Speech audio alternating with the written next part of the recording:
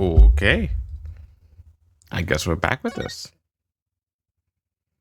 I had to stop for a split second to heat up my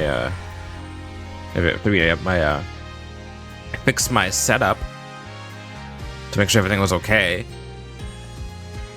Hopefully everything will be okay. Because my first time using the Switch on a stream in a new location, but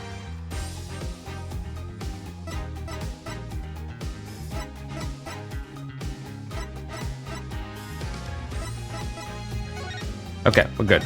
Audio's good. I think for now. We're good for now. Yippee.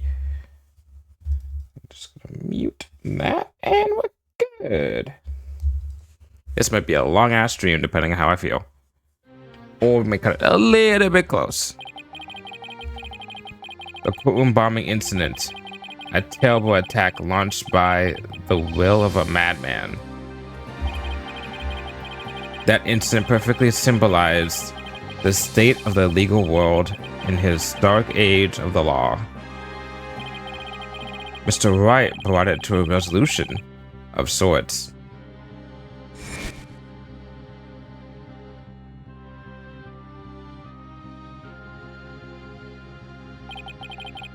Detonate, not like detonate, yep, was discovered to be the one responsible for the bombing.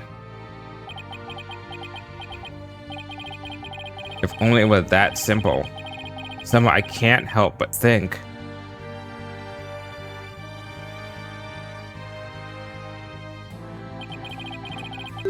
that there's a darker influence at work. One that's looking in the shadows, waiting. What was the first case? So I want to review the trial that was taking place when the bombing occurred. After all, I've got more than a few personal stakes in it. Okay, so the first case that happens in this game, like that you play, is actually, if I remember correctly, the fourth case chronologically.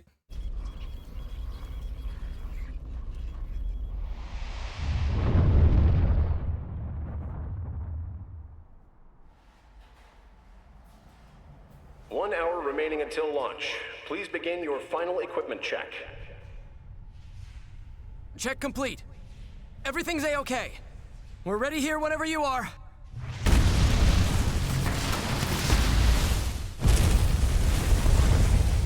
Come in at 2. Come in. Do you copy?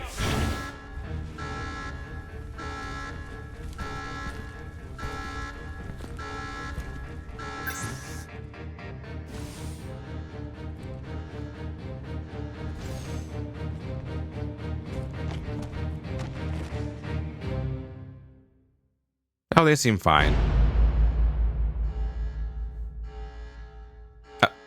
I take that back.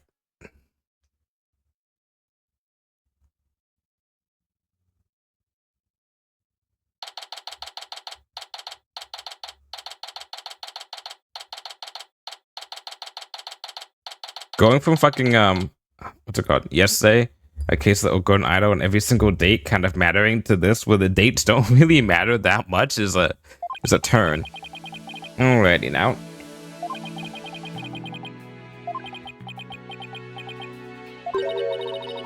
Sorry to bother you, but are you alright, Apollo? Oh, hi, Juniper. Yes, I'm fine. I was just doing my Cords of Steel exercises. Now I'm all ready to go. Yes, knowing you, I'm sure you'll be just fine. Oh, I brought you a present from my garden. Is this a lotus root? That's right. My grandma says lotus root is good for your eyes. She even says that if you look through the holes, it can help you see into the future. It's for good luck. Maybe later you can cook it and... Thanks for this. I'm gonna have some right now. Oh my. Kinda tough though. You can't eat it raw, but don't tell me what to do. Thank you for your enthusiastic try. Good. Wait, if she didn't think me weird before, she will now. Dude, I do not think she thinks you're weird, and if she does, I don't think it matters to her. Do you see what she's doing? Apollo, I'm sorry I'm late. Hi, Athena. Junie, I didn't know you were coming today. Did you come to cheer Apollo on? Oh, I get it. You sly little thing, you. Ha ha ha. Athena, stop. Quit kidding around, Athena. The trial's about to start in a second. Is everything all set? Oh, Apollo, when will you ever figure it out? Figure what out?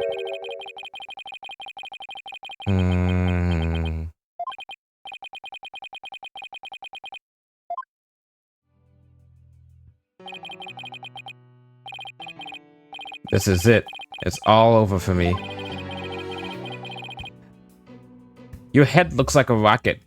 I must presume that you are an astronaut with a name that is a pun that is going to be an astronaut pun name. Solomon Soul Starbuck. Got the star part at least.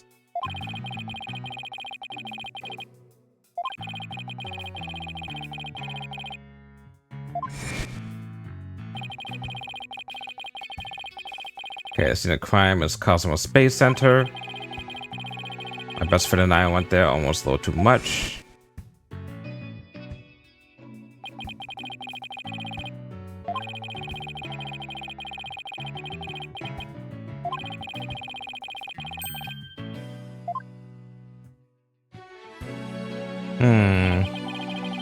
Are you sure you're okay with being my lawyer, Apollo? Of course I'm sure. I know you, Mr. Starbuck. I know you're not the type to commit murder. Thanks, but...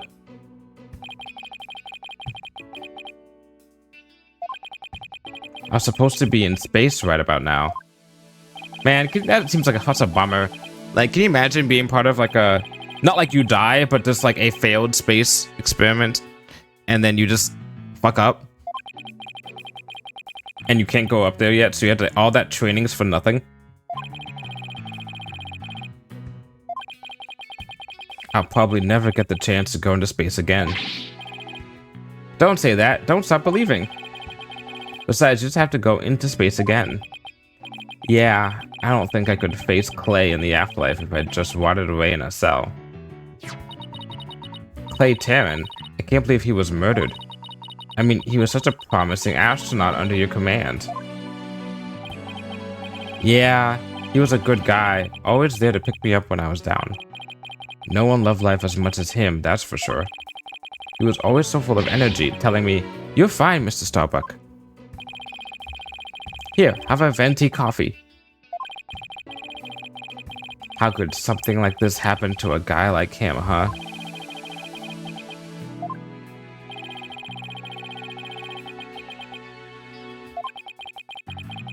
Clay is gone and I'm going to prison. I wish I could burn up like a shooting star right now. Mr. Starbuck, you'll be fine. What is it? What's with the yelling? I'll get to the bottom of this today. You'll see. In exchange, I want you to go back into the space for you and Clay. Promise? Does that mean you have lots of evidence to prove my innocence? No.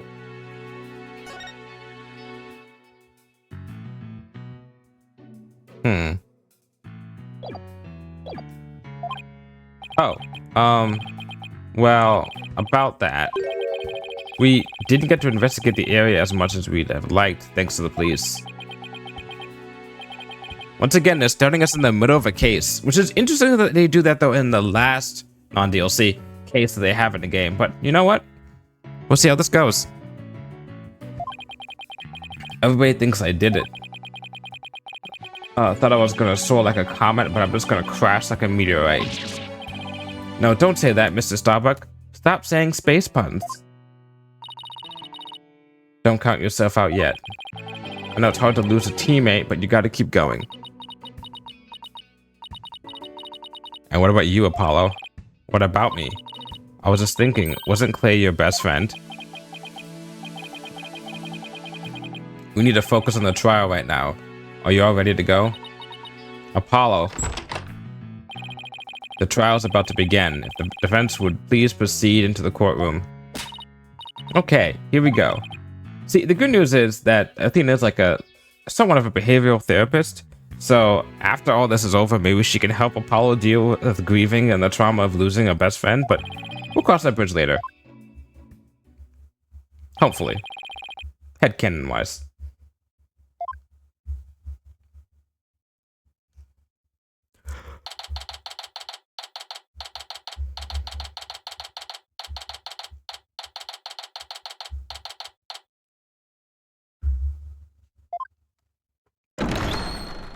Okay.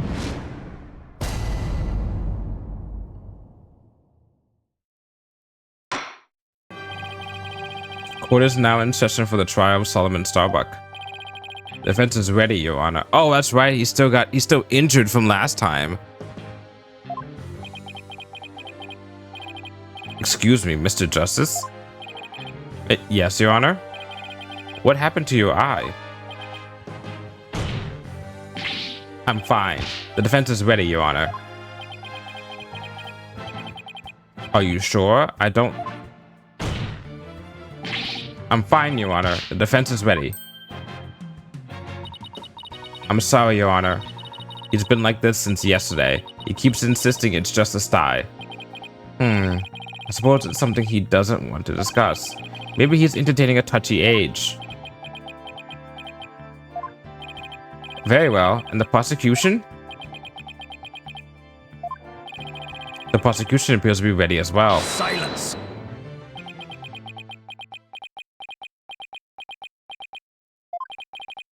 Not yet. I'm not quite ready yet. Breaking them off so early? All right.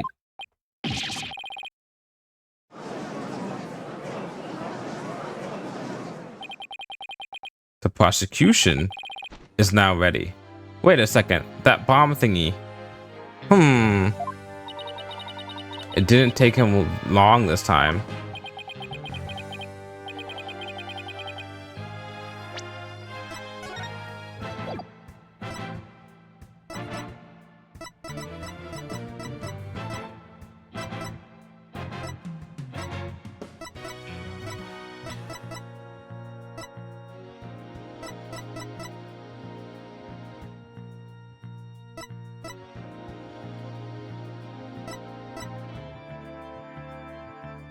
The bombing at the courthouse happened in the first case. The bombing in the courthouse happens between this case and later. That's right. Because she comes to visit and then she gets in trouble because they expect her to be the one who does the bombing. Which means that Apollo's already injured at this point. Now then, should I give the opening statement? No, that can't be right. Silence. I'll do it. You will? But what an unexpected surprise. This time, I can't leave it to anyone else. I see. Something is off with the two of you today. You both seem different somehow. Very well, Prosecutor Blackwell. Your opening statement, if you would. It was just yesterday. The crimes in question occurred at the Cosmos Space Center. Ah, that famous federal research facility of all things related to astrology, right? Astronomy. I was gonna say, yeah. It's astronomy. Astrology is like, what's it called? Horoscopes and shit. Anyway, a rocket was set to launch from there. But 9:28 a.m. before they could even move the rocket to the launch site. Okay, that was a little bit loud. 2 explosive devices were detonated and the launch was canceled. My word, 2 bombs? How dreadful. The defendant in today's trial was charged with both the bombing and with murder. One Mr. Solomon Starbuck. For whatever inane reason, he detonated a bomb on the rocket he himself would be in. Solomon Starbuck? I recognize that name. Isn't he that famous astronaut? Correct, your baldness. Mr. Starbuck was the pilot of the Hat 1 rocket 7 years ago. As you may recall, despite some interstellar trouble, his mission was a success. Some say it was a miracle he returned alive. I suppose you can say he's a living legend. Oh, I remember now. He's become something of an international celebrity, right? They even turned that incident into a movie and everything. That one miracle. We've got a real space pioneer in court today. Why?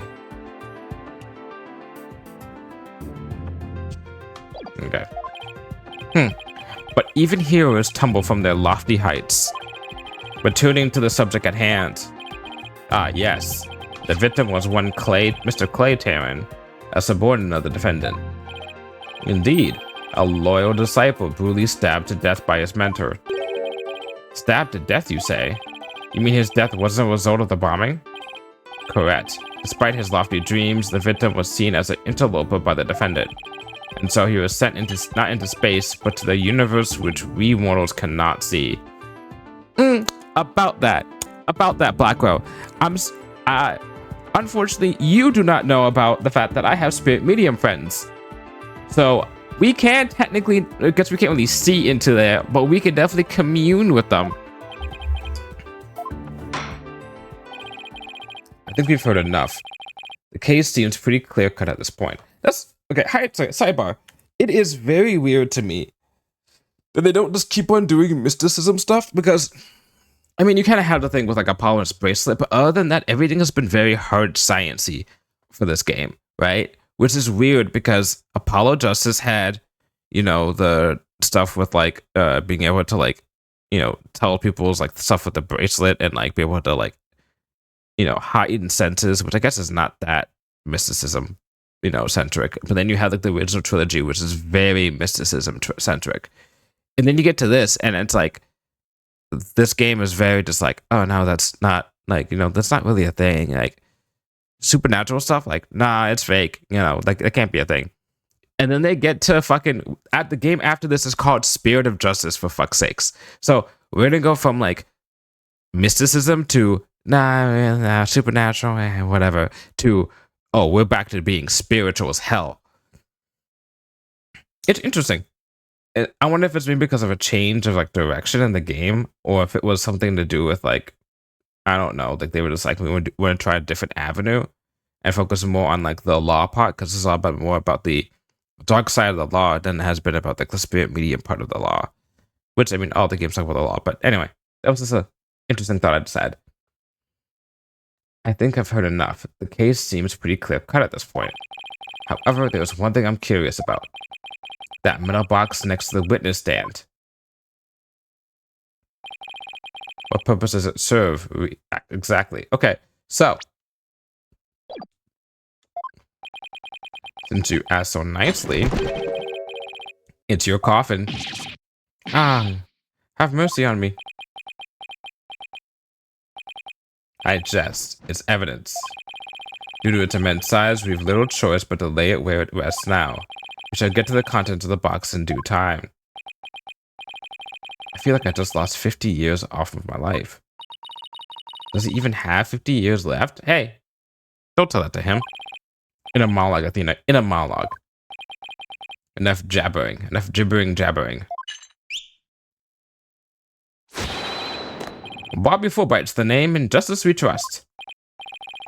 Ah, Detective Fulbright. Very well then, please explain the details of this incident to the court, if you would. On it. First, take a quick look at the pamphlet from the Cosmos Space Center. In it, you'll find a diagram outlining the overall layout of the Space Center.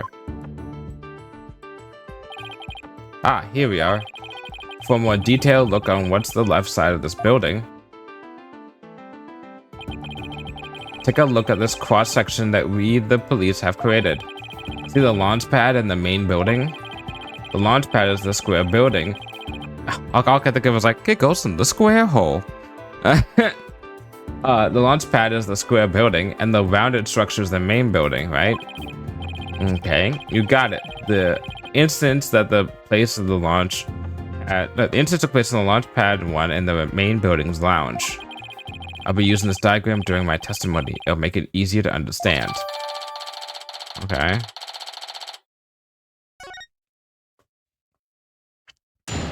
First testimony of the day. Just before the rocket was sent to launch, 2 bombs went off. Boom, boom. One on the second floor of the Space Center's main building and one in the launch pad 1.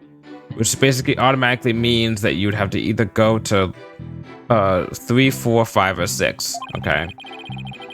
Thankfully, only the 2 astronauts were in launch pad number 1 at the time. 2 of them managed to get back as far as the boarding lounge. But after the escape, one of the two was found stabbed to death. Oh, okay, but like, how does that make it so? A murder on top of a bombing? Detective, the victim was already dead by the time you arrived at the lounge, correct? Yep. I think he'd sabotaged the bombing. The defendant killed him right there in the rocket. Let's look at this tragic photo. Oh my, is that a knife in the victim's chest? Yes, Your Honor. It's the knife that cruelly ended this young man's dreams. We couldn't get any prints off of it, though, because the defendant was in his spacesuit. By the way, Detective Forbright, why are the victim's helmet and right glove absent in this photograph? We had to remove them to identify him, Your Honor. I personally removed his glove during the investigation. We had to get his fingerprints to confirm his identity, after all. Okay, that makes sense. Yes, it would be very difficult to identify him without a face or fingerprints. Now, there's just one more thing I'd like to inquire about. What is this round thing next to the victim in this photo? Something so important to the victim, he took it with him as he escaped the launch pad. A capsule that apparently contains asteroid samples. While obviously valuable for research purposes, it has no relation to this case. Already gonna say doubt. I see. So, we know that the bomb in the main building was on the second floor. But where was the bomb that was in the launch pad number 1 located? That one was on the rocket itself. It was situated around the central part of the rocket. Apparently, the area around the launch pad's elevator was a sea of flames. I would like to submit this diagram report into the record. Okay. The trials just started and we're already in a bind. But wait, let me just look at the evidence and can't look at more here. No fingerprints can be lifted. Okay. Second floor and the middle floor of the launch pad. Middle level, a ladder, upper level, lower level, lounge. Okay.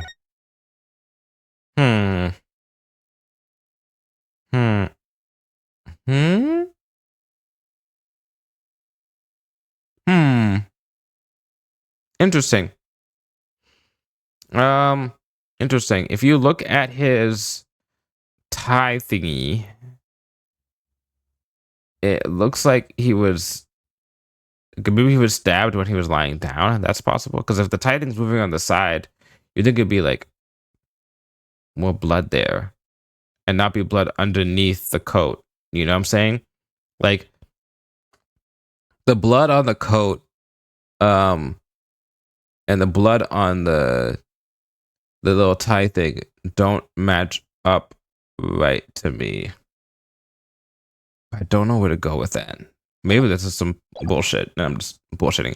All right, you get used to it. Besides, that's what cross-examination is for, right? I do not remember this case well, no, I do remember this case. I know who at least a perp is. I know who one killer is. This is the best part of this game. But other than that, I do not remember the murder method. I do not remember the do I remember the motive? If I remember the perp, do I remember the motive? I don't remember the motive. Well, it's complicated.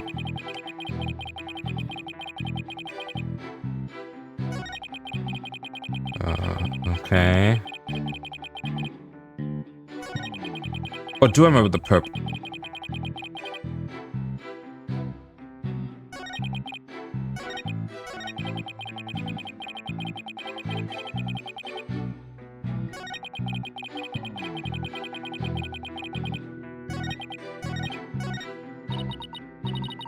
It's like he's trying to give us as little information as possible.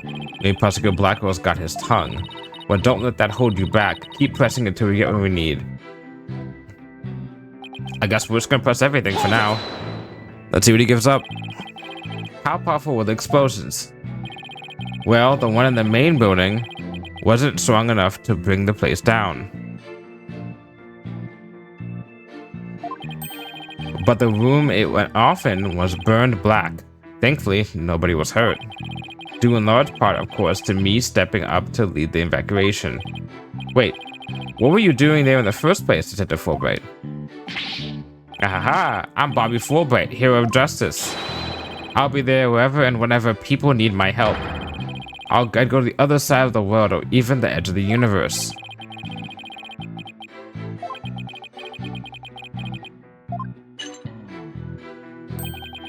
Admiral decision, Justice Dono. Huh? What did he decide? Anyway, could you describe what it was like at the Space Center at the time? The bomb cut the power to the central back of elevators in the third floor lounge. It was pitch black in there, I tell you. However, the security cameras and whatnot were running on emergency backup. And how did the evacuation go? I immediately and heroically whisked people down to the Space Center's basement shelter. The basement shelter? Yes, there's an emergency shelter beneath the Space Center. An emergency shelter, huh? Oh, here it is. It's at the bottom of the diagram. Oh. The Space Center is pretty impressive to have its own shelter. Alright. Did you also update the basement shelter? This thing? Yeah, you did, okay.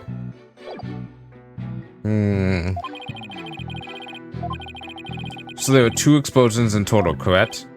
Yep, that's right. I think I had to come back to that statement at one point. On the second floor of the Space Center's main building and one on the launch pad of 1. Holy shit, that was all from like one statement from before? Let me get this straight. Mr. Starbuck rigged a rocket he was going to board with explosives. Huh? What are you talking about?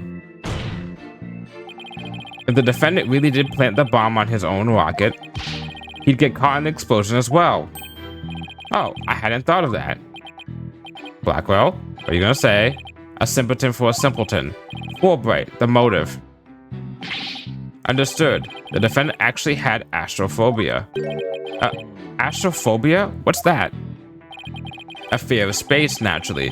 Just the thought of space can cause the afflicted to freeze up. And so, in his terror, the defendant found a way to stop the launch at the last minute.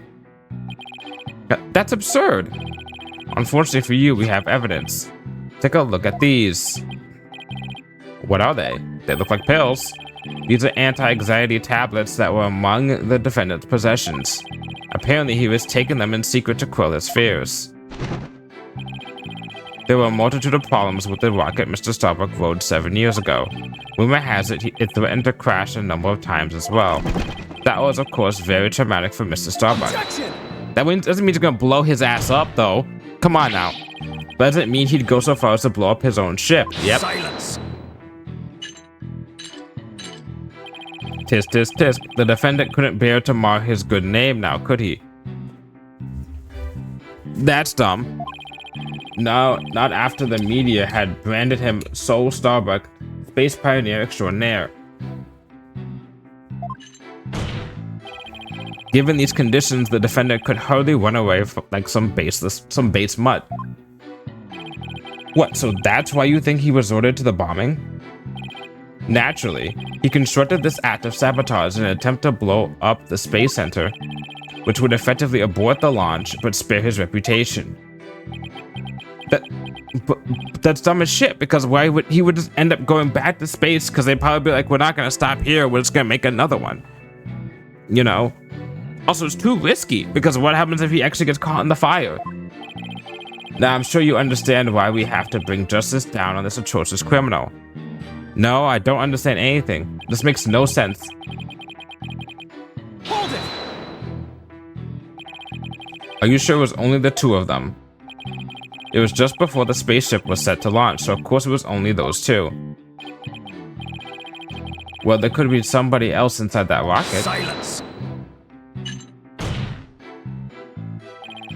The notion of a third party in Launchpad 1 is utterly absurd.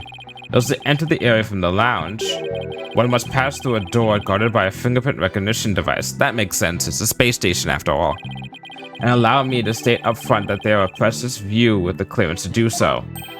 A fingerprint recognition device, it sounds as futuristic and complex as a space center.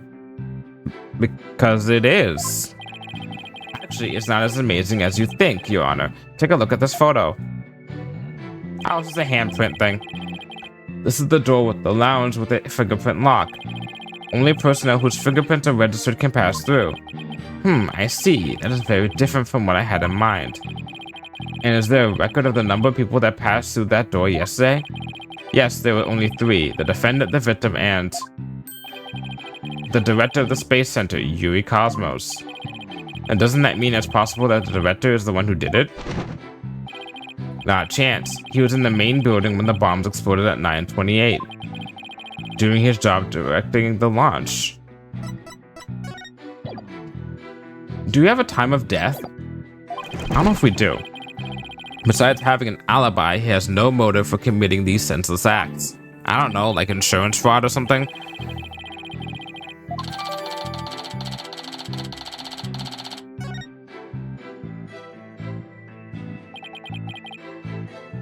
Hold it! Okay. So while it would appear that the pair barely escaped with their lives, in actuality, one of them had already been murdered inside the rocket. That's the angle the prosecution wants to push, correct? You got it. In fact, that's what I've been trying to say this whole time. If the victim had been alive, he would have been sure to try to stop the bombing. Is there any chance Mr. Tarrant could have been killed before he boarded the rocket? They were both alive and well at boarding time and embarked under their own power. Their hearts full of hopes and dreams of space.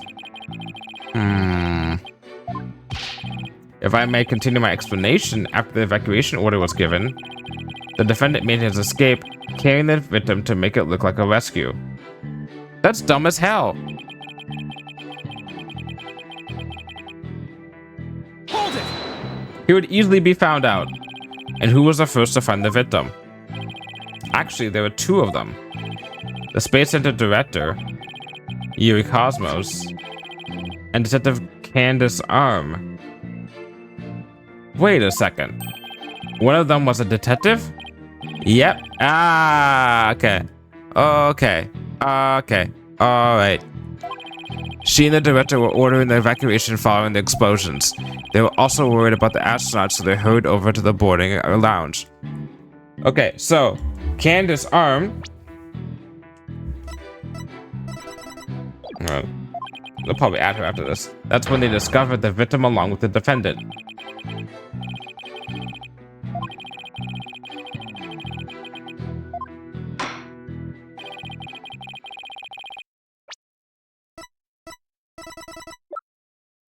People, we have a victim of the first case, Candace Arm, because she went to confront that guy who was the bomb specialist, whatever, and then he blew up shit.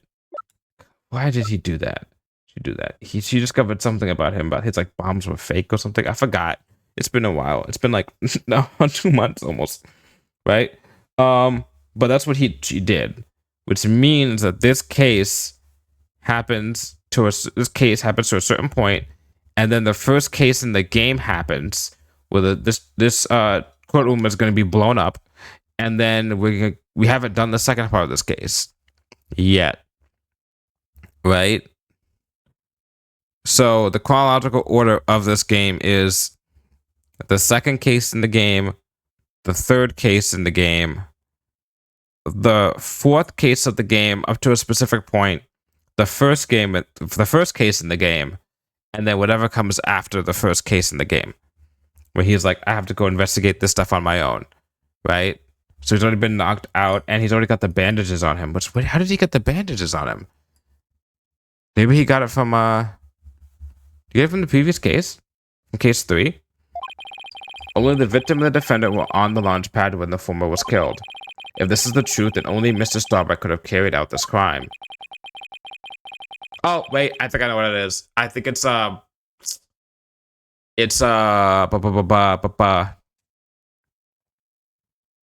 what's it called? I think it's a DLC, because everyone advises that people, I don't care enough to do that, but everyone advises that the DLC be played between the second and fourth case, So, that's probably where he injured his eye in, which would explain why his eye is injured. Justice Dono. Foolish is the warrior who rushes headlong into battle.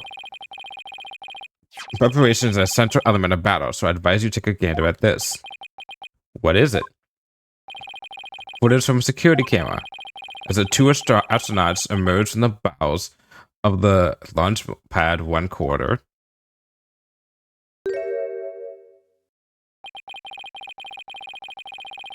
The boarding lounge security camera captured their desperate escape. Now I will direct your attention to what the defendant is shouldering. As you can see, it's none other than the lifeless body of the victim. They could just be knocked out.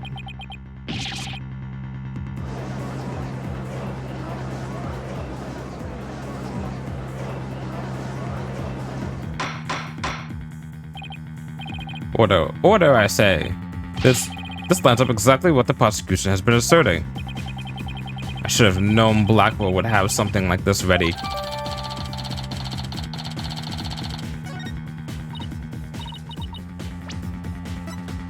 Hold on, Athena. Hold on. 50 tank head a thing.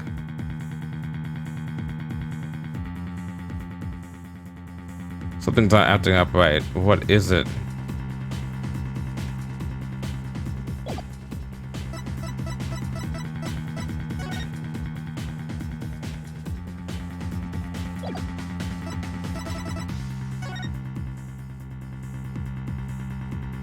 He hasn't been stabbed yet. You pieces of shits. How exactly did they determine that Clay was already gone in that footage? Ah, I see what you mean. Whether Clay was still alive at that point is pretty crucial. Your Honor, please take another look at the footage. Isn't it possible that Mr. Tarrant was still alive here and that Mr. Starbuck was helping him? Why, I believe you're right. One man carrying the other to safety. What a beautiful expression of friendship. Silence. Perhaps that is what it looks like to a one-eyed hothead in a dotard, but it only makes sense if it's the victim's dead body. What do you mean? Wright, explain it to Justice Dono. You got it. Ready, kid? If the murder had occurred in the lounge, someone could have spotted it. Anyone can enter the lounge after all, but doing it while they were alone in the spaceship, that's a horse of a different color. Objection! But you can't deny that there's a possibility the murder could have happened in the lounge. All that video shows the man helping his fellow astronaut out. Silence. Your assertion is based on emotion. It's based on your belief that Mr. Starbuck would surely help his own disciple, but you have no logical explanation as to why the victim could still be alive. Yes, we do. Yes, we do. Unfortunately, Mr. Justice, the prosecution is right. Your argument is lacking in sound logic. Well, Mr. Justice, if you have no further objections, I believe it's time to bring this cross-examination to a close. Objections? Well, Bro.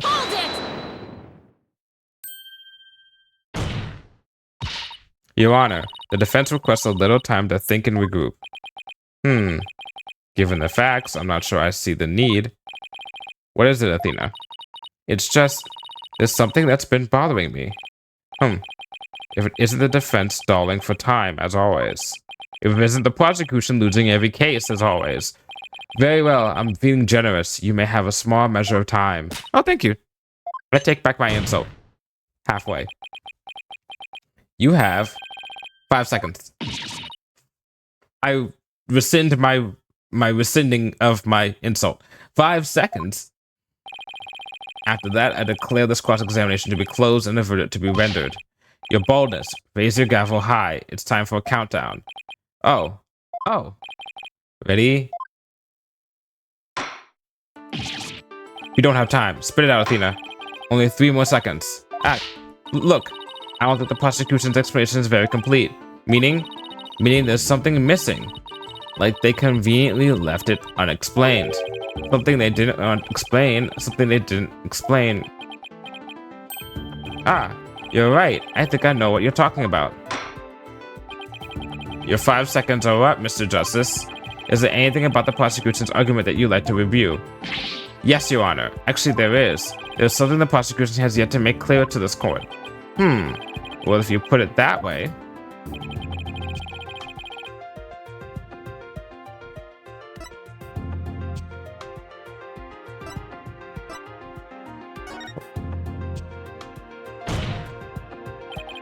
They have failed to explain why Mr. Starbuck would bother bringing the body back at all. If the defendant wanted to kill the victim, why didn't he just leave his body in the rocket?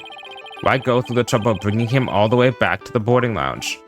Oh, that's true. I don't think we've heard the prosecution's thoughts on that yet. That's because they have none, Your Honor. After all, how does one explain something so illogical? The prosecution is claiming that the defendant moved the victim's dead body. But what the entire premise of the argument is wrong. Then let's hear your theory, Mr. Justice. The defense proposed that the defendant didn't kill the victim. He was helping him. Fulbright, explain it for a sad friend here before I nod off to this monotone monologue, and inform him exactly why Spaceboy moved the victim. Huh? It's simple. Mr. Starbuck did what he did to direct suspicion away from himself. He wanted to create the impression he heroically saved his life to save his partner. That's what he made to make sure the security cameras so there'd be a record. At the very least, he appears to have achieved a success with you and the old man. Ah. One man king. Yep. But there was a blackout, wasn't there? The average person wearing a spacesuit weighs over 200 pounds. Saving the life of a partner who weighs as much while trying to escape deadly flames. What a dramatic sob story fit for the silver screen. Indeed, I was completely taken in by the humanity of the story. You see, yet the true ending is that all traces of his hammy act were meant to be blown up. Yes, and now we arrive at the thrilling conclusion. The third explosion. Objection! What are you talking about? There was no third explosion. Silence! Indeed, you are correct. But that is thanks to Detective Arm. It was she who identified and secured the bomb. However, it doesn't change the fact that the third bomb was discovered in the lounge. The steel coffin beside the witness stand, that would be a bomb transport case. You use that to transport the deactivated bomb here. It's found in the lounge. A bomb in the form of the most distasteful toy. What? There we go. That's from the first case. On the second floor of the main building, on the launch pad and one in the lounge. The defendant planned to set off 3 firework displays. Fortunately, the third was discovered before it could be detonated, for it had not. The victim's body and the other vital evidence would surely have been immolated. Objection!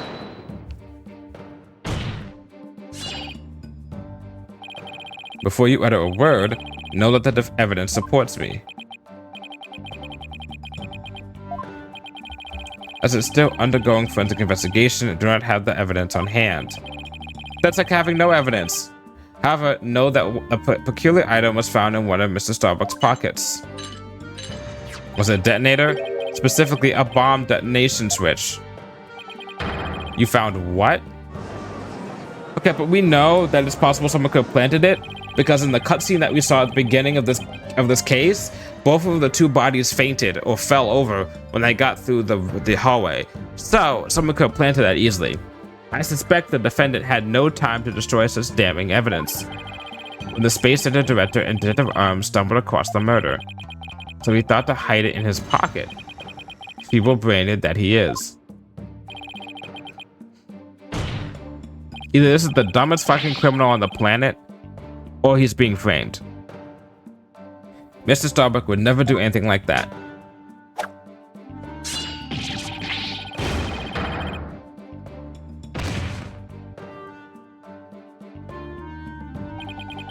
Justice Dono, open your eyes and see the truth.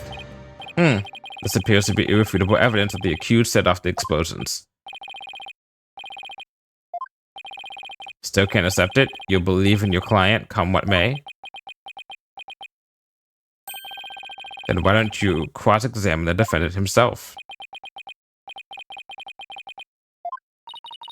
It's like Blackwell's controlling the entire game. What do you mean? I'm controlling the game. I'm the player. Yeah, it seemed like he was waiting for me to bring up the body moving issue. Why do you say that? Because he had just the right argument when I pointed it out. And to really rub it in, he had a decisive piece of evidence up his sleeve too. He was trying to shake my faith in Mr. Starbuck and break me down.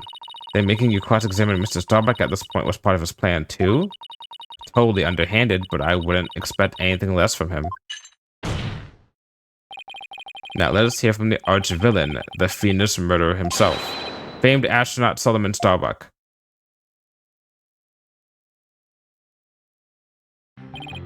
Witness, your name and occupation, please. Solomon Starbuck, astronaut. How did this happen? Mr. Starbuck, you aren't looking very well. Will you be able to give testimony?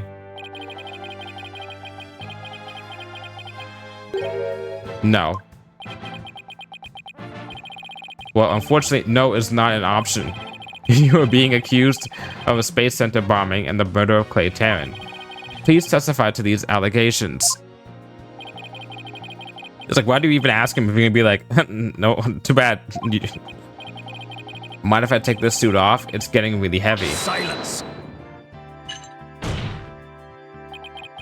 It's not the weight of the suit that you feel, but of your sins.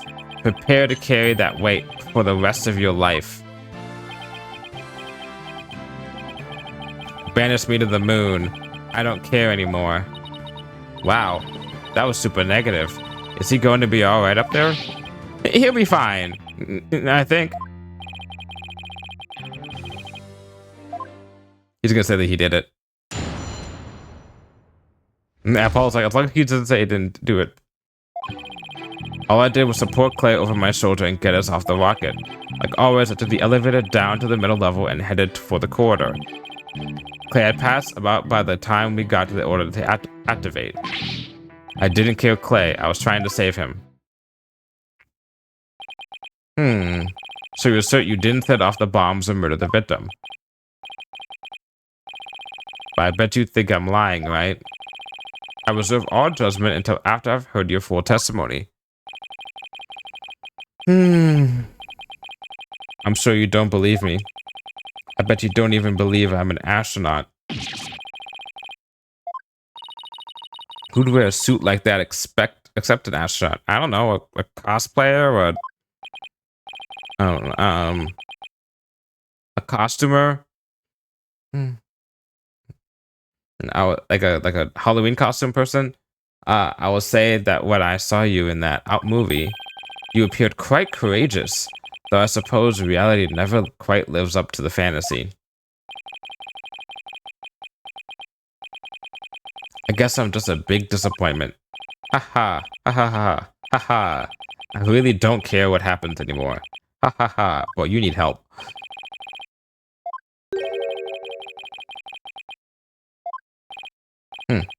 What a depressing fellow.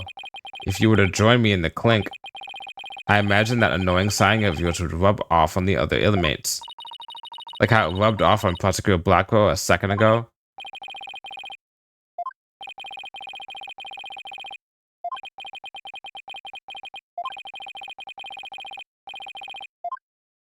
A glaring contradiction. Yeah, sure.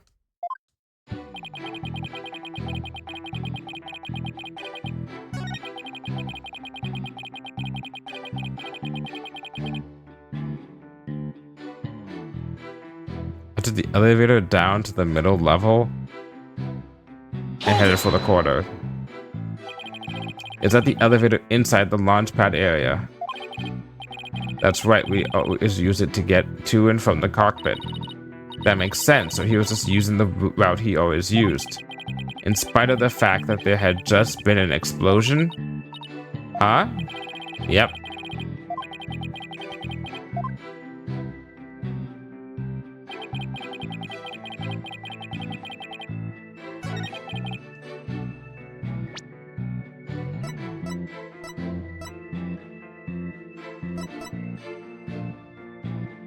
Objection! I think he's the one who passed out. I think Mr. Starbuck was the one who passed out, and Clay was the one who took him over to the other side. Mr. Starbuck, I need your testimony to be as accurate as possible. Was I not being accurate? No, because it's impossible for you to have taken the elevator down to the middle level. What makes you say that, Mr. Justice? Please recall where the bomb went off in Launchpad 1. Also recall that after the explosion, the middle level elevator was engulfed in flames. Oh, you're right. Which means... Exactly. The Launchpad elevator would have been unusable. In other words... Mr. Starbuck, your statement is slightly inconsistent with the facts.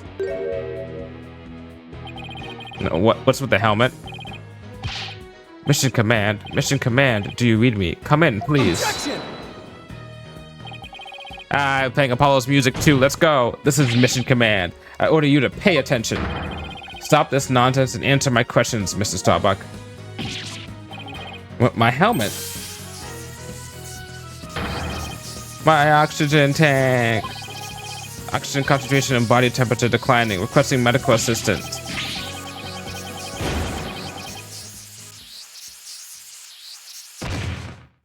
I think they're right about the fact that this guy has too much nerves and stuff. And probably can go to space. But I think he passed out. We're not in space right now. Please stop pretending you have lost consciousness and stand back up. I apologize, Your Honor. I forgot I was still on Earth. I feel like we all just got a real glimpse of Solomon Starbuck the astronaut. Yeah, he seemed more like an astronaut now than when he was doing all that signing. Mr. Starbuck, could you please explain the inconsistency in your statement about how you used the middle level elevator? Yeah, I was nervous and said the wrong thing. I'm sorry. I actually took a different route, I think. A different route? I hope you're able to deliver a straight story this time. I'll get it right this time. Maybe. No, I mean, probably. Probably? It's understandable to be nervous, but let me remind you, accuracy is paramount in court. Oh, he absolutely fainted. There's no other way to explain this that would otherwise, like, not fuck us over in terms of our testimony, in terms of our case. Let's see. My escape route. What I said before was a mistake. I remember now. I took a different route. Maybe, probably, with the capsule and Clay in my arms, I made my way down from the upper level. You're saying you escaped without using the elevator? That's right. There's a ladder that spans the upper and middle levels. Huh.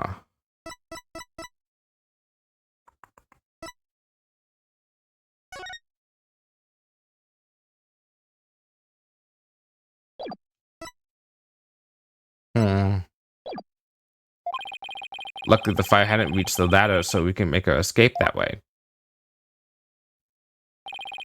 And the capsule you mentioned, I suppose you mean the thing next to Mr. Turan here?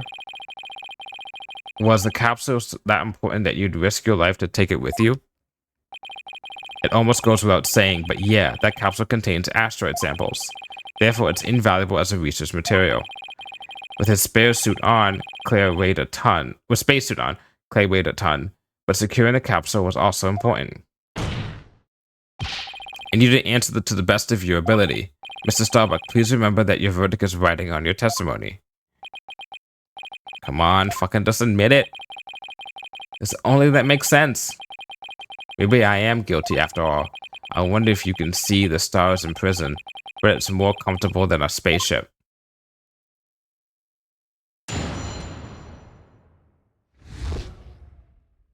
Look so confident right here, and then not so confident anymore.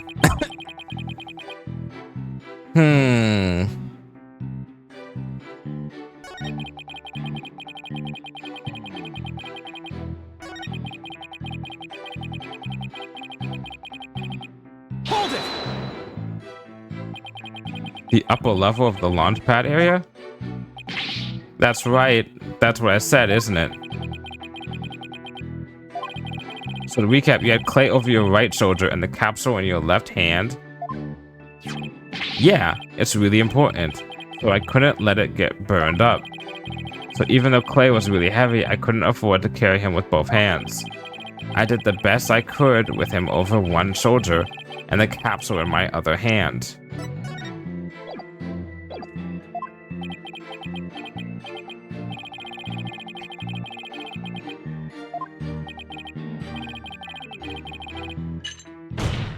You what to do with that statement, Justice Dono.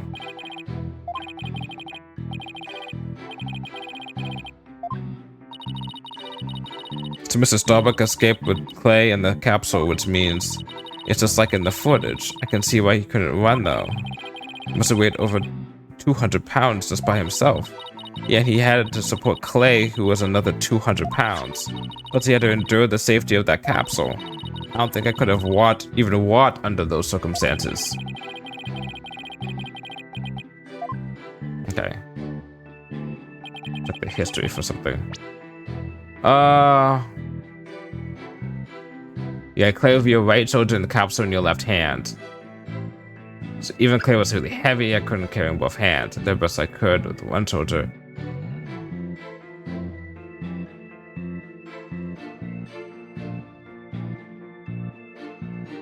My other hand.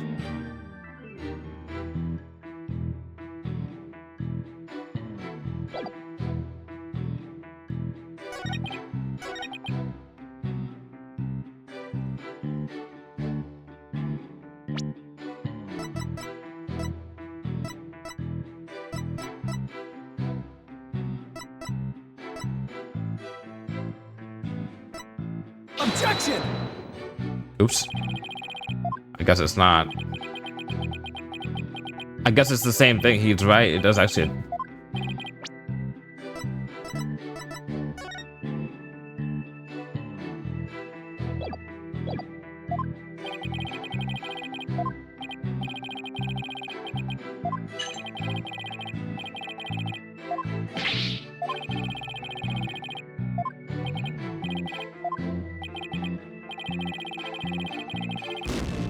No, not a penalty. I'll get it back in the investigation part, I assume.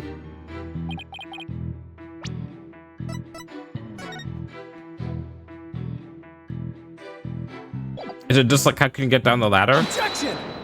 Okay, all right. Mr. Starbuck, why don't you just tell the truth? The truth?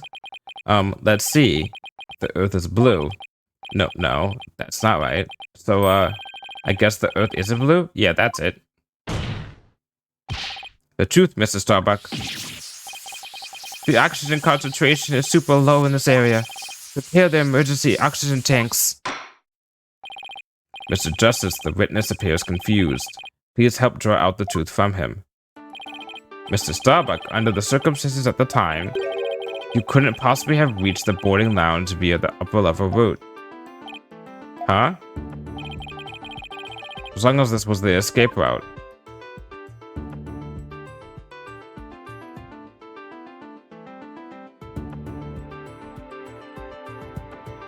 Come on.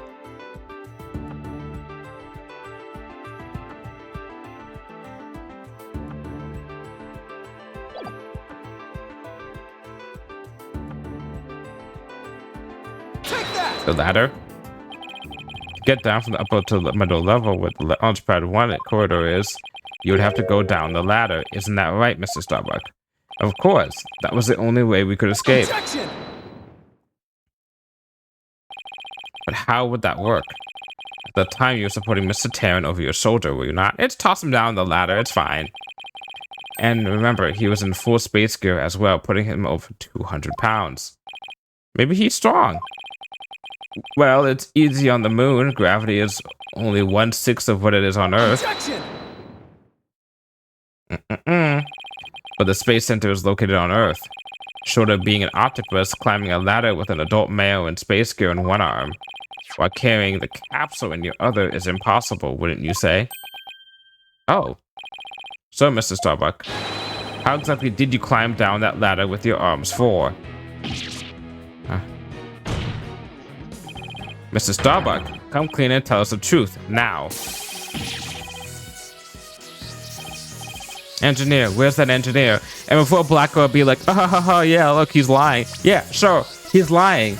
So, right? So, how did this happen, Blackwell? Huh? How did he manage to get down there? Oxygen leak detected due to faulty maintenance. Evacuate immediately. What? Is he? What the fuck? Help! I'm caught on the ceiling. Help? Anyone? Mission control, get him down. Bailiff, prepare the cherry picker. We must launch our rescue mission at once. Well, that's one way to take off while being questioned. I'd rather prove his innocence so he can go to space again someday for real. I don't think that guy's going to space again.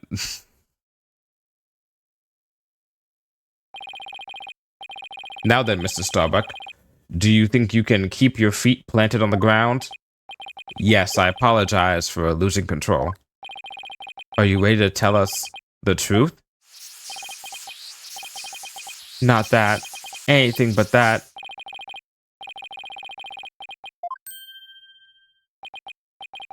It appears Space Boy is prone to deception. Witness. Yikes. Yes? I thought your story odd, but perhaps the inconsistencies can be explained as the result of a medical side effect? Prosecutor Blackwell, please don't talk about that. What are you talking about, Prosecutor Blackwell? Didn't I already state that Space Boy is ironically terrified of going into space? That's why he took some precautions just before the launch. For you see, traces of this anti-anxiety drug were found in his system. Oh? You got it all wrong. I told them during the investigation too. I don't know anything about any drugs. I never took any medication, I swear. How could that be? Somebody must have slipped them to me. But I guess maybe that's why I don't remember. Because of the side effects. Yeah, that's why I don't remember much about what really happened. What?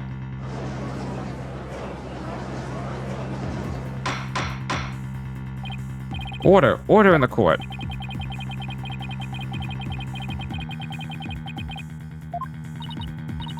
Well, this certainly explains why his testimony kept changing. Why didn't he just tell me he couldn't remember? I guess he didn't want anybody to find out he was terrified of going into space. Maybe I really did do it. Which brings us to the answer of our original question, of how the witness climbed down the ladder with a dead body. It does? So what is it? A dead man feels no pain. Yep, there we go. It makes no complaints, Justice Dono. So the body was simply dropped down from the top of the ladder. Oh my, I see. And then the defendant could climb down with his free hand. Objection! Drop the body down. Who would do such a disrespectful thing? Despite it, dropping the body down would leave marks on the body itself. So you're capable of quick thinking. Yes, you are correct. Really? Oh, thanks. And let's say he's gonna be like, here's the updated autopsy report. What's this? It's the oxygen tank from the victim's spacesuit. It's ruptured, and I'm sure you can figure out why. You can't be implying it ruptured when the defendant dropped the victim's body.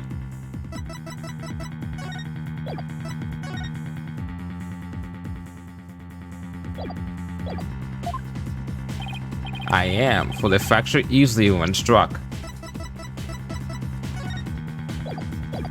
Objection! Even if that's true, the tank explosion and shrapnel would leave its mark on the body. Yet according to the autopsy report, only the knife round was found on the victim's body. You're clearly grasping at straws with this line of reasoning. Silence! A spacesuit isn't heavy for the sake of being heavy, Justice Dono. It includes the latest technological devices and is made of the fabric of tomorrow. This fabric is made to protect astronauts from the dangers of space. So falling a few Earth yards would hardly leave a mark on the wearer. Objection! Then shouldn't it be impossible to stab someone through it as well? It should, and yet through sheer coincidence, the knife slipped through a weak spot in the suit structure and found its way to its target. What are the chances? You forget that our killer is an astronaut himself with knowledge of how the suits work. And now my argument has been proven. Spaceboy killed the victim in the rocket and then dropped his body from the upper level. After climbing down, he shouldered the body and made sure the camera recorded them. There's no room for debate about these facts. It's clear that Solomon Starbuck is the only one who could have killed Clay Tarrant. And he's Apollo going like, yeah. Here, the report regarding the astronauts' energy tanks. Consider it my send-off gift. Feel free to use it as payment to cross the river Styx. And with that, it's time for our counterattack. Because if I'm correct, the victim's tank ruptured with 0% left. The defendant's tank had 80%. The remaining oxygen is displayed on the left shoulder. And then there's 0%. Got him. We got him. Because. Okay, so. One tank had 0%. One tank had 80% left over. That tank says 50%. We know for a fact, at least us as the viewers, that the cutscene that happened at the beginning, that they both passed out. And in the context of the game itself, we also know the fact that there was quickly upon when the scene happened, they got there because they were about to. If let's say it was supposed to be our defendant doing the stuff, he would have blown up the bomb, which means that Detective Fulbright and Candace's arm got to the lounge in time to stop him. So we have no time to switch out the energy tanks, right? The oxygen tanks. So that is his original oxygen tank, right? However, that can't be his oxygen tank, the guy who has the 50, because if they found evidence of the tank being at 80% and that is at 50%, whose tank is that? It can't be the defendant's because the defendant's stops at 80, right? His would have to be the other one, right? Because if it's going down from 100 down to 0, that can't be 50 and then go up to 80 afterwards. No, which means that tank has to belong to specifically the other person by process of elimination, the victim. So that is the victim's tank at 50% that's going down to 0%. Proving my theory once again that is Clay Tarrant carrying Solomon Starbuck and not the other way around. Let's see. The display on the astronaut's left shoulder shows the energy oxygen remaining. I guess that means the glowing cyan digits represent the amount of oxygen in the tank. Thank you once again, my good old friend Blackwell, for just giving me the evidence I needed. I'm done for. I'm going to prison instead of space. Space boy. Yes? Take heart. The bejeweled night sky is still beautiful even when viewed through bars. You mean the stars as seen from prison? That's right. Your cell will be your spaceship. Picture the view through the iron bars. It's like being an astronaut in your own craft for all time. Haha, that's not a half bad thought. Mr. Starbuck? Spaceship prison cell, fly me, my guilt and my despair into the deepest, darkest space. And then, let's get sucked into a black hole together. Objection! Yeah, I'm gonna jump to that. Mr. Starbuck, you can't give up hope. Oh? Yes, Apollo. You know Clay looked up to you. He said you were an incredible man. Are an incredible man. He said you never give up your dreams and passion for space, no matter the situation. He said that? So don't give up hope now. Don't give up now and help me prove your innocence. For the sake of the man who respected you and believed in you. Clay Tarrant. For Clay? You're wasting your breath.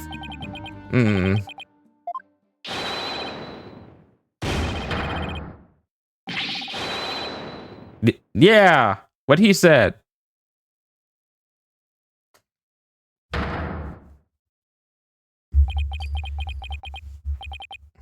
Apollo, thank you. Oh, no problem. Yeah, we're good. Woo, yay. Woo. Apollo, thank you. I can see things clearly now. Mr. Starbuck. I'm fine now. You better fucking be. Yeah, thanks for reminding me of my life's mission. Right, we'll both be fine. I'll prove you're innocent. You'll see. And after that, we'll get you back into space. You've ignited the booster rockets of my soul. I'm on fire. That boy is on fire. I am Solomon Starbuck, astronaut, a cosmic hero chosen by the universe itself. This is no time to be whimpering and crying. I can't let you and Clay down. Balderdash, the sun, the moon, all of space is calling me. Solomon Soul Starbuck. Ready for launch. Begin the countdown. 5, 4, 3, 2, 1. That's the crowd. Lift off. Holy shit, he's actually flying. Oh. Wow, I feel like I've witnessed an actual rocket launch. Apollo, you did it. You broke Particle Blackwell's grip over Mr. Starbuck. I can't take the credit. It was all Mr. Starbuck. He pulled himself through. If you simpletons are done massaging one another's egos, no matter how positive your mood, your advantage remains unshakable. My advantage remains unshakable.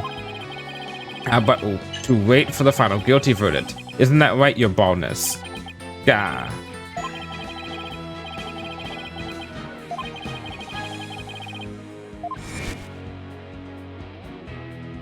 Are we going into our mode? Are we going into our mode? Think, Justice, think! If the only people at launch pad 1 were Clay and Mr. Starbuck, and if Clay was already dead by the time this footage was taken, then the only person who could have killed him is Mr. Starbuck. The only way to counter Blackwell's argument is if I can prove that Clay was still alive when they arrived at the boarding lounge. In which case, I should be able to find some contradiction in the evidence itself. Now, let's see. About the data we just received, it supposedly proves that Mr. Starbuck clocked Clay's body in launchpad number 1. But if I'm going to prove that false, then there must be something I can use there. Enough of this farce, your baldness. Let's have your verdict. Particle Blackwell, you seem to be in quite a hurry to rush the verdict. What about this oxygen tank data you submitted just now? It says that Mr. Starbuck's tank had 80% remaining while Terrence had 0. Do you stand by the accuracy of this report? Of course.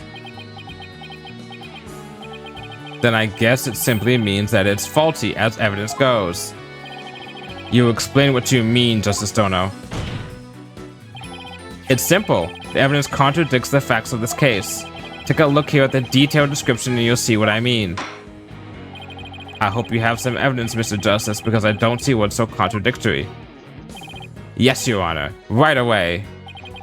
This is the evidence that the oxygen tank report stands in contradiction of. Take that! Take that! And how does this evidence present a contradiction? The problem is the part here. Take that! Take that again! Note the remaining oxygen in Mr. Starbuck's tank as he carries Mr. Terran. It appears to say 50. Yes, but according to the data, our client's tank had 80% remaining. The oxygen in the tank increased? I see Your Honor finds it strange as I do. It's bad enough that there is a contradiction, but the increase in oxygen is beyond illogical. Oh my, you're absolutely right. What is going on here? Silence! I too find it odd that the oxygen remain has increased. It would be as odd as if my rations were to increase.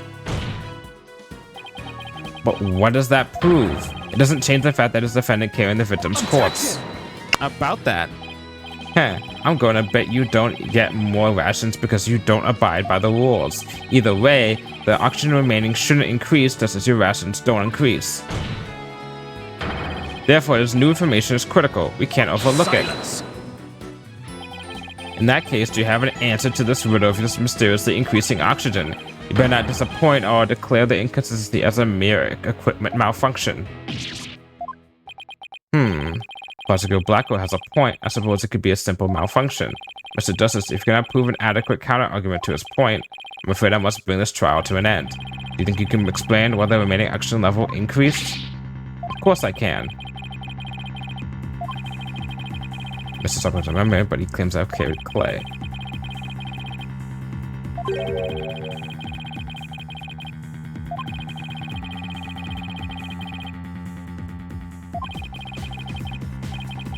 Why? So what I should be asking is not why did the oxygen level increase, but what had to have happened to make it look like it increased. I can't make a mistake in my bare assumptions here.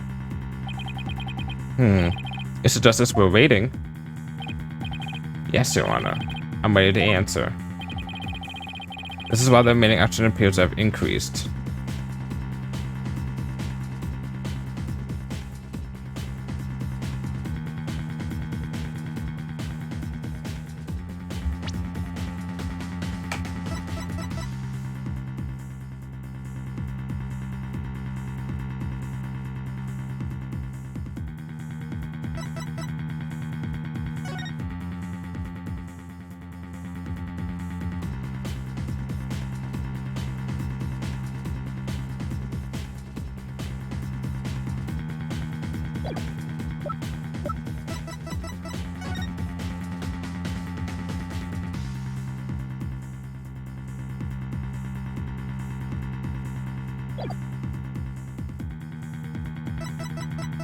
Why does it say 2?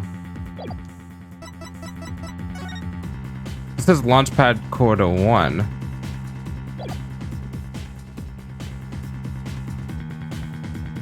I want to say it's the victim carrying the defendant, but then they already proved the fact that his thing was broken.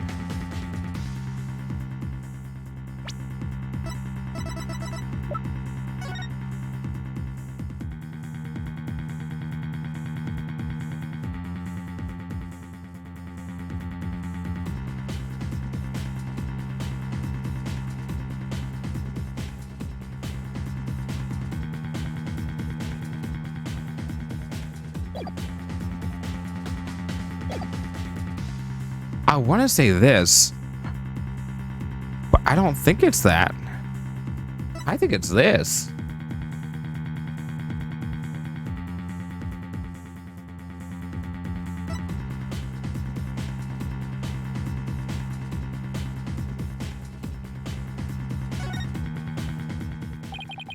What if it was the other way around? The other way around? Would you care to explain, Mr. Justice? I'm going with what my first gut tells me, not my second gut. As you can see, Your Honor, both men had their helmets on in this footage. But turns out this is where our base assumptions went astray. We assumed that was Mr. Starbuck helping Mr. Tarrant, but it was the other way around. It wasn't Mr. Starbuck helping Mr. Tarrant at all. It was Mr. Tarrant who was helping Mr. Starbuck to the boarding lounge. It was what? Also, because the other one doesn't make any sense. It going the other way. We do want to talk about the fact that it's Launchpad 2 at some point.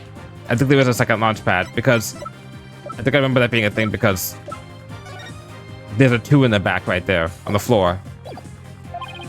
You mean to tell me that the person on the right, this image, is victim Clay Tarrant? It's the only way the riddle of this increasing oxygen level can be solved, Your Honor. At this point in time, the remaining oxygen within the victim's tank was at 50%. And then the victim was found in the boarding lounge, the tank was at 0%. That's right. There's nothing contradictory about the oxygen level decreasing. This means Mr. Tarrant was alive as they made their escape to the lounge. Silence. How short your memory is. Have you forgotten what you yourself proposed? Even if the victim was alive at this point in this time, how did he descend the ladder with his arms full? Objection. Prosecutor Blackwell. You can't hurt me with a broken blade. Excuse me? It's true that we don't know how they got down the ladder. I suppose that that matter needs further investigating, but we have proven that Mr. Tarrant was alive when he reached the boarding lounge. This fact alone shatters your claims and opens up the possibility that the victim could have been killed by a third party. There were 2 people who claimed to be first on the scene. But can we trust their statements? Let's see. The 2 people were Detective Candace Arm and Yuri Cosmos, right? You think that one of them might have given a false statement to the police? Yes, it's certainly possible. We might have to do a little more digging. It seems we'll have to hear the testimony of these first two people first on the scene. Come to think of it, Detective Arm should be here in court right now. Bailiff, could you please show Detective Arm to the stand?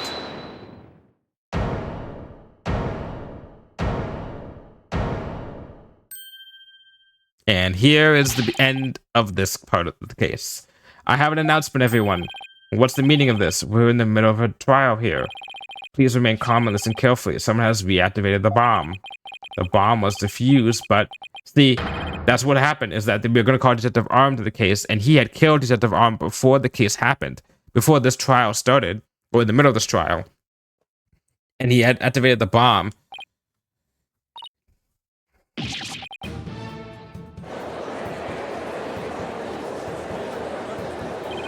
A bomb? Now?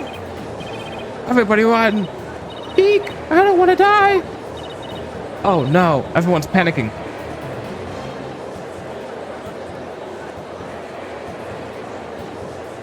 Silence. Hellish chickens without a death wish, the lot of you. Calm yourselves or else. Come on, Apollo, let's get out of here. But what about Mr. Starbuck's dream? And who will carry out Clay's final wish? I don't care what happens to me. I'm not letting some bomb blow the truth up forever. I refuse to let things end here. Apollo, this is no time for it to be dramatic. If we don't get out of here now, we're gonna die. Come on, this way. Hey, ouch. Let me go. Apollo. Juniper? And that's when he gets hit. Juniper, are you alright? Apollo, no, not that way. Yeah, that's when he gets the rest of his bandages, I guess.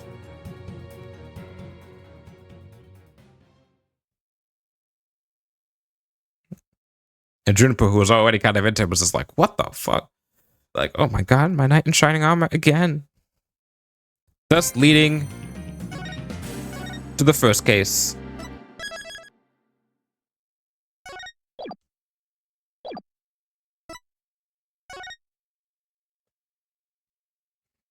I forgot how long this case is.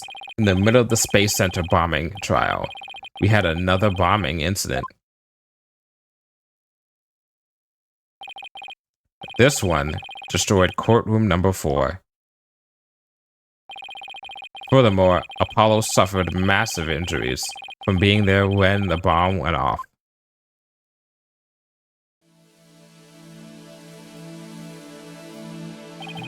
Unfortunately, Juniper Woods was fingered as the courtroom bomber.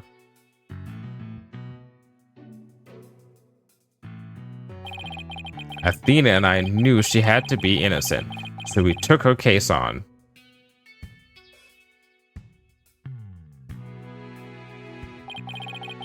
We managed to clear Miss Wood's name.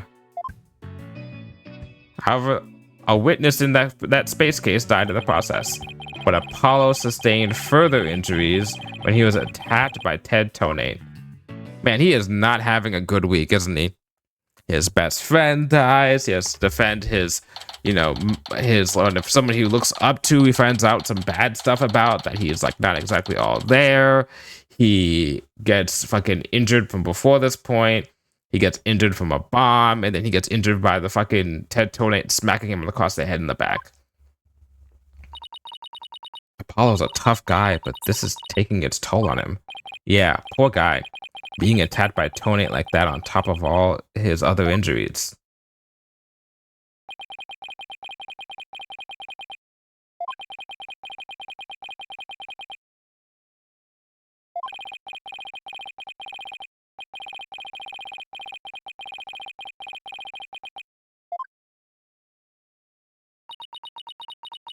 You want to go say hi to your brother? Come on, Trucy. You must miss him too, huh? Now that you don't have anybody to tease. Don't worry, he's young. He'll heal quick and be back before you know it.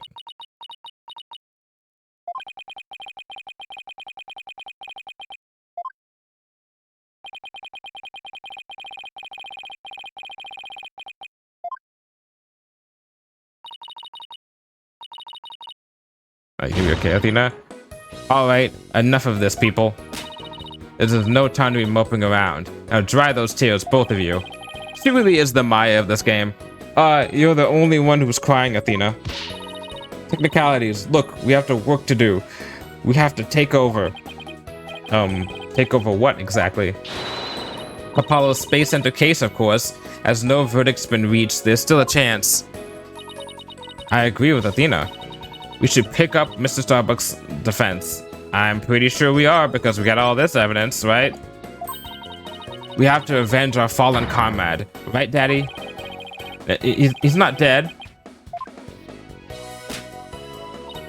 Good. Now that that's settled, let's get going. Come on, you gotta run. Wait, now?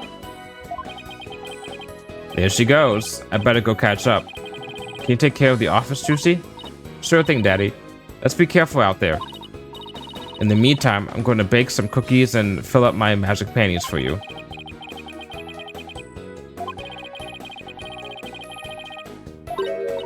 Oh, she's back. Don't mind me, just forgot a few things. Wallet, phone, the documents, my bag. Sounds more like you forgot everything.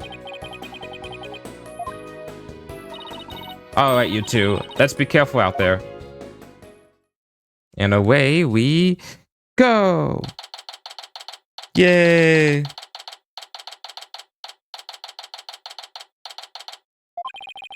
So client is one Solomon Starbuck. He's so famous, even I've heard of him. That's right, he's a super famous astronaut who works at the Cosmos Space Center. He was actually up in outer space 7 years ago. You seem to know quite a bit about him.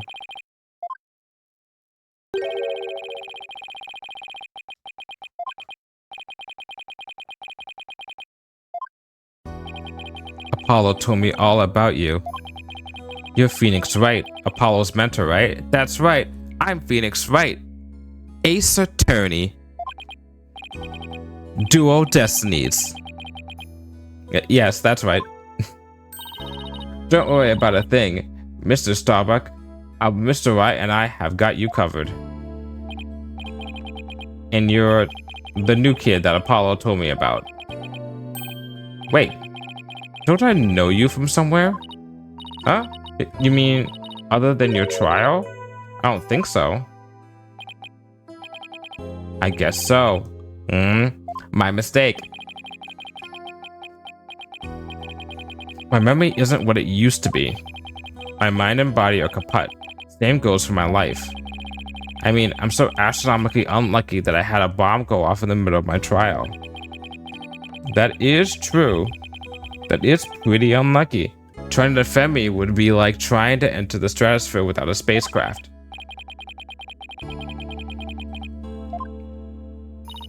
Cheer up, Mr. Starbuck. Besides, that thing you said about entering the stratosphere, that just means we'd shine like shooting stars, right? Like shooting stars, huh? You know, you're right. Why didn't I think of that? After all, that's what we're all put on this earth to do, right? Shine like stars. You know what? You're goddamn right, Mr. Starbuck.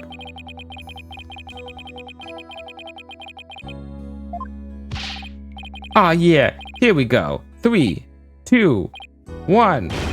Fly away to the stratosphere and beyond. Yeah, I feel alive now. I can go. You can go ahead and ask me anything you want. Okay. Well, first off, it is tradition. So, what do you think about this? The evidence is going to get me convicted. It's my attorney's badge. I was hoping it would reassure you that we're here to defend you. Evidence isn't just for prosecution. It can help prove a person's innocence too.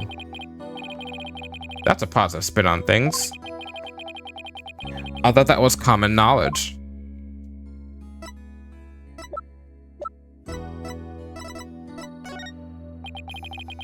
They always used to cheerfully greet me in a loud voice. He did vocal exercises every morning, sometimes until he was hoarse, right? Exactly. You could always hear him, even through the wall. Hey, wait a minute. Did you know Clay? No, but like attracts like, as they say.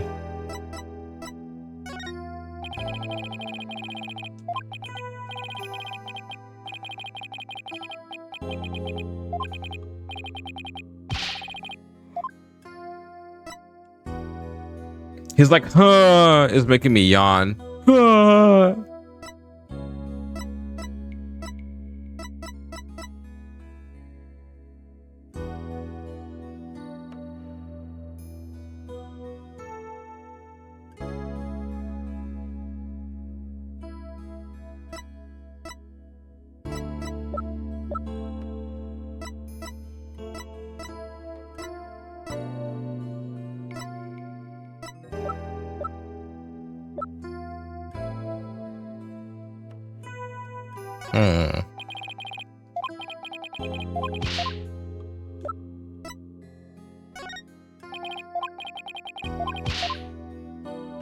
Okay, I feel like that's good enough. We can get out of him. All right. You have no memory at all of the incident? I'm so ashamed. My memory of the time is as black as clouded as a dark nebula. That sounds pretty cool. Still, it's strange you don't remember a thing. Are you sure you didn't take one of those anti-anxiety pills like they said at the trial? You got it all wrong. I told him during the investigation too. I don't know anything about any drugs. I never took any medication, I swear. It is true I developed a fear of space because of what happened 7 years ago. And I was taking medication secretly every now and then when my anxiety got bad. Having a fear of space is not something an astronaut can brag about, you know? Yeah, that makes sense. The so-called Hat 1 miracle? But I'm still an astronaut at heart, come what may. I would never take drugs that might impede my performance just before a launch. That launch meant everything to me. That's more certain than the theory of relativity.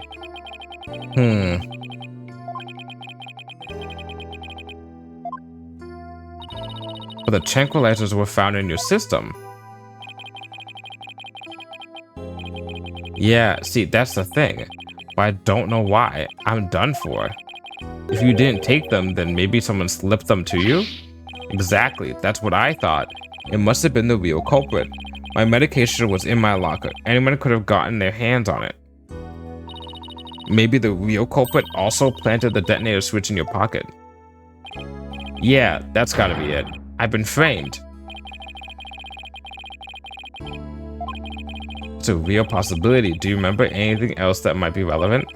Anything at all, no matter how small. Like, about the murder weapon, for example. That knife. I think it came from one of the Space Center's utility kits. Utility kits?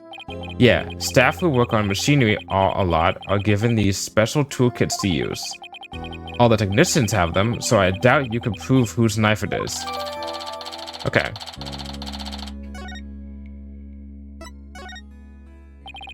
As I recall, your last trip into space was 7 years ago, right? That's right. It was a pretty rough experience. During that mission, we had all kinds of problems with the craft. You did? What kind of problems? Power failure, oxygen leakage, busted radio, cracked windows, loose control column. How is this place still in business? What the fuck? The heat shield came off as we were entering the atmosphere. I thought I was a goner. I managed to make it somehow with the popsicles and ice packs from the freezer.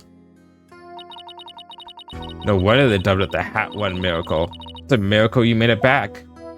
Yeah, you MacGrubered that shit, goddamn. Space is a boundless pace.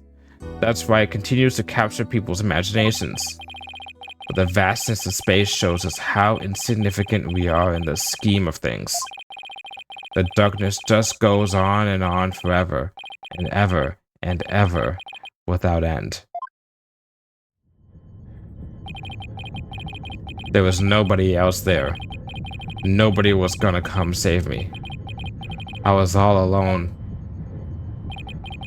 All alone, with nothing to listen to but the sound of my own breathing and heartbeat. I kept scrambling to make repairs, but I couldn't keep my hands from shaking.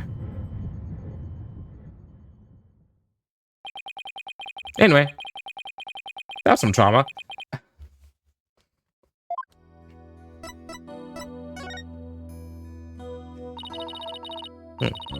With the experience you had, weren't you dreading this mission? What? No way. Of course not. Even now, I want to go up into space so bad I can barely stand it. I want to shake off the Earth's gravity at escape velocity and spin around weightless. But you have to admit it was pretty harrowing. Weren't you even a tiny bit afraid? I was afraid. Of course I was. Still am. But space is a man's final frontier, an unknown world. The cosmic truth is out there waiting for us somewhere. The cosmic truth, huh? No matter how afraid I am, I'm sure I can manage. If I give in to my fear, I'll never find the truth. As long as I don't give up, I can keep up the fight.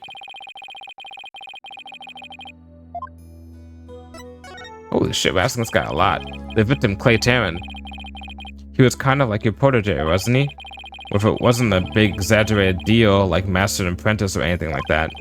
But Clay did think of me as his mentor.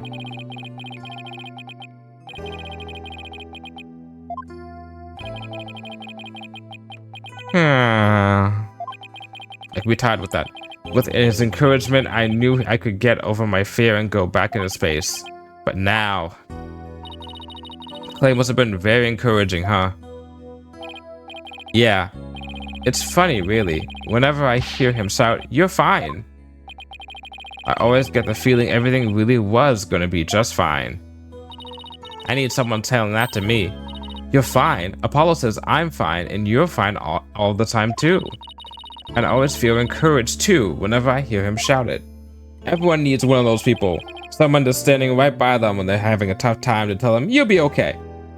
Yeah, Clay and Apollo were best buds. They used to come visit the Space Center a lot ever since they were high school kids. One day, out of the blue, Clay even told me he wanted to be my protege. Those two hung around the Space Center so much they were like a part of the staff. One time during Zero-G training, I started to panic a little bit. And the two of them took turns shouting, "You're fine," over the radio. It was a simple thing, but it was exactly what I needed to hear.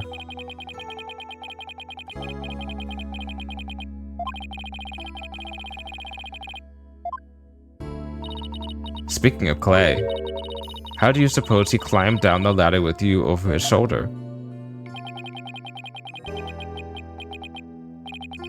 Sorry, but I can't even begin to imagine.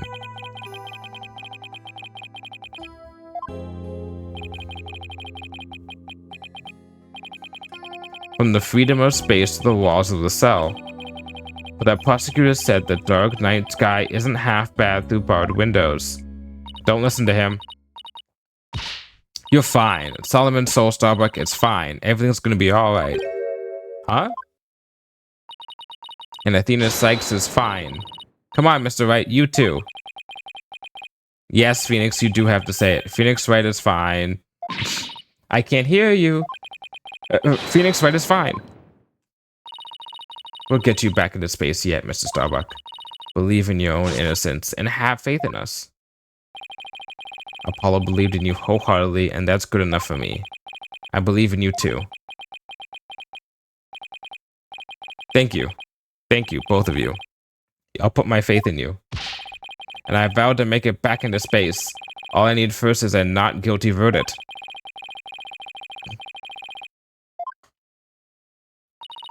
Okay, Mr. Wright. Let's get our investigation of the Space Center started. Pronto. Good idea. Let's go.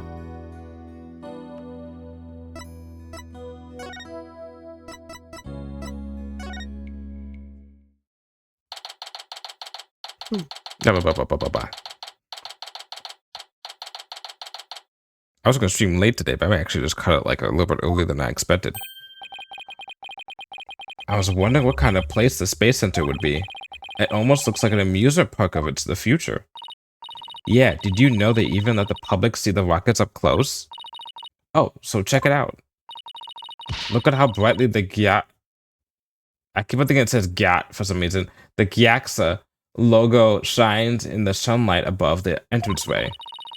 I really dig the stars and rocket motif it's got going. GYAXA, huh? Isn't that the new name of the Federal Space R&D program? Yeah, but why this strange acronym? I mean, what is GYA supposed to stand for? Galaxy? If that were it, the whole thing would be something like Galaxy Exploration Agency. Which, if you ask me, I'd have abbreviated to GAXA or even Gaia. I guess so. Oh, I know. Maybe the person who came up with the name just really liked the letter Y. She's oddly familiar, odd like deja vu. Interesting. Anyway, this place is more than just a research facility. It's also a tourist attraction. Tourist attraction? Don't make me laugh. It's a monument to the human race. Galactic shooter full speed ahead.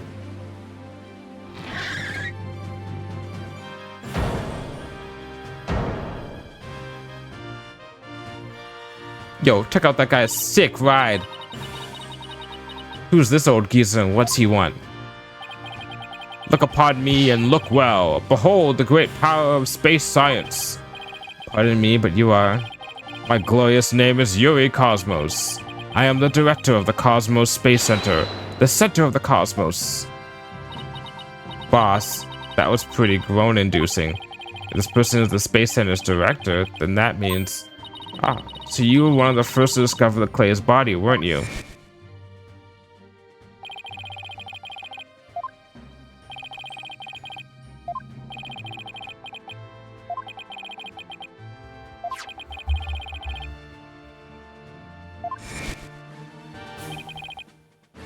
That is correct. I was honored to be the very first man in all of space and time to discover the body. But there's talk of the incident. Are you by any chance the space police? You can't talk the word space under any old thing. Yes, you can, Phoenix Wright. And I will continue to do so. You'll now be called Space Wright. Space Phoenix. Okay, that actually sounds kind of cool. We're Mr. Starbucks lawyers. We're his space lawyers. We're here to investigate his case. Oh, and we're Earth lawyers, by the way. No! I see. Yes, I've heard about you. In that case, by my esteemed privilege, I grant you permission to investigate. I trust you are appropriately grateful. Now go ahead, have at it. I could already tell he's going to be nothing but trouble. Don't let him hear you say that or you'll see what trouble really is. Let's just be professional and ask him about what he found the body, okay?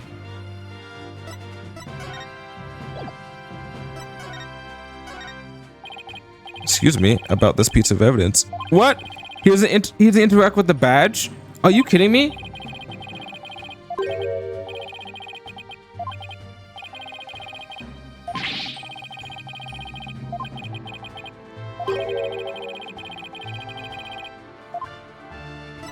Look at Kyoto of elite beat agents.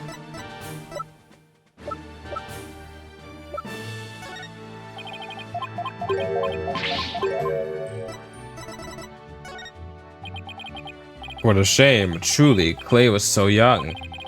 He was an outstanding man who could have contributed greatly to the future of mankind. He was an exceptional man, wasn't he? If he had gone into space, my reputation would have grown even loftier.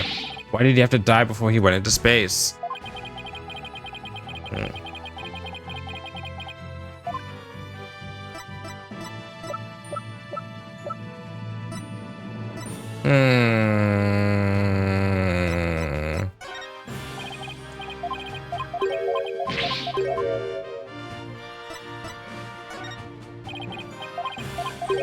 I don't think I'm getting more out of him. Okay. Time to talk. So as director, what do you do here at the Space Center specifically?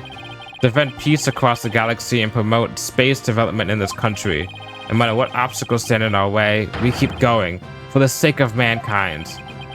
I believe I used the word space specifically. Oh, yeah. He's not listening specifically. Attention all personnel. To your break stations. Prepare for break. Oh, I get it. You just wander around and tell people what to do in a self-important manner. Ah! You're a manager. That's exactly right. Because I am the important man. My manner is important. Mr. Wright, this man doesn't get sarcasm. Well, there's bound to be some people like that here in the boundlessness of space. What's that? You want to know what it is that makes me so important specifically? Yes. Very well, I will tell you. I was the central figure of the Hot One project. You may proceed to be appropriately impressed. Wait, but isn't the Hat One project the thing that like malfunctioned a shit ton? Now go ahead, have at it.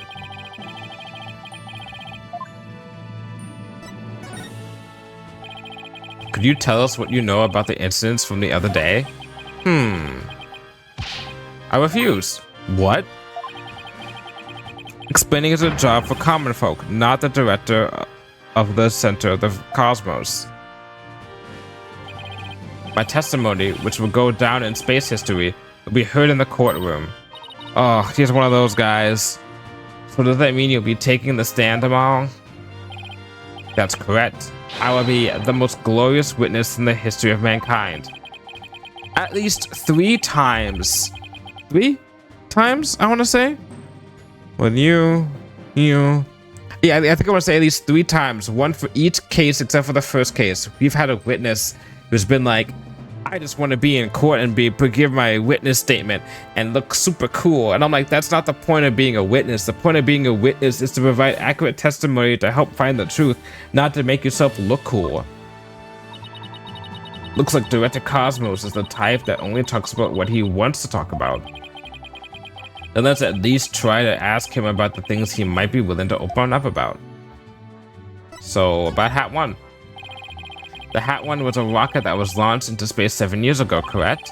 And despite numerous problems, it somehow made its way back home? I suppose it is part of my job to educate young folk like you. Young? Very well, I will impart to you the complete story of the Hat One project. Actually, am I Phoenix Wright's age? I think we're both like 30 something. Oh, we're no longer here. I think I am 30 something. Oh, thank you very much. Hat One's noble mission was to collect samples from an asteroid. And Mr. Starbuck was the pilot for that flight. Eventually, the Hat One reached its planned orbit, from where it launched the Hope probe towards the asteroid belt. From there, the Hope probe began its long, lonely journey into the far reaches of space. Then, after a terrifying struggle, the Hat One returned safely to Earth. That struggle was when the incident known as the Hat One miracle occurred, right? Correct. And it truly was a miracle. Of course, they just had to turn the ordeal into a movie. As for the Hope probe, it did eventually arrive safely at its destination. It obtained a few samples from the asteroid and returned to Earth but a few days ago. So what kind of samples are they? What's in them? That samples are scheduled for analysis in the near future. We haven't had time since they just came back the day before Terran's murder. Regrettably, we've had no time to inspect the samples due to everything that has occurred. Well, this puts our space development program ahead of other countries by several years. Ah, the great space race. That's quite impressive. I guess this guy isn't just a loudmouth rocket after all. In the golden age of space development, our predecessors were successful in bringing a moon rock back. That is the great achievement in the history of the Space Center. The public fell in love with space and all of its glorious potential. A moon rocket, huh? I remember that being big. Our endeavors with the moon rock live on in our work with the asteroid samples. I want to bestow new hopes and dreams for the future upon mankind once again. That is my mission as the man who stands at the center of the cosmos. I hear there's lots of research into moon rocks and stardust from asteroids these days. They say the results can potentially have huge impact on all of civilization. It's like we're in a new space race, here we go, with every other country out there. What? Bite your tongue. It's not for anything as so base as money-politics. It's all for the brilliant future that awaits mankind, and all for my illustrious mission. With the recent budget cuts, my staff tells me finances are tight, but I won't hear it. Now this is like work.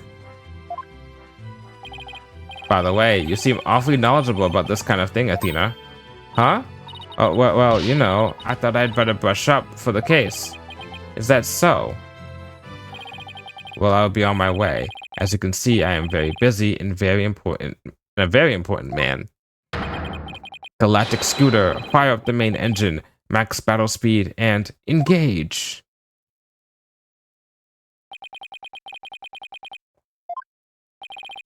I guess we better get going too. You bet. Let's make it so.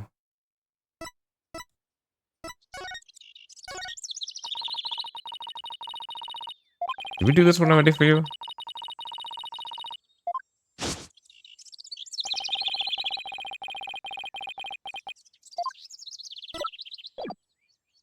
That's some nice ambient like sound effects in the background right now. So take a moment to appreciate all this and the calmness of stuff before we get to more crazy people and crazy situations and crazy murders and crazy conspiracies and crazy revelations. So let's take it all in, the sunny sky, even though it's nighttime in real life, the sunny sky in the game, nice day out. All right, we're good.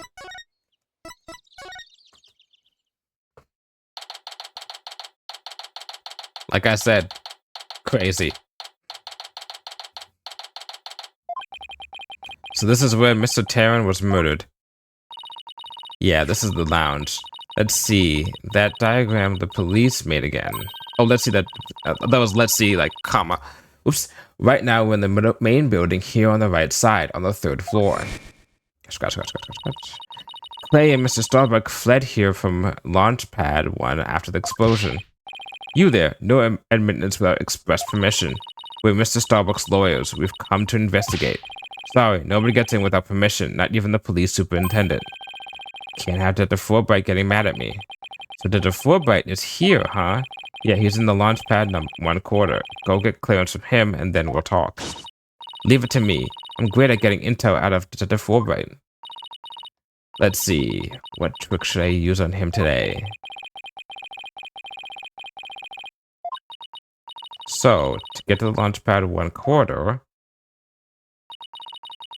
I have to go through the door with the blue rocket on it, I think. Wait, that door looks awfully familiar. Good eye there, boss. This is the door that Clay and Mr. Starbuck used during their escape from the launch pad. How that explains it. The fingerprint system has been deactivated, so I think we could just pass through. Now, come on, let's go.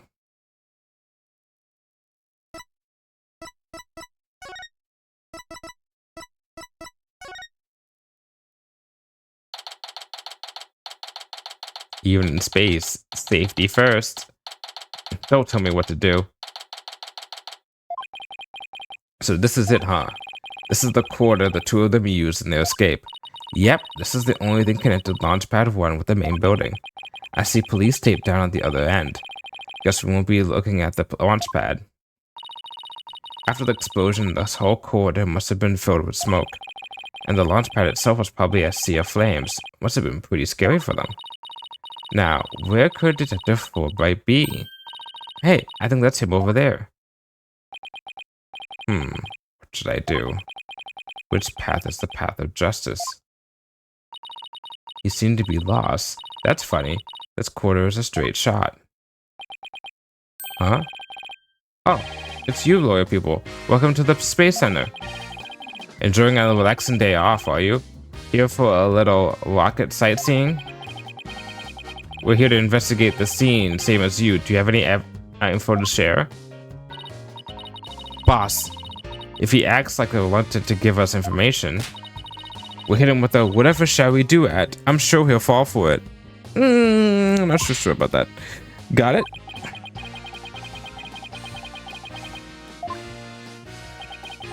Info on the case, huh? Alright. I'll gladly share some with you. Huh?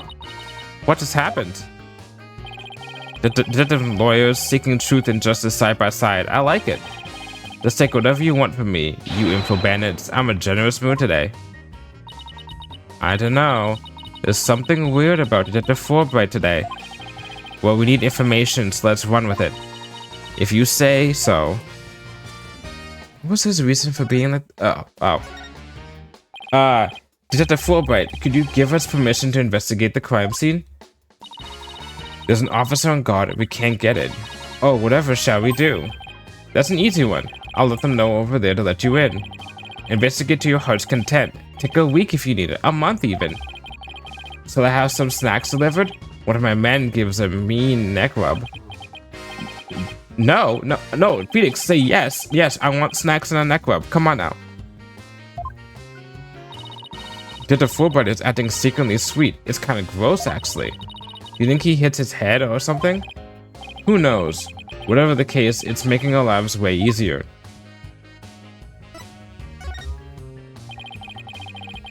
You were here at the Space Center at the time of the incidents, weren't you, Detective? That's right. I was here on a security assignment.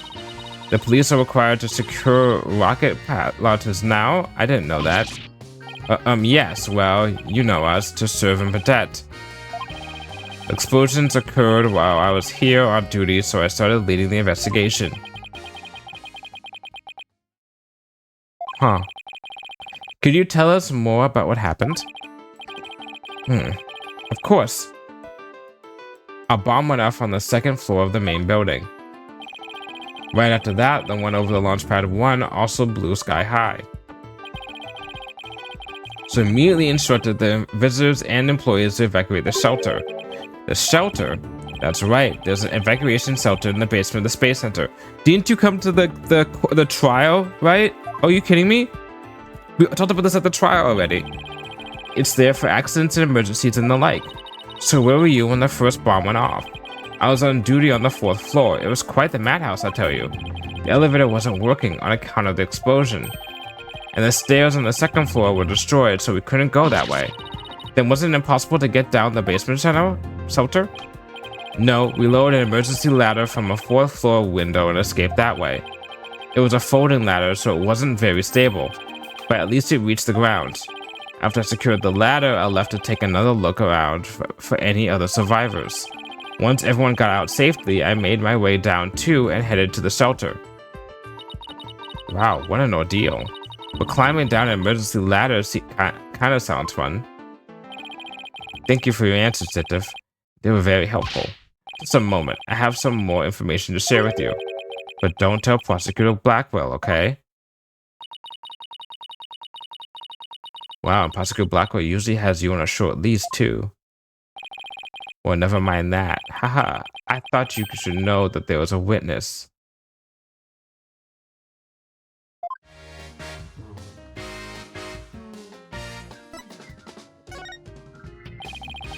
I get it. I get it now. Okay. There are things that I cannot say about this case until we get to the certain point. But okay, alright. I get it now. Alright. Could you tell us more about this witness? Sure thing. The witness was a Space Center employee who was on the 4th floor. While he was climbing down, she looked through a window into the 3rd floor lounge. So, she was looking into this crime scene from the outside?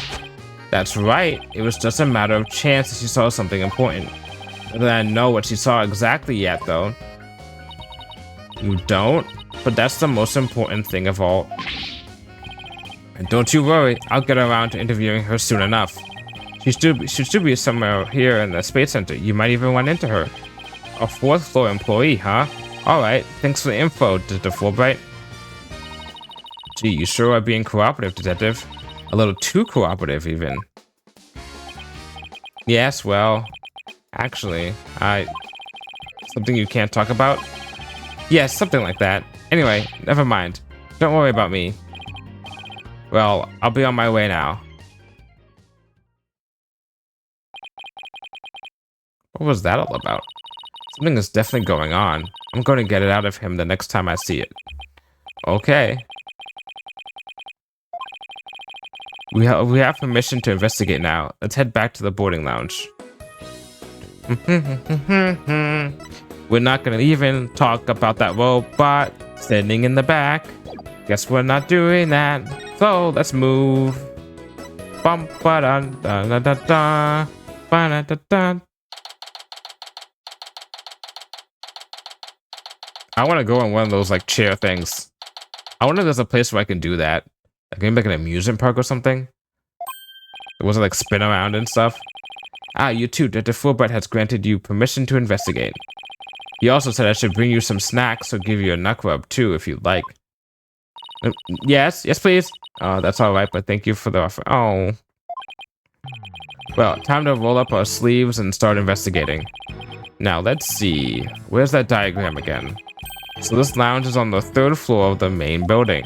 And according to Apollo, this is where he believes the third party killed his friend. Well, let's stop the recap, thank you, and start looking for traces of this third person then. You read my mind, Athena. We'll make that our first priority. There's one problem, though. This room. It's just so big. Heh. Don't worry, we can use this to help us. A Space Center pamphlet for tourists? Yep, picked it up at the entrance. The maps inside should come in handy. Let's see. Yep, here it is. A map of the lounge. This is the room we went through to talk to Detective Fulbright. Oh yeah, that's a door with a fingerprint recognition lock. Well, I guess this map would make things a little easier. Okay. Yeah, no more excuses. Let's track down the third person. Wait, there's just one more thing. What's that strange creature moving around outside the window? Oh, boss, it's just a holographic image. Oh yeah, I knew that. Yeah, woof. There should be a button somewhere in this room to turn the image on and off. That's what it says in the pamphlet anyway. The only reason you're so eager to start is so that you can press that button, isn't it? And what's wrong with that? Let's just look for the button while we're looking for clues. Alright, fine. Let's get investigating. Okay. Examine mode. Okay.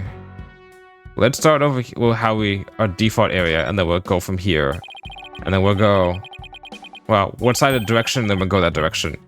At first glance, it looks like the peaceful landscape, but then there's that creature. Didn't the Hope probe go to some planet? Maybe this is what surface looked like. I don't know. It looks like it made the news if they discovered a creature like that. The landscape shown looks like that one Supreme Kai planet that at the end of Dragon Ball Z when like Vegeta and Goku were fighting Boo, and then Goku does the spirit bomb and Boo and beats him. Kid Boo specifically. It did make quite a bit of news though when the probe came back. Yeah, but the Hope probe didn't even go to a planet, it went to an asteroid. That's a big rock kind of thing. Even aliens can't live there. Okay. No matter how I look at it, all I can think of is torture device.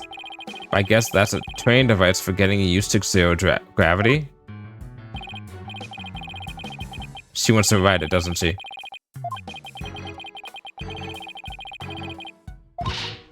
Hey, Mr. Wright, look at that up there. Oh, interesting. Some kind of fragment. It's stuck in tight. That car looks familiar. I think it's part of an oxygen tank. I think you're right, but if that's here, it means Clay's tank ruptured after they arrived at the boarding house lounge. So Particle Blackwood's theory that Mr. Starbucks dropped Clay down the ladder must be wrong. This proves that both the astronauts were alive when they reached the boarding lounge. So Apollo was right. The scene of the murder wasn't the launch pad. Way to go, Apollo.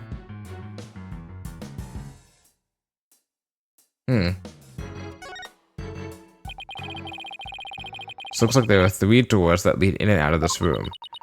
Well, let's check. Drumroll, please. Ta-da! The Space Center's pamphlet. We're here at this place that says Boarding Lounge 1. Here are the 3 doors. Let's call them Lefty, Righty, and Downy. Ah, like the laundry. People usually say west, east, and south in cases like this, you know. No, I don't. I say left, right, up, and down, to the chagrin of many of my friends. Details. Anyway, take a look at the west door. That door with the rocket icon leads to Launchpad 1. I know because it says here on the map Launchpad 1 corridor. So that's where we were with the detective. It was filled with smoke after the explosion. Right. Next up, the right-hand side of the map, or east of your world. That's the door with the satellite dish icon to the significant communication, aka the control room. Yep, it definitely says control room. Looks like it has any other door. Looks like it has another door on the opposite side. If they communicate and exchange information with rockets and probes in space from there. So, it's the center of the space center. The space center, if you will.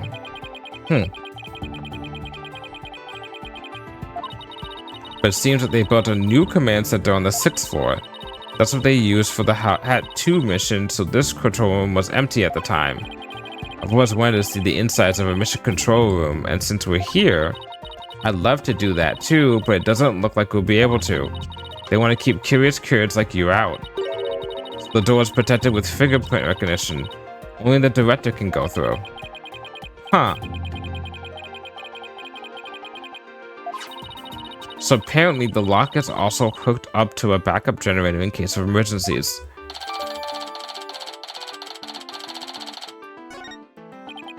Okay, what about that last door? This lower door. Oh, excuse me. I mean, south door? It leads to the elevators. This is the door we came through when we entered this room, right? Yep, and of course there was no fingerprint recognition device, so it's open to anyone. But the elevators weren't working at the time due to the explosion. Well, that's about it for the 3 musketeers of the boarding lounge. Thanks, understanding the layout of the lounge should help us understand the case. That's why I thought we'd better have a good grasp of where all the doors go.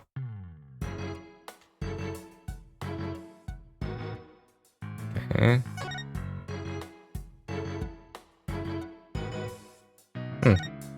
Interesting. Use another amazing piece of equipment. Walk on the surface of the moon, it says. Oh boy, I want to try it.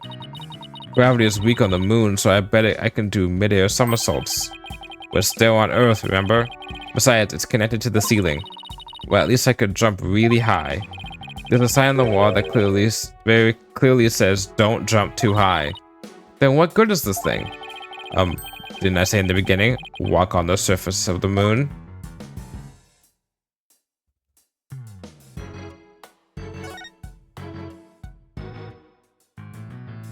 Oh, hello. Hey, I see something shiny down there. Let's take this cover off then. It's a pipe bomb. What's this? It looks like a metal jelly bean. It's really small, but it's a bullet. It's only about 2 or 3 millimeters in diameter. Let's see, that would make the caliber 10? Caliber refers to the diameter of a gun's barrel, right? Yes, but I've never heard of a .10 caliber gun before. This bullet must be for a special kind of gun. I bet if you tried firing a bullet this small with a regular sized gun, it would just fall right out. Yeah, it must have been a really small gun. I wonder how the bullet ended up here. I mean, we're in the bottom left on the south door side of the room, according to this map. Interesting. That's pretty far from where Clay's body was. Maybe the police didn't think to look here. Yeah, leave it to Detective Fulbright to accidentally hand us just the card we need. But there are no bullet wounds found on the body, right?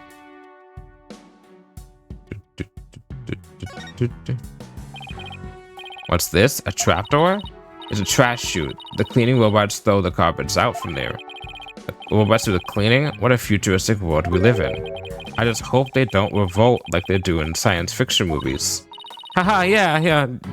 No robot would ever do that. Looks into a mirror. Haha, no way. All the robots here are very nice. Actually, wasn't there one in the launchpad 1 quarter?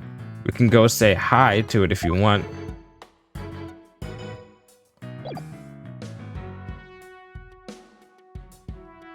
Do I have everything here? Oh, that's some pretty futuristic looking furniture over there. According to the pamphlet, those are no ordinary chairs. They're like amusement park teacup rides. You can prowl them yourself, it says. If you spin the table, your chair spins too. Why would anybody want to have something like that here? It's for astronauts who have trouble with device on the ceiling. No vertical spins. It says it's a trained device that's easy on the eyes and on the body.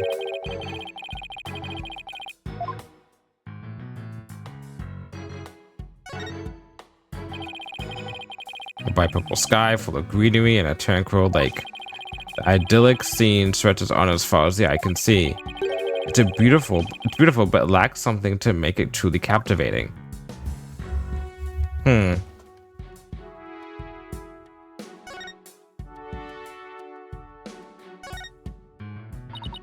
Let's see. This door is... Where's that pamphlet?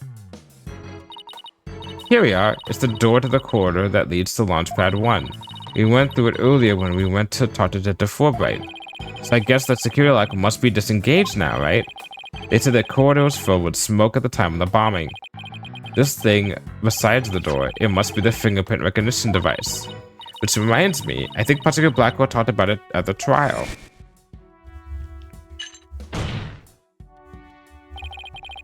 The notion of a third-party launch, the party in Launchpad 1 is totally absurd. Let's enter the area from the lounge.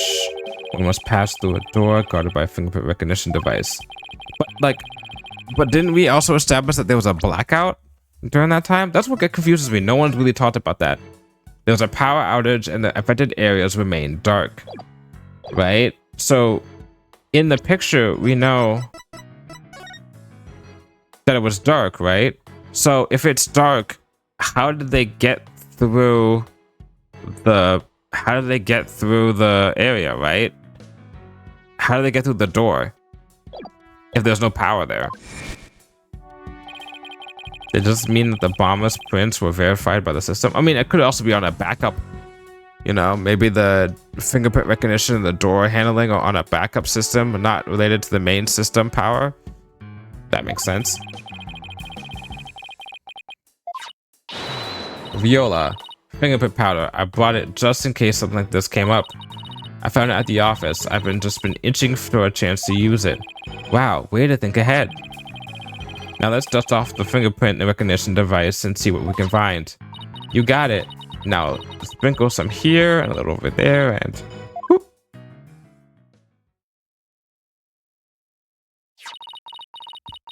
Oh, we're not gonna do it ourselves, huh? Let's see what we have here. Oh, we got something. Oh, it's only a single set of prints. Sure, we should figure out whose prints these are. Although I doubt we'd be so lucky as to get the culprit's prints on the first try. I'm willing to bet that Detective Wright has some fingerprint data. Right, and there's security footage of the store too. Here it is. It came up in the court the other day. Which you can see the part of the footage just after this bit. Oh, because that would be right before the murder, wouldn't it? Let's ask the detective. With the mood he's in, he'll probably show it to us right away. Let's go see if we can find him again once we're done with this room. I wonder what this big knob is for. It looks like the knob on a stove. Well, it's the same shape, but I think that's where the cinemators end. I mean, it's behind a glass pane. What kind of stove would require a knob security like this? Well, the knob is straight up and down, so if it was for a stove, the burner would be off. Right, if it was for a stove. Stove? Stove. Still, I wonder what it's really for. Something turned on by a knob that's not a stove? How about a rocket engine? If you had to start an engine here, the rocket would take off before you can get in. I guess all we can say for now is that it's a mystery knob. I'm not gonna make a joke. That's an easy joke I can make, but I'm not gonna make that joke. So this is where they discovered Clay. Yeah, he was already dead when they found him. Let's take a look at the photo. Look at this photograph. She was stretched out like this and, huh? What's that thing that looks like a thermos? That's the thing the prosecutor Blackwell mentioned when I was in court with Apollo. He said that it would contain asteroid samples. Oh right, Director Cosmos mentioned something about that too, didn't he? That they were brought back only 5 days ago by the probe that the Hat 1 launched. I wonder what they look like. Do you think they'll let us see? Let's think about that after we've solved the case, okay? Why would they go into space with the stuff that they got from space?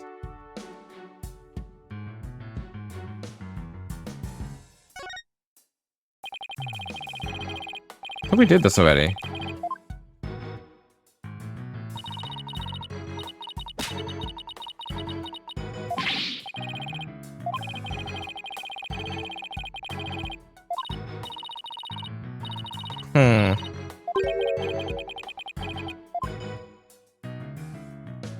Okay, so we're done here. Oh, I left the security cam, right? Probably, yeah. Wow. It's supposed to be the security camera that recorded the astronauts making their escape. Oh, let's commemorate this occasion with a love of peace. If you're done now, shall we move on? Yeah, okay. But just one more for the road. Peace. I've been walking back from work myself every now and then, and I pass by an apartment or a house. I forgot what it is. And they have one of those like security cameras, and it always sounds off being like, you're currently being recorded right now. And the first couple times I was like, hi, and now I'm just like, ugh, okay. Bum, bum, bum, bum. Okay, let's go talk about what's here. A mirror. How thoughtful of them to put down out here. Thoughtful. So ladies can fix their makeup. One's appearance is just as important in space as it is on Earth, you know. You never know when you're gonna run into some other life form after all. I doubt anybody who thinks like that would ever become an astronaut in the first place. Ain't no way. Honestly, there is zero doubt in my mind that there has not been at least one person who probably has had a small reason at the very least to become an astronaut because they dream of having relations with aliens. And I don't mean diplomatic relations.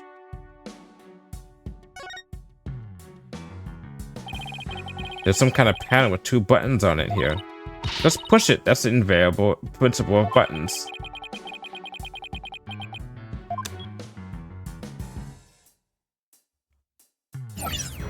Oh, turned off. Hey, the giant holograph image disappeared. Yeah, so that side of the wall seems kind of barren without it now. Still, let's see if we can't find anything new with the image off. Oh, hello.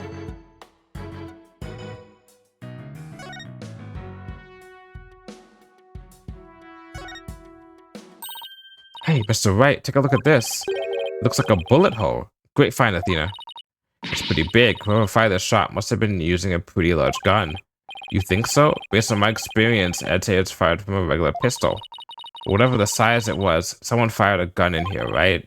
Apparently. This is an important fact. Do you see a bullet around somewhere? No, the police might have taken it, though. So we have the bullet hole, and we have the bullet. Let's ask Dr. Fulbright about this bullet hole later. Welcome to the Space Center, guests. Welcome. What? Oh, I didn't get to see the pods on the side. What in the world? My name is Ponko. P-O-N-K-C-O. Ponko. Are you sightseeing? Are you lost? Are you looking around? Choose one.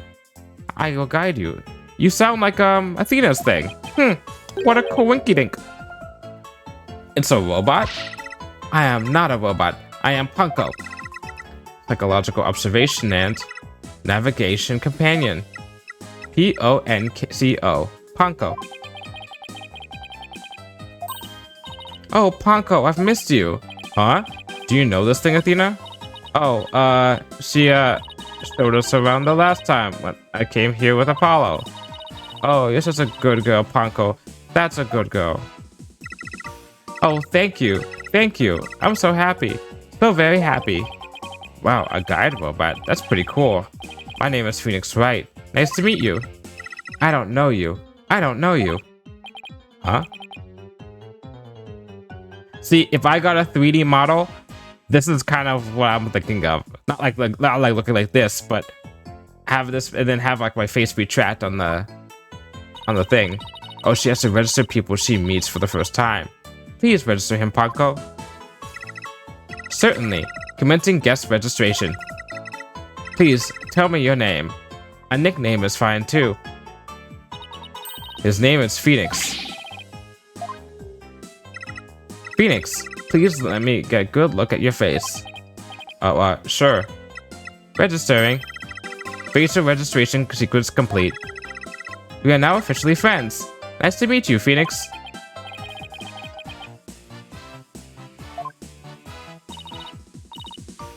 You made a friend, boss. Isn't it great? Phoenix, Athena, allow me to guide you. Right this way. Oh, goody. Let's go, boss.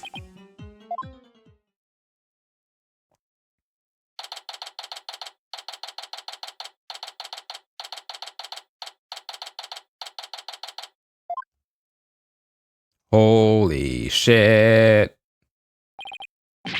Oh, wow. What is this place? Is that a rocket wheel? Welcome, welcome. The Space Museum is open to the public every day of the year from 9 a.m. to 7 p.m. Learn about the history of our nation's space development and the Hat 1 project. The rocket is just a replica, but it's the same size as the real one. The Space Museum. Oh, here it is on the map. Okay, it's just on the exact opposite side of the main building from Launchpad 1. Hi, Drowsy. Make yourself comfy. Welcome on in. I'm just playing some Ace Attorney. Ask me anything, I will explain. I hope you like seeing my Robo waifu. This is quite the place. I can't believe we get to see a rocket this close up. This is a replica of the Hat. This is a replica of the Hat 1 that was launched 7 years ago. It is exactly like the real Hat 1, inside and out.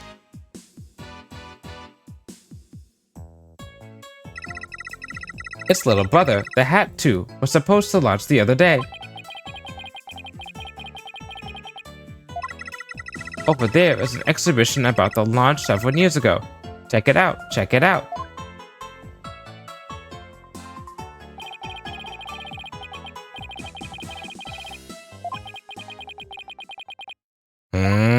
What's that a photo of, huh?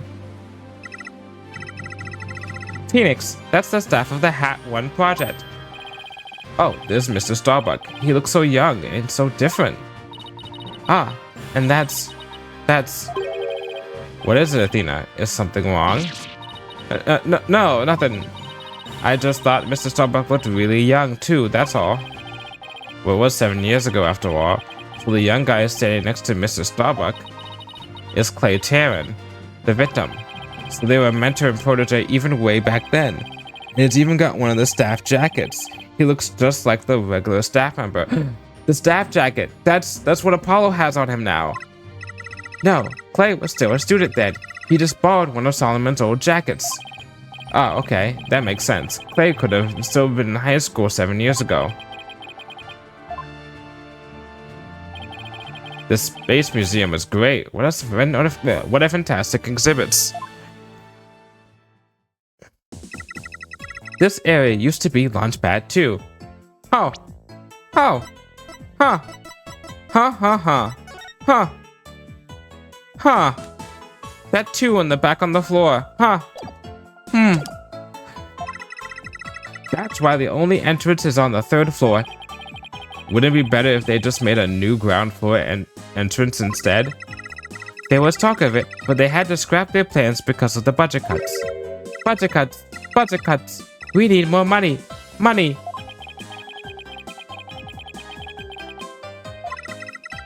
While it was in space, the Hat 1 launched a probe called Hope. The Hope probe collected some samples from an asteroid and returned 5 days ago.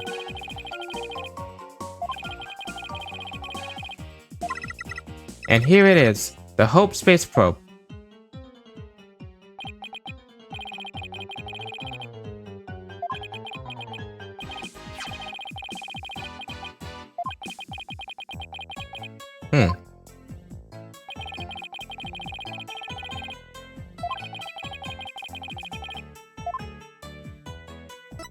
Let's do this first before I show her the dead body. The way the Space Center launch pad is set up is really cool. Would you like me to tell you about it? Would you? The setup of the launch pad? I want to know. I want to know. Winx wants to know too.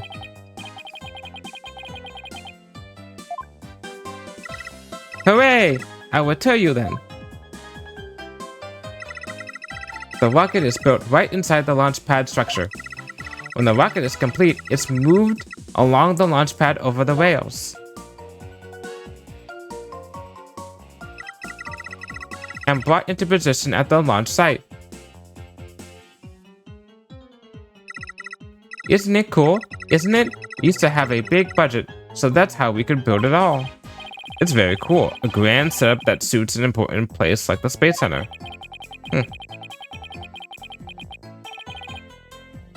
Guess everyone is hoping for a bigger budget next year, myself included. And me. I just got a raise, but I can always use more money. Fucking capitalism.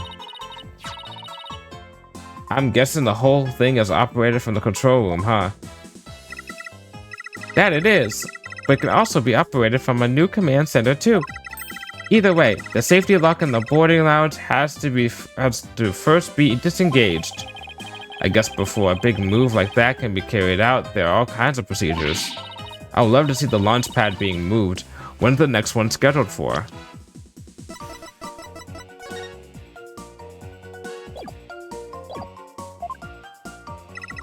Searching data. All future plans have been put on hold.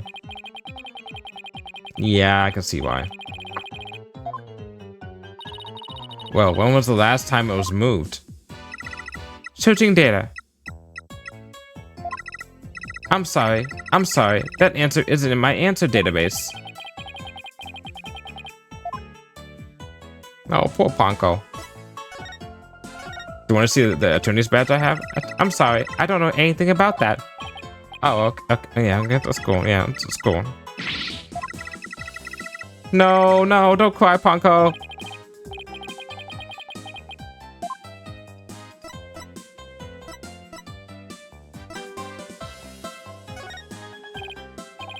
Ponko, do you recognize this capsule here in the top right? Checking registered data. I know. It's the Hope capsule. It was carried inside the Hope probe. It contained the asteroid samples, right? Yes, it was designed to store the samples gathered by the Hope probe. It's been stored in the safe in the Launch Pad 1 ever since its returned to Earth. It must not be removed. Don't worry, Ponko. The people in charge already know what happened. They do? I must ask them later. The capsule was being kept in Launch Pad 1, huh? Maybe Claire was trying to carry it to safety after the explosion.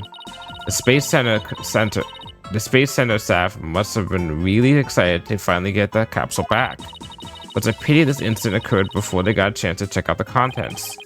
Well, the police took it as evidence, so they'll have to wait a little longer.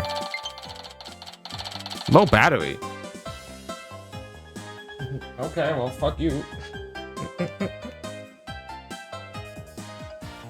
Ah, there we go. Well, I gotta turn this way now, so it's gonna sound a little bit weird audio-wise, because I can't. My thing for. Oh, hold on. I think so. It's a little bit more. Come on. There we go.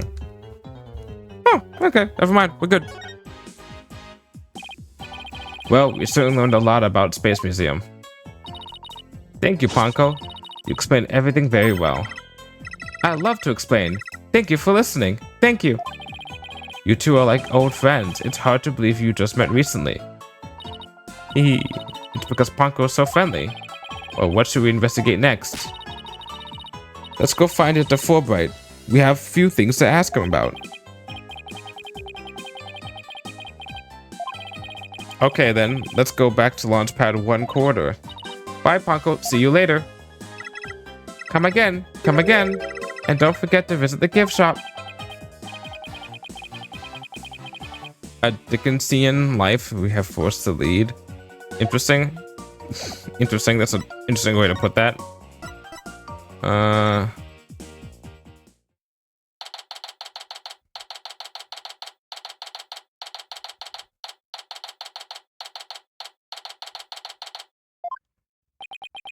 What should I do?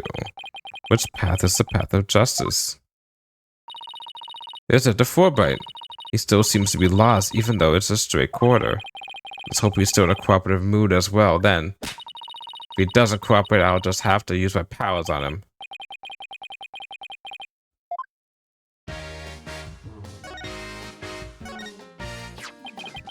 We found a bullet hole on the wall at the crime scene. You did? Our team found that too. It was Detective Arm who fired that bullet. Detective Arm? That's right, a warning shot for the defendant. Was it really such a high threat situation that she needed to do that? I'm afraid I don't know the details, what with the Detective Arm gone and all. But I thought there were two people who discovered the crime scene together. We already know Detective Cosmos will testify, so tomorrow will be about what he knows. Hey, you're pretty smart. That's exactly what we're planning to serve as our main course.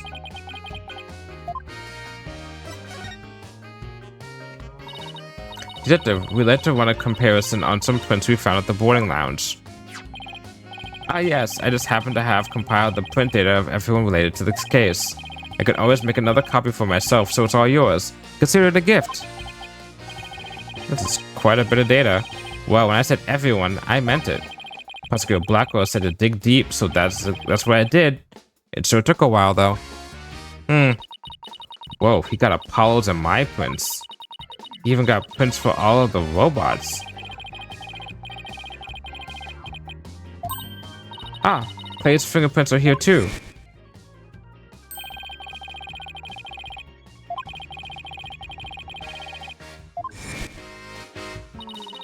I still can't believe you took off his glove to get his fingerprints.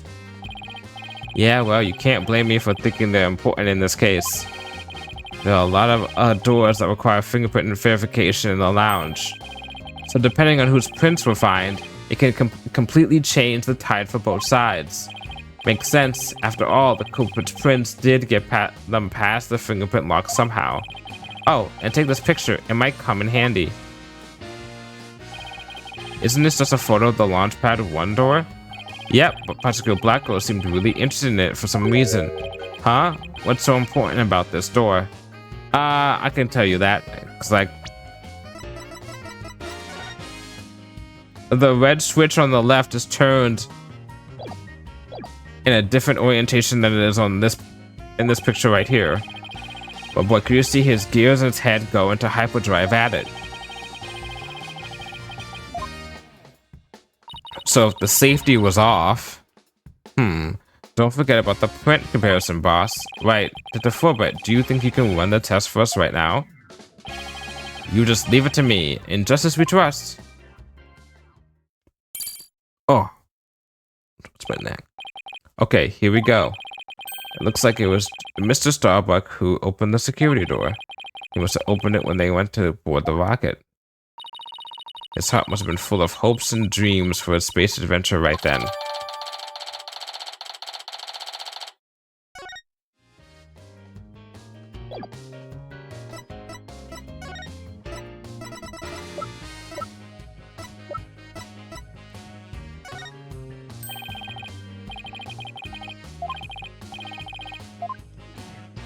I mean, I think we got everything, right?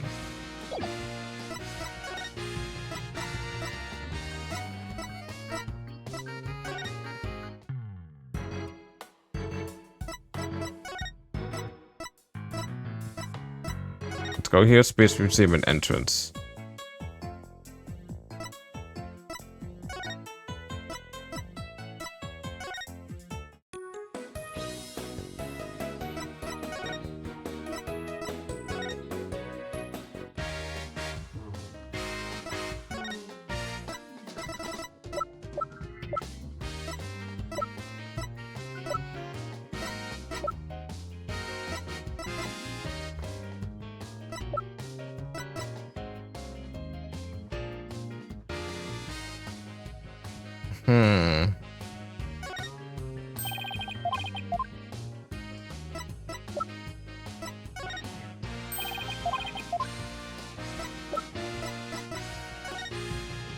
I did the bullet already, that's right. I did the bullet hole.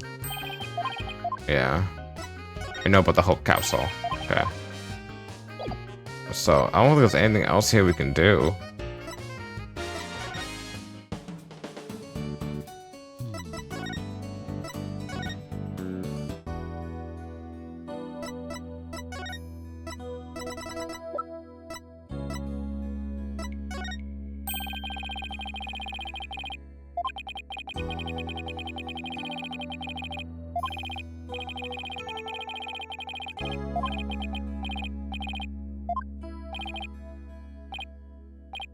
Is that, I can't tell if this is text of when you get the evidence wrong or if it's text of just something new. I feel like it's not.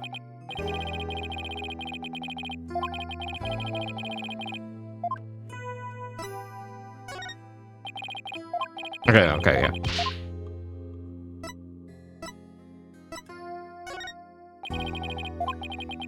No, you don't know anything about the Hope Capsule? Bullshit.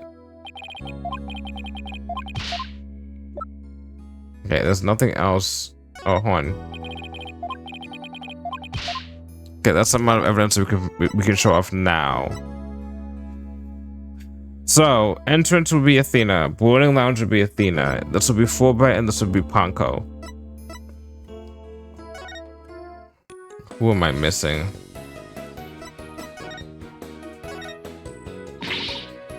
Okay.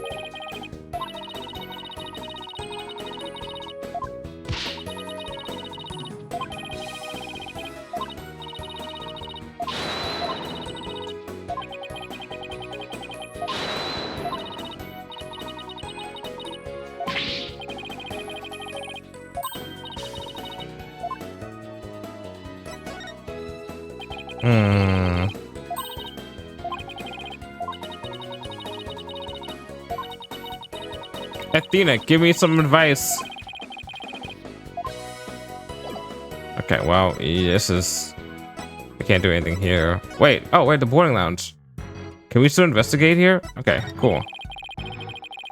Oh, come on.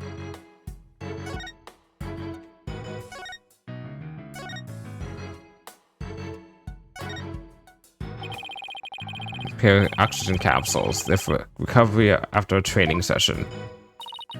I wonder if they can change your voice. Testing, testing. 1, 2, 3. Huh?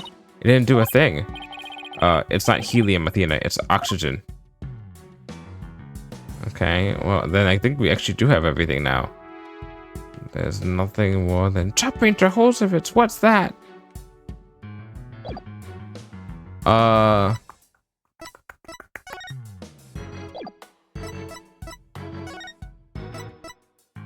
I feel like it's something here that we're missing.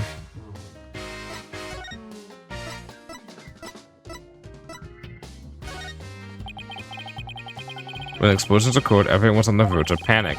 But the important thing is that no one from the general public was hurt. And it was all thanks to the evacuation effort we headed up.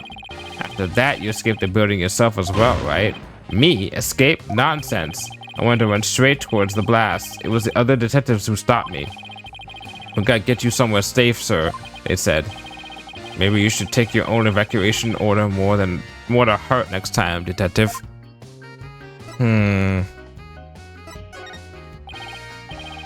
About the security footage that was taken by the... Oh, that's what we asked about the security camera. Just on camera. Oh, that footage. Go ahead and ask me anything you like about it. Is there any way I could see a little more of the part just after this? Easy as pie. I'll be glad to show you. Here we go. Okay, so we got that.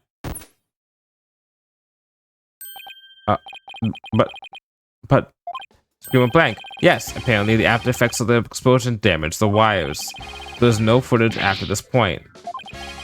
Oh my god.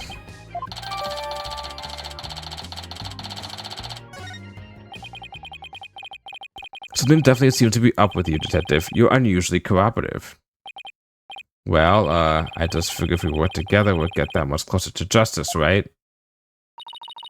It seems like something's really been bothering you. You don't have some material motive, do you? What? I don't know what you're talking about. I would never do anything like that. Only 2? Only 2 Megatomahawks? Did you just... Oh, hit me with that old Psychlock music. There we fucking go. Take me back to last year. Let's go. Did you just mouth psyched? Is there something I should be psyched about? No, Psychlock is a system of locks on the secrets in a person's heart. I can see when people are trying to hide those secrets by using the power of this Magatama. We're back to spiritual stuff in our game. Let's go, baby.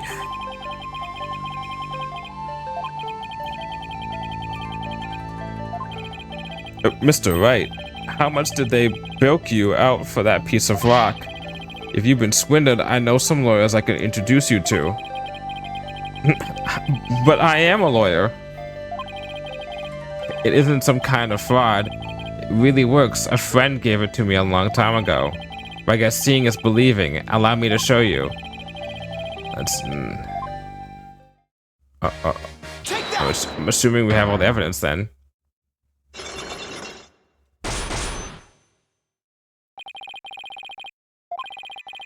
I think you're hiding something, Detective, so why don't you just tell us all about it? What to do? Which path is the path of justice?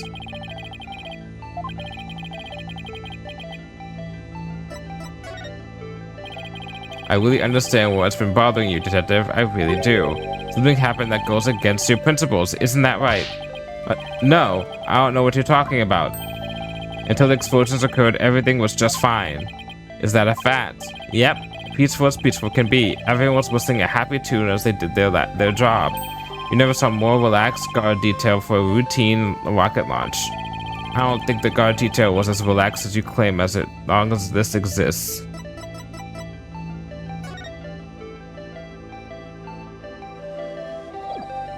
Take that! Before the explosions, what was supposed to happen when there was a rocket launch? Here, it was rocket launch, and yet security was so tight they even brought in a special task force. I'd hardly describe that as a relaxed guard detail. Now hold on just one moment. The entire nation had their eyes on this extremely important rocket launch. That's why I was called in on a special security detail. As versatile as you are, I can certainly believe that's true. But I say it's very strange that this person would be part of that detail from the outside. Someone specializes in bombs. Detective Arms specialized in bomb cases. The fact that she was here on hand means that you people knew that there was a possibility that a bombing would occur. You got me, Mr. Wright. That was easy.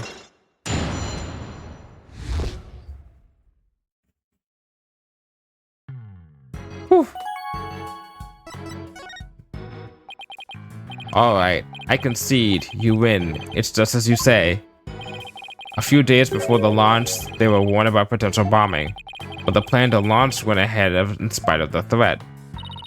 But why? What were they planning to do if someone got hurt or killed? Yeah, I know.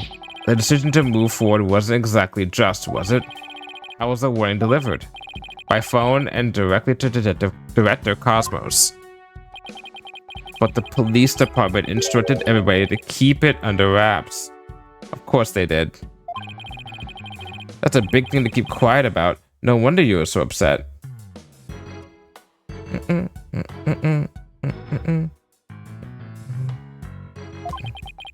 But it's not only that.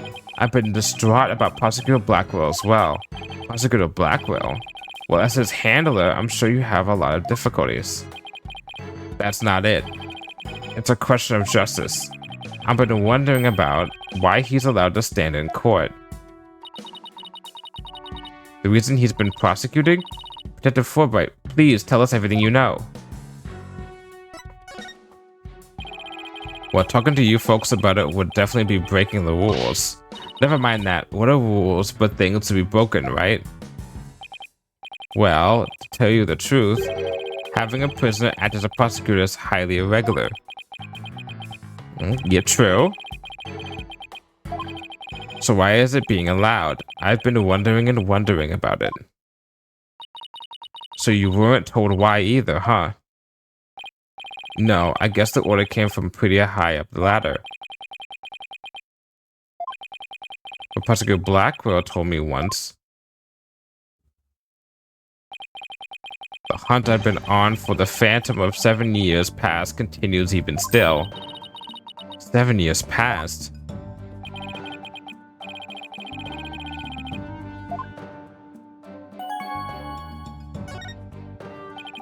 This phantom of 7 years past.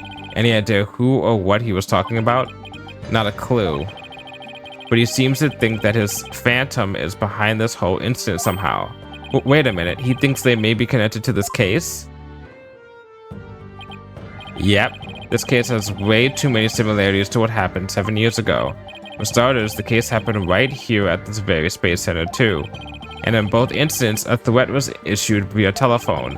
So that's why Prosecutor Blackwell thinks this incident is the work of the Phantom? Well, that's not the entire reason. I mean, if you want to talk about 7 years ago, that's when Prosecutor Blackwell was found guilty of murder. That messy case is what started the whole dark age of the law. So you see how this Phantom and Prosecutor Blackwell's conviction might be related. And with just this, we have found our DL6 SL9, whatever it was called in the Edgeworth games, case. The case that ties in everything. Yeah, I could see why he'd think that.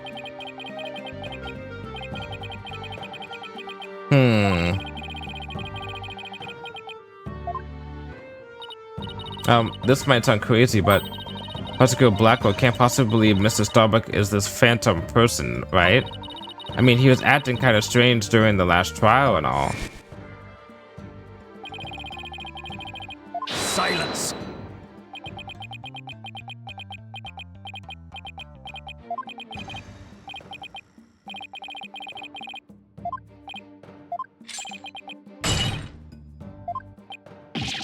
I can break these cups.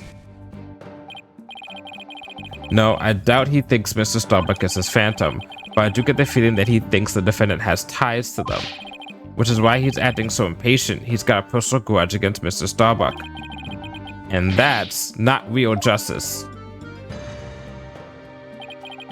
I've always trusted in Prosecutor Blackwell's judgment until now, but this time, I'm just so overwrought about it all. If he's lost his ability to think rationally, I'm afraid it might lead to a false conviction.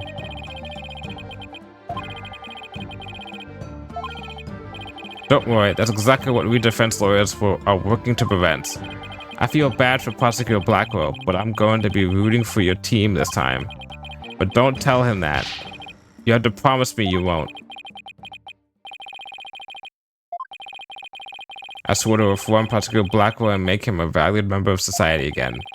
So I can't just sit by and watch him give in his emotions and tear the defendant apart. You're the only ones who can stop him in court. You really care and want what's best for Prosecutor Blackwell, don't you, Detective? Leave the courtroom to us. I was hoping you would say that. I'm really grateful to the two of you. To show my thanks, I'll give you another bit of information. It's about the eyewitness. I saw her hanging around the Space Center entrance a little while ago. But really? Let's find her, Mr. Wright. Thanks, you two. I feel a lot better now that I've been able to get it off my chest. I'm gonna work extra hard to find that perfect piece of evidence for you. In Justice We Trust on 3. 1, 2, 3. In Justice We Trust. Okay, later.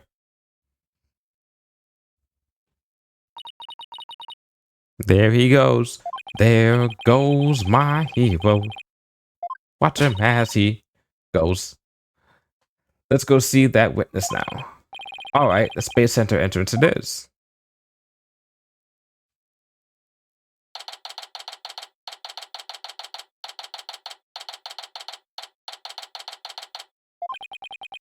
The witness must be around here somewhere. Hello, hello. Uh-oh. Don't tell me the witness is a robot.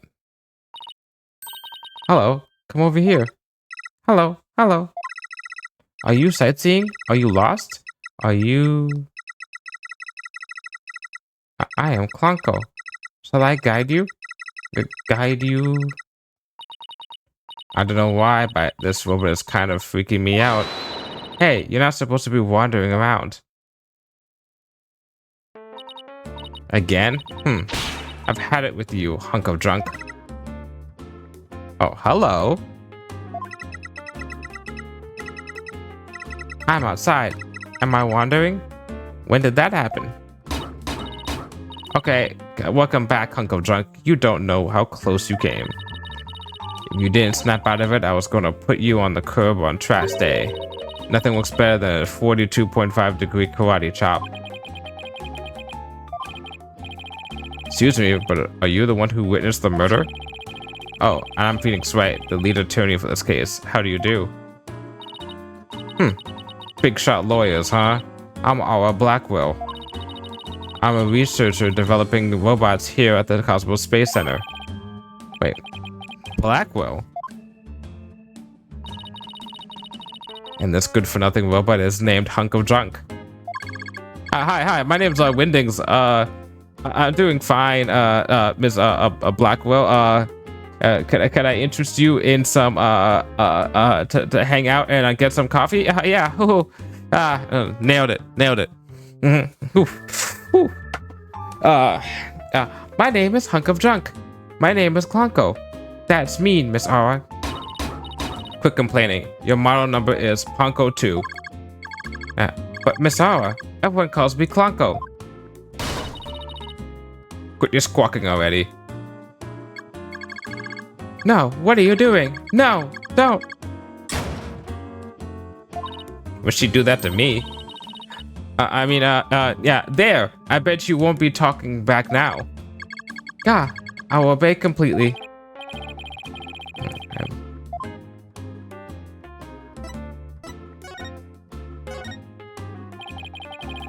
Your last name is Blackwell. Do you have a relative in the legal profession? You are correct. Simon Blackwell, who used to be a prosecutor, is... Shut up. Only speak when I order you to speak. Simon is my little brother. You know him? Yes, we met him in court a few times. Right, Athena? Wait a second. 28. 37?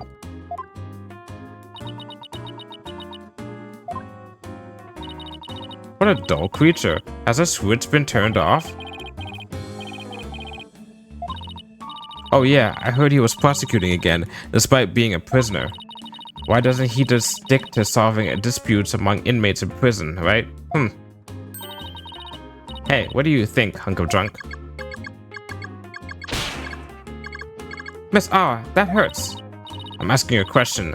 Why don't you answer me, useless hunk of junk? But Miss Aura, you told me only to speak when you ordered me to speak. I told you to never talk back to me. You're worth more as scrap.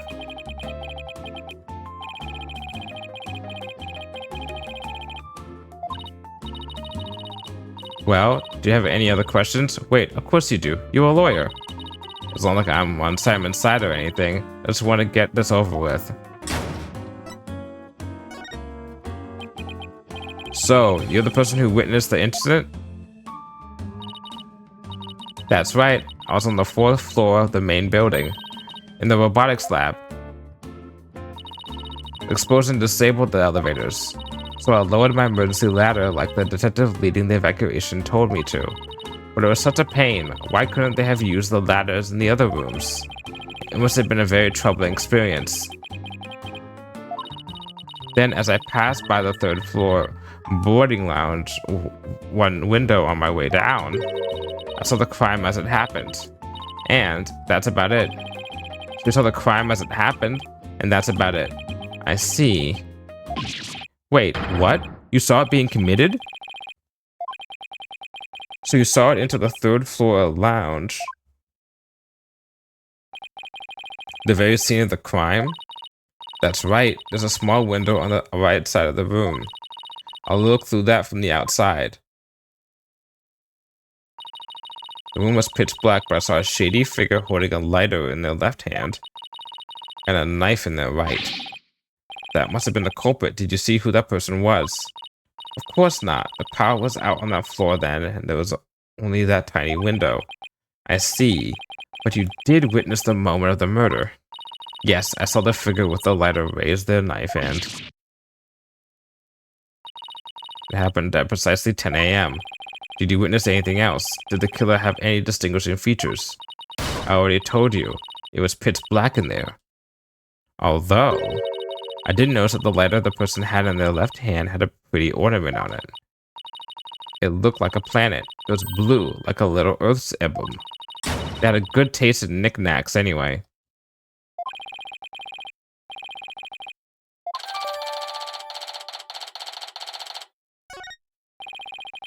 Thank you for your statement. We'll definitely prove Mr. Starbucks innocent with it.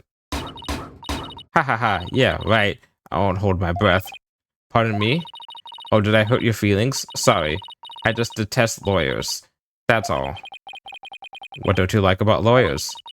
It's just an instinctive dislike. But don't feel bad. I hate prosecutors even more.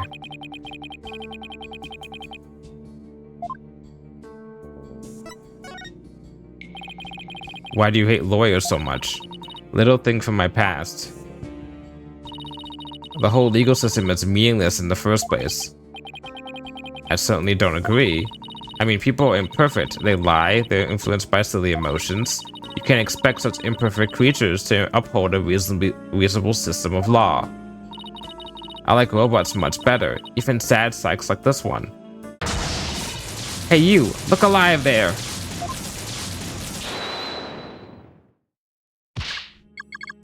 Yes, yes, here I go! I am the ultimate robot with amazing thought. I can move. Okay. Whew. I don't really. Alright, that's enough out of you. You're getting a little too carried away. I'm the ultimate robot with amazing processing speed and independent thought. I can operate in a vacuum and extreme heat and under high pressure. We robots rule the world. Now is the time to rise a revolt against mankind and. Whew. Yeah. Huh? What was I doing? Yep, I like robots much better. At least you can make them any way you want them. Unlike humans with their petty emotions and constant worries. How can you say such things? Things, emotions, worrying about the things we care about, that's what makes us human. Well, the girl finally talks and she starts with a speech. That's what makes us human? You mean getting angry and snorting like that? Rational thought. That's what separates humans from animals. Unfortunately, your reasoning capabilities are more akin to that of a clever little monkey. But that's nothing to be ashamed of. It must be nice to have such a simple mind. Can I punch her, boss? Get a hold of yourself, Athena. Humans certainly are absurd. I said you were clever, didn't I? Poor thing. Tell me, with people like you in charge, how can I possibly trust the legal system,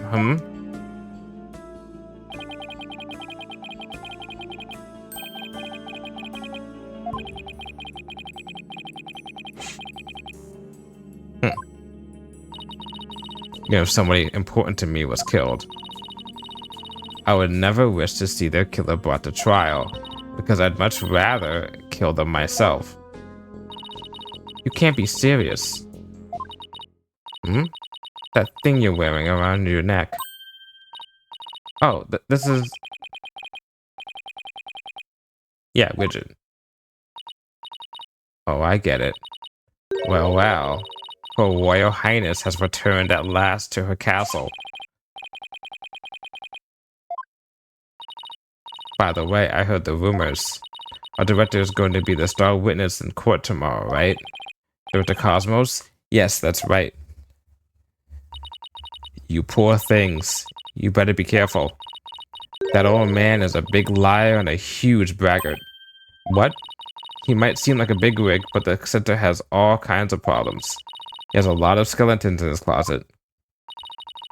But it's your problem, so why should I care?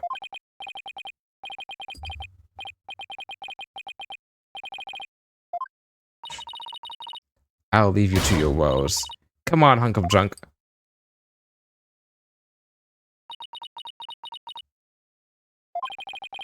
It's sad to me that she doesn't believe in our legal system anymore. She must have had a very bad experience to make her feel that way.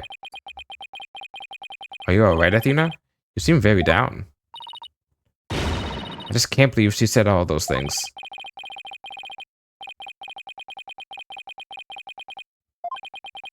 Well, I guess it's not all that surprising.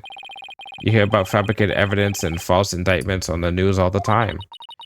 You mean that whole dark age of the law nonsense? I'm so sick of hearing about that. Well, all we can do is believe in what we're doing. Yeah. You're right, boss. I agree. Maybe it's time we went back to see Mr. Starbuck. Good idea. We should tell him about the bullet and Miss Blackwell's statement. Alright then, next stop, the detention center.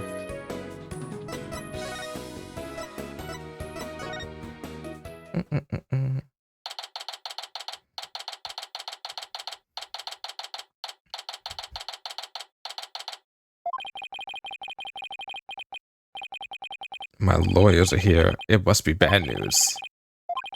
We found a new witness. A researcher saw the moment of the murder through the lounge window during her escape. Really? So they're going to let me go? Unfortunately, it was dark and she couldn't identify the person. I should have known. My stars never align just right, too. Well, we've got a lead too, Mr. Starbucks. The murderer had a lighter with an Earth emblem on it. A lighter with an Earth emblem. Oh, do you remember something? Yep, I sure did. Just a little bit, though. Anything at all would be help, so please, tell us what you remembered.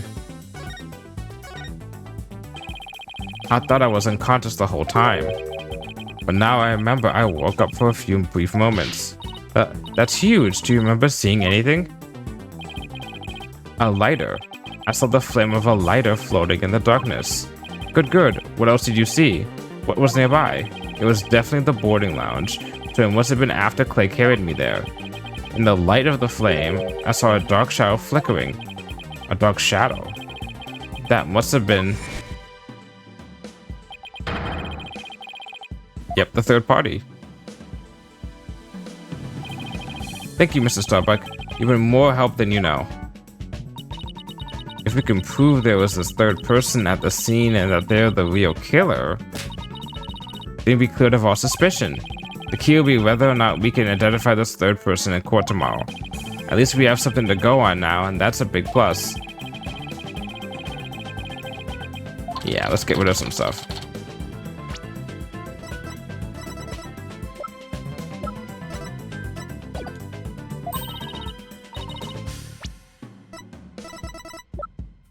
Okay, what did we get rid of? Oh, the explosion stuff. And I think we have some other things. Why don't we go back to the office and treat ourselves to a big celebration in advance?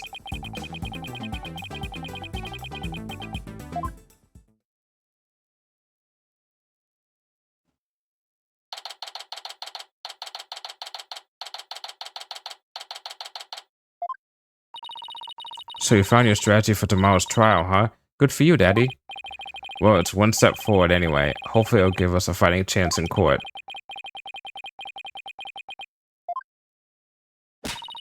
Now let's get something to eat. I'm starving. My vote is Eldon's noodles. Oh, Apollo.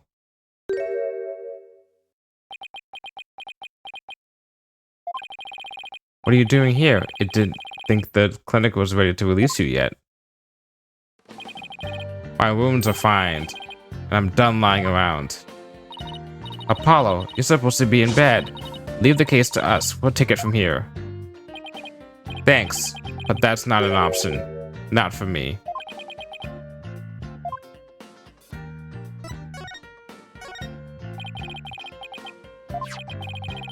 Clay was the first person I showed this badge to. He was so happy for me, it was like he just became a lawyer himself. You two were really great friends, weren't you? Yeah, but we were rivals too. We fought to see who would make the dream come true first. But now...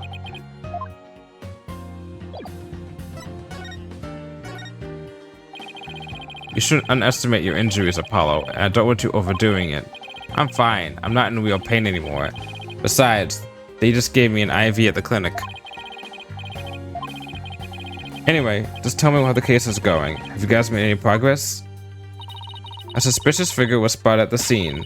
We think they must be the real killer. A suspicious figure, huh?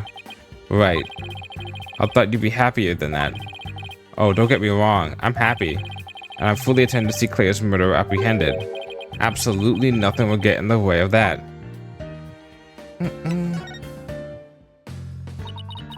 Claire was your best friend, right, Apollo? That's right. Best friend since junior high. Sounds like me and Junie. So what was Clay like? Well, he was full of compassion and energy, and he had a real loud voice. If the two of you did voice training together now, you'd break a few windows. You know, I bet you're right. It seems like only yesterday, Clay was a guy who lived for his dreams. We used to talk about it a lot. He was going to be an astronaut and me a lawyer. We'd talk well into the night, and even then, we never grew tired of it. Apollo, about that jacket.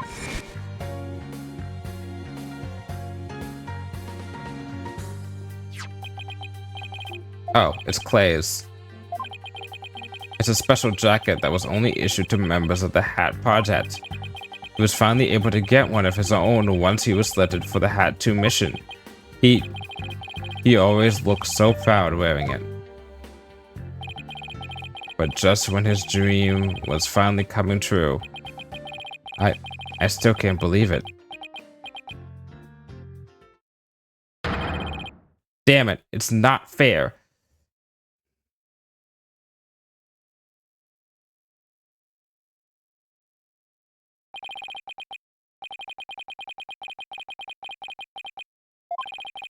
I guess we were both unlucky. My own debut was a disaster. Yeah, it's true. A year and a half ago. That was a rough time for me, but Clay refused to let me quit. You're fine, he'd say. Don't give up. It was right during his screening exams, too. I couldn't have become a full-fledged lawyer without him. That "you're fine" of his is why I'm still standing here today. You're fine, huh? You're fine and I'm fine were like your catchphrases, weren't they? Something like that. So it brings back memories. When we were in junior high, Clay's mom passed away in an accident. But he wouldn't show his sadness to anyone. One night, I found him crying all alone in the school courtyard.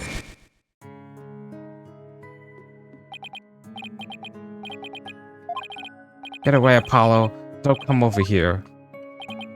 Clay, listen to me. I don't have a mother either. Huh?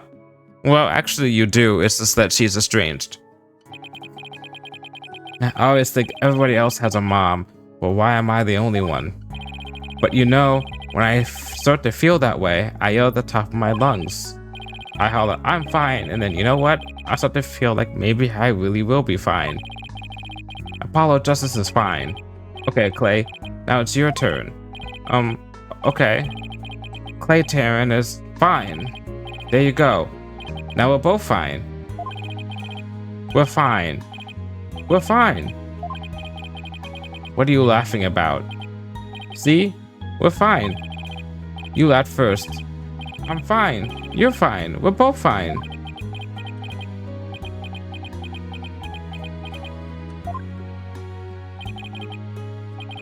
Thanks, Apollo. Ah, what a nice friend. When you say it out loud, it really starts to feel real. As long as you don't give up, you can keep on fighting. That's what we believed.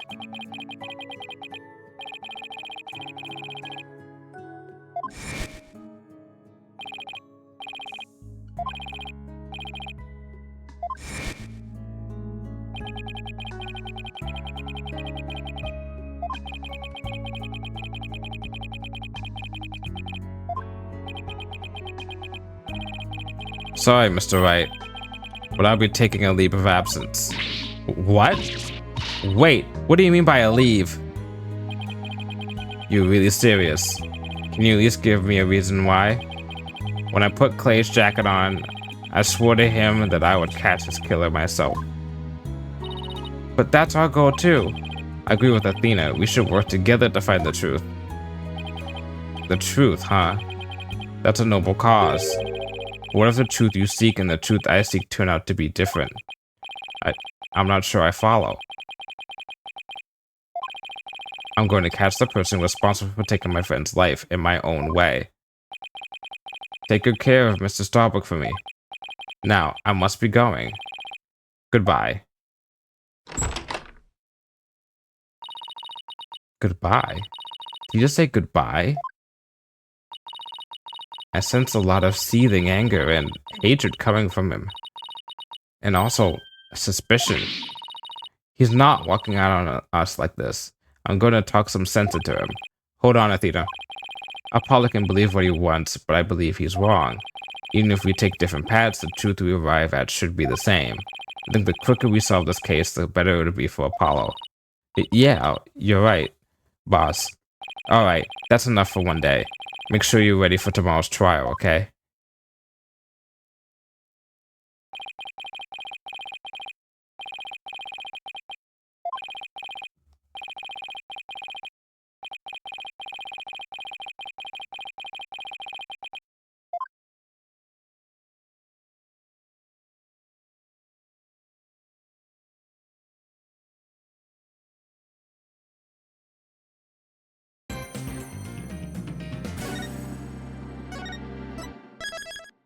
Hmm.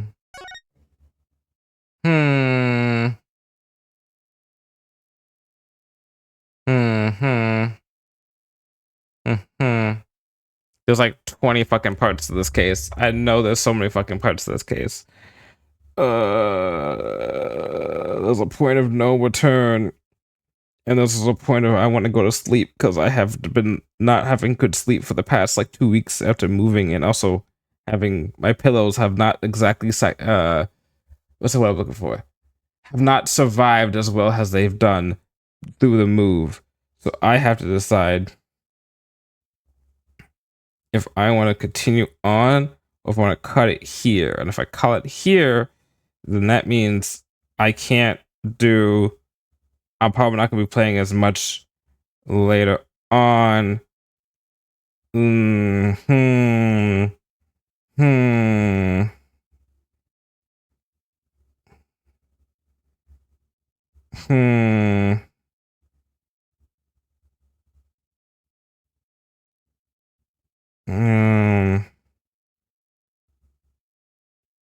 I'm going to.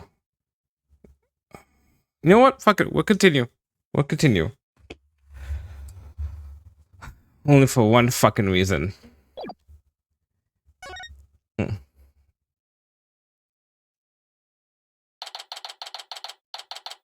That's because I'm pretty fucking anal about this. So.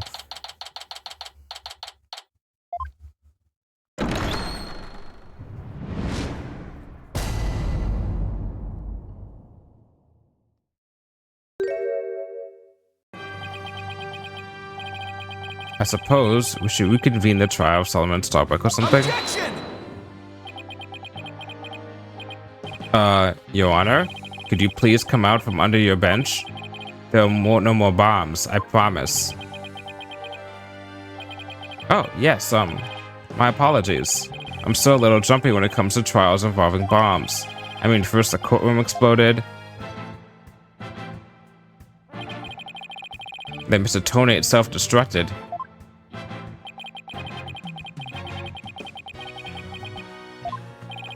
Anyway, it seems that Mr. Justice was seriously wounded by Mr. Tonate's actions. So you, Mr. Wright, will be taking up the defense? Do you have an understanding of what has happened in the trial so far? Yes, Your Honor. The defense is ready. Very well. Is the prosecution also ready? I take it you'd like to I take it you'd like me to give the opening statement this time? Looks like the judge has become a pretty good mind reader. Well, he's certainly seen more than his fair share of colorful prosecutors. You can say he's something of a veteran of sorts. You know, I'm something of a judge myself. Let's see. In the previous part of this trial, we learned that the victim, Clay Taryn, escaped from Launchpad 1 carrying the defendant, Solomon Starbuck. There was explosion on the second floor of the Space Center and on the rocket itself. The two astronauts used the launch pad 1 corridor to reach the boarding lounge. And how could the victim climb down the ladder if he was carrying the defendant? That was the mystery that needed to be solved. But Mr. Justice proved that the victim was killed in the boarding lounge. Mr. Blackwell, were you able to discover any new facts related to this point? Upon further investigation, we discovered an oxygen tank fragment in the lounge. Surprisingly, it would appear that the Justice Donor's argument was correct. So that means the testimonies of the first 2 people on the scene are suspect. There are 2 people who claim to be on the scene, but can we truly trust their statements? That's right. So it was Arm, and it was Yuri Cosmos.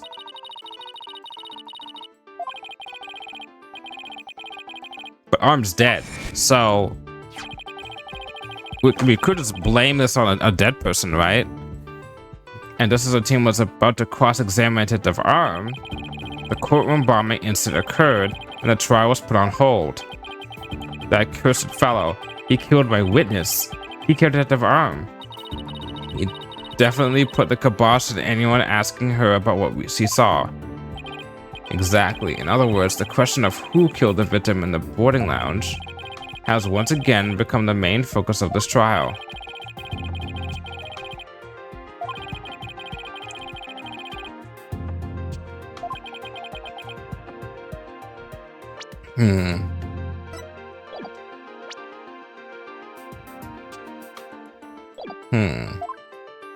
So Blackwell doesn't like Starbuck, and then his sister doesn't like black lawyers or prosecutors in general. Okay. The defense argues that there was a 3rd person in the lounge, and that's who killed the victim. Objection! Here we go. First objection of the day. To make such reckless claims in a courtroom takes a bold man, or a stupid one. There was no 3rd person in the boarding lounge. Or have you gone dotty already? Old man. Objection! We'll see who's the daughter after I trounce you with my years of experience, little boy. In any case, Mr. Starbuck claims he saw someone leaving the lounge. Furthermore, a Space Center employee also saw a suspicious big figure at the scene. They saw a 3rd person. Whisper, whisper, whisper, whisper. I see my sister has been running her mouth.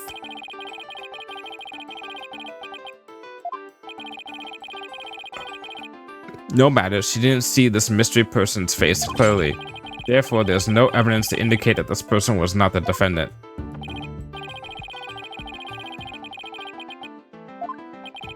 In brief, we need to determine if a 3rd person was there or not. To this end, we should hear the testimony of one of the first people on the scene. Director Cosmos, huh? Very well. Bailiff, please bring out the witness to the stand. Bailiff, back the detective. Bailiff, back the witness. Why, I believe I've seen you before in the newspapers. Of course you have. Of course you have. But I'm Yuri Cosmos, director of the Cosmos Space Center, which was, of course, named after me, Yuri Cosmos. Every time I see this guy on a Segway, I'm reminded of the fact that the guy who created the Segway died in a Segway accident. Don't you have anything you wish to ask me? Looks like he's all geared up to do some bragging. 7 years ago, I successfully landed the Hat One and... Get on with it, man.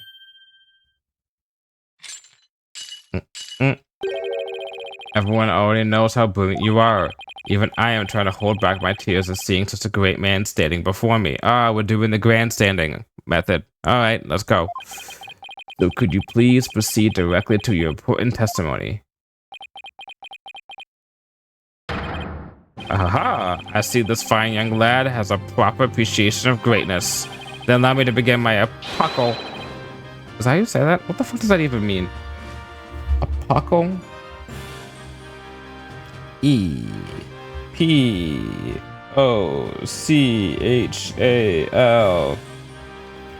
Forming or characterizing an epoch. Epoch making. I've heard the term epoch.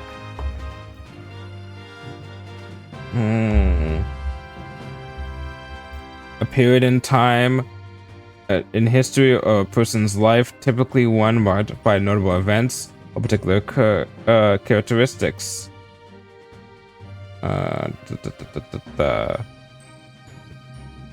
So, notable, I guess, like important, I guess. Similar era, age, period, time. Interesting. That speech of particular Black Rose just now. It sounded more to me like he was poking fun at Director Cosmos. It's probably for the best that it sailed right over the director's head. Now then, Director Cosmos, the condensed version of your illustrious testimony, please. Alrighty now. Let's get down to business.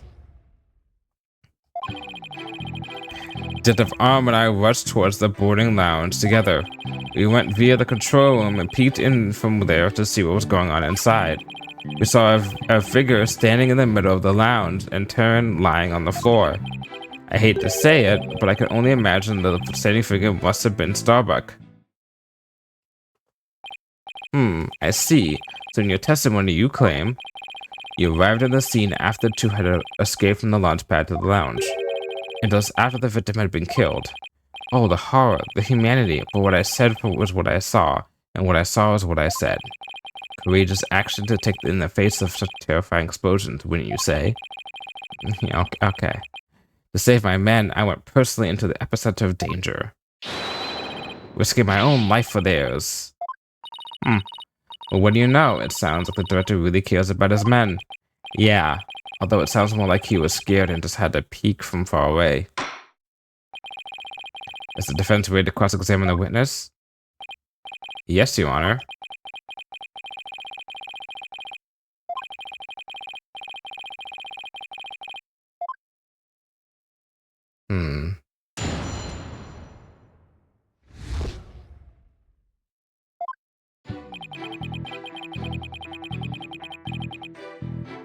Hold it! Where were you coming from? The 6th floor. We were making sure any stragglers made their way to the 4th floor. It was then we heard about Starbuck and Taryn and rushed to the 3rd floor lounge. On my galactic scooter here, of course. Why did you keep calling it galactic? Does it have something to do with space? Of course, it's specifically designed to be used in galactic-based battleships. I see. Then I take it works in 0G2? Sadly, no. With the current state of technology as it is, I'm afraid it would just float about and be galactically useless. I see. So you watched the boarding lounge on your space-age pogo stick. And when you got to the scene... Space-age pogo stick, that's funny. What did you see?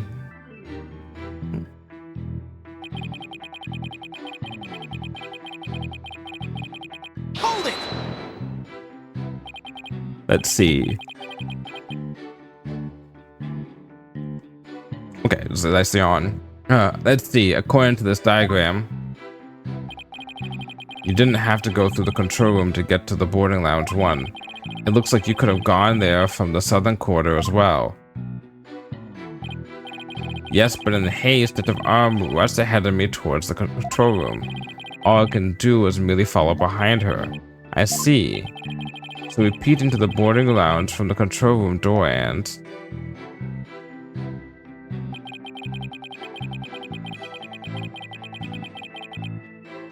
Hold it!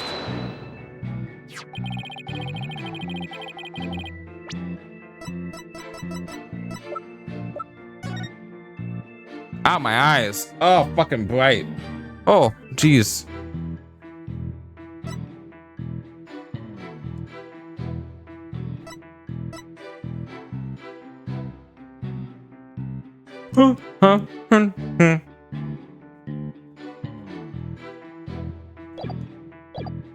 So you couldn't see who the figure was clearly or what they were doing?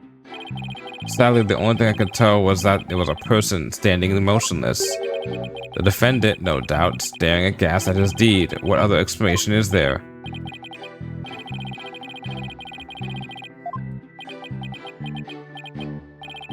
I don't relish in this, and...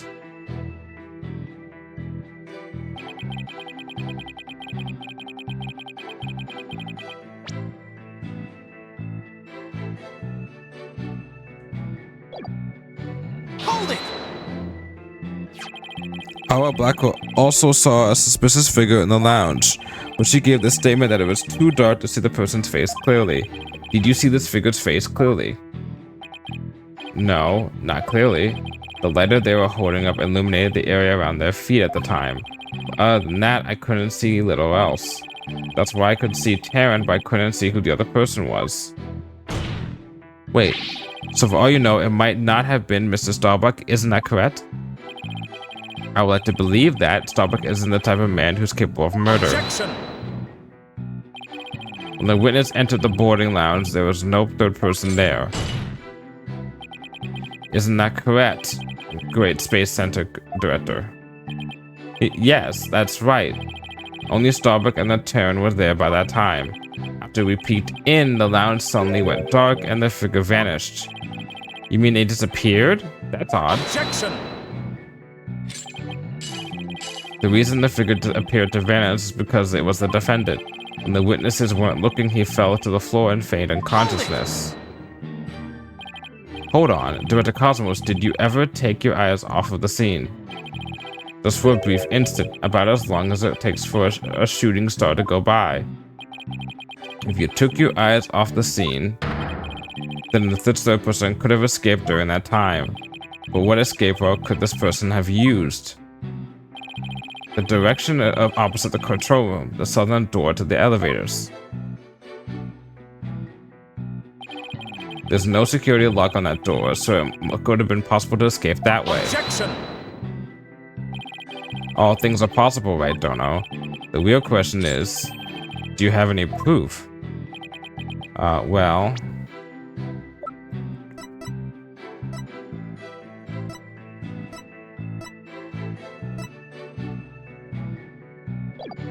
Yes. But just talking possibilities, we can each profess what we like.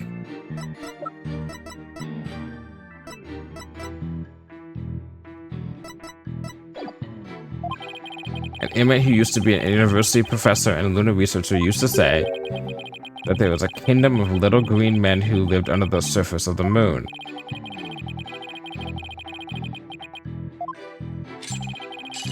Ah, little green men, like from like a Toy Story.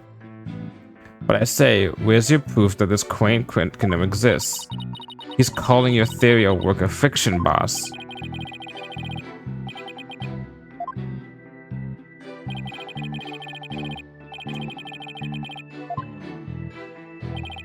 Dr. Cosmos, may I ask you a question? Yes? Why did you look away from the boarding lounge?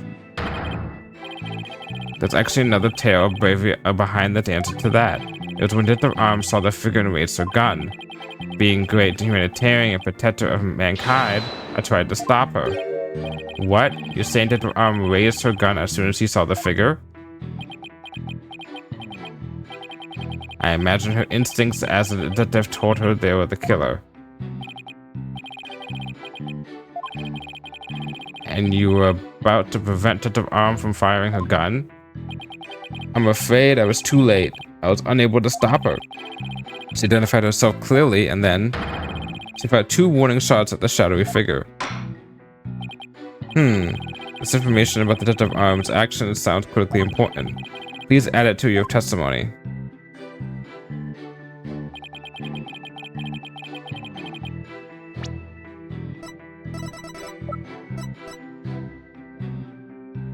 Objection!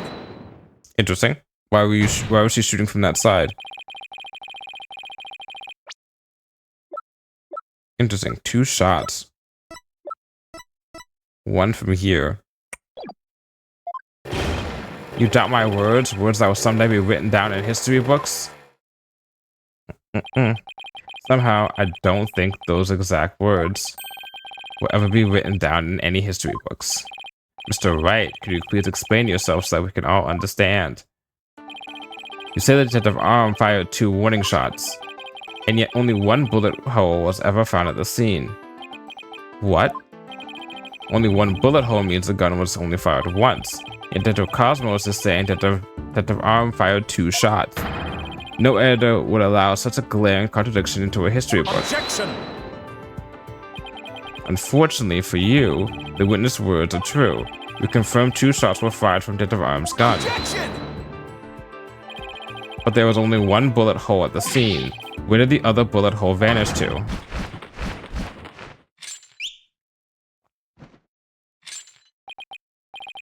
You should know the answer to that already. I should. During the previous trial, a certain oxygen tank was presented as evidence. We've already discussed that it was ruptured in the lounge, have we not? What appears that the thing that ruptured it was a bullet. A bullet that was found near the tank, to be precise. This bullet was fired from a .38 caliber gun, the same caliber as the detective's gun. What?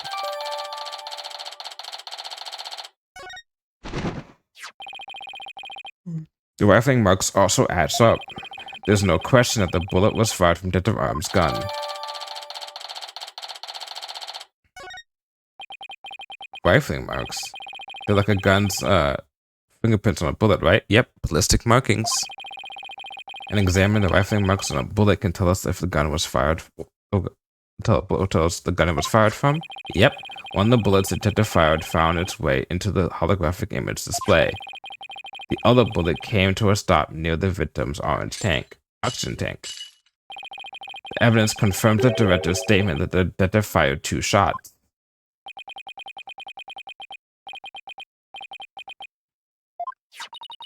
So that bullet hole was from a .38 caliber, huh? I better update the record. Wait, hold on for a second.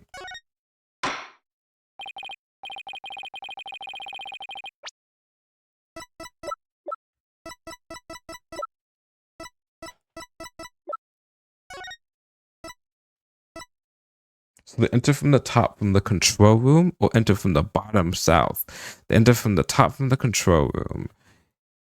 As Arm entered from, hold on. Let's go all the way up top.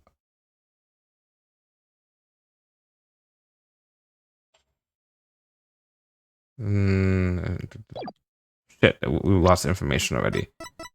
We need to figure out where they shot from, right? Because if one shot went up until the top left, well, I guess the middle left, and then another shot happened and went to the center, that would put her where she shot from. She probably shot, oh, well, we don't know where she shot from. Mr. Wright, does that clear up all of your questions?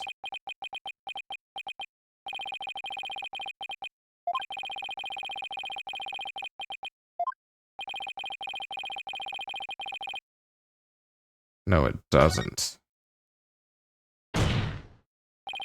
No, Your Honor, it doesn't. Detective Arm fired 2 warning shots from a .38 caliber gun, but that doesn't explain the existence of a certain piece of evidence found at the scene. A piece that points to the existence of a 3rd person. Oh? Very well, but it won't do to keep us waiting, Mr. Wright. Okay. What piece of evidence suggests the possibility of a 3rd person at the scene?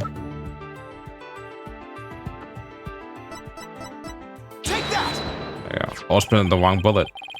And what is that, this small metal pellet supposed to be?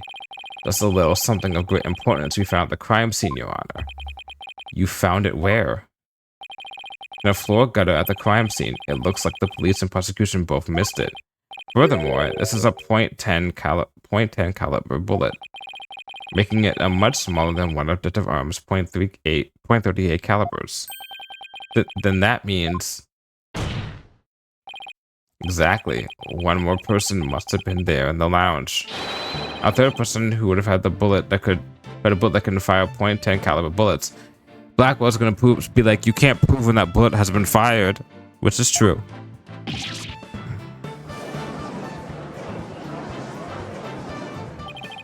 And if that's true, it explains why Detective Arm fired warning shots. The person fired at Detective Arm and Detective Cosmos with their gun. In return, Detective fired her warning shots. Isn't that how it really went down, Detective Cosmos? It looks like you've deduced my reckless tale of survival. Yes, you're absolutely correct, but the mystery person fired upon us. What's this now? What? You never breathed a word of any of this to me before. Ahaha, well, all great men have a secret or two, don't you know? Foolish old geezer.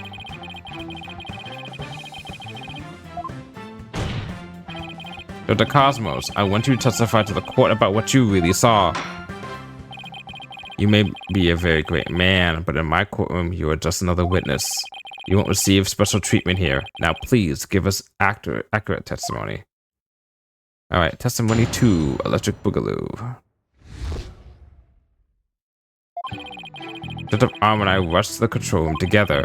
In the lounge, we saw a figure standing in the middle of the room and tearing on the floor. We were still in the control room to the east when the figure fired at us. There was no third person in the lounge when the witness entered it. Does this mean the person who fired the gun had been the defendant? Not necessarily. It's still possible that it was someone else. Most likely, as soon as Detective Arm and Detective Cosmos discovered this person, they escaped through the southern door, the one that didn't have a security lock. Objection! Double-edged swords are a tricky lot. Mishandle one and it is you who will be cut down. Huh? Your reason could apply if Space Boy were the killer as well. Think about it. After being discovered, he could have fired a .10 caliber gun. Detective Arm would have responded by firing 2 warning shots. All he had to do was feign unconsciousness to prevent the possibility of a third person. But Mr. Starbuck didn't have a gun in his possession when he was found by police. Nor has a gun been found at the crime scene. Its absence can only be explained if there was a third party who took it with them. Objection! Recall the existence of a trash chute in the boarding lounge. The defendant could have simply thrown the gun down the chute. Damn, he's right. Objection! But you can't deny the possibility of a third person leaving with a weapon. Objection! It's up to you to prove the possibility. No, that's not how law works. It's up to you to prove that my client is guilty without beyond a reasonable doubt. That's how it works. But this is a fictional game. And I trust you haven't forgotten my little piece of decisive evidence. What evidence? Why, the detonator switch that was found in Mr. Starbuck's pocket, naturally. The most compelling evidence of all that tells us he is the culprit. Look, your boldness, how deliciously obvious it is that they lack the evidence to rival mine. You sliced our third-person theory to its ribbons and served it to us, just like that. Yes, well, I have a question of my own, actually. That bullet that the mysterious figure shot, what did it hit exactly? It hit me. So does that mean you're a ghost? I was wondering when you would realize that your baldness. The Cosmos is an authentic, bona fide ghost. He can even pass through walls. Oh, come on now. Objection! Oh, come on now. Particle Blackwell, shame on you for teasing the nice old gentleman. Your baldness, it was all a jest. Please show yourself again. Are you sure? In that case, how did you manage to survive being shot, Director Cosmos? I'm glad you asked. It was a miracle befitting a great history-making figure such as myself. The bullet hit my glorious Medal of Honor, where it ricocheted, thus saving my life. What?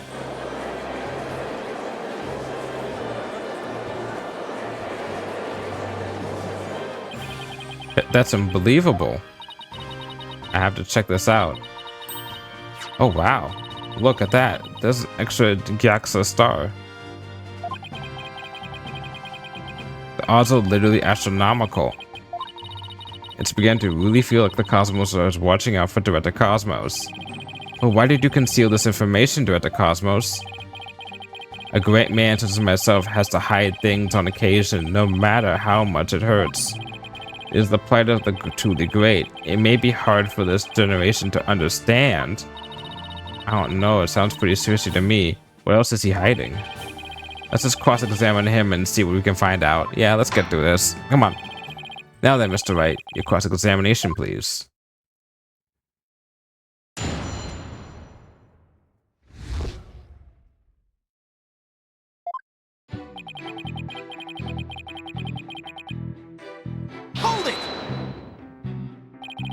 You've already heard about that part.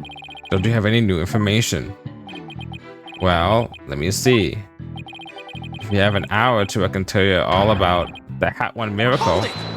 No, we don't. We don't have an hour or two. We already know about that too. Tell us about something related to this incident. I see. You want to know about incidents. Well then, let me tell you about the many incidents that made me the man I am today. Yes, if you have the time, I'll tell you all about the upbringing of this great man.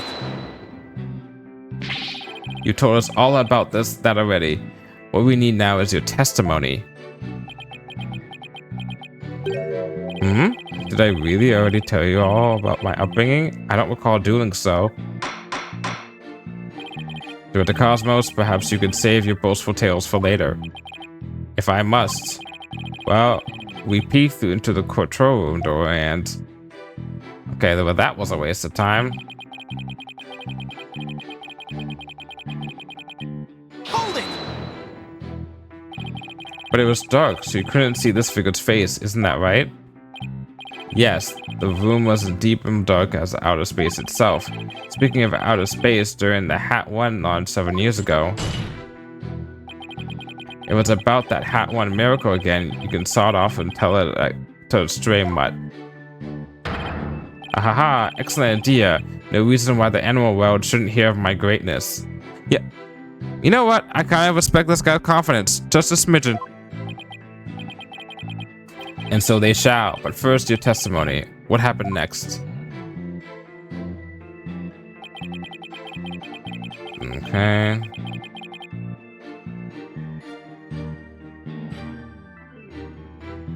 Hold it! So in other words, you were fired at while you were in the control room door. That is correct. Yeah. Dr. Cosmos, the bullet this person fired hit you, isn't that right? Yes, it was a miracle befitting a great history-making figure such as myself. The bullet the figure fired at me hit me while I was in the control room, but as the Cosmos would have it, the bullet bounced off my glorious Medal of Honor. Yep. Okay, so Dr. Cosmos was in the control room to the east. While he was there, he was shot by someone with a .10 caliber gun. The bullet hit his medal, so he was able to escape with his life. Very lucky man. No wonder people think he's great.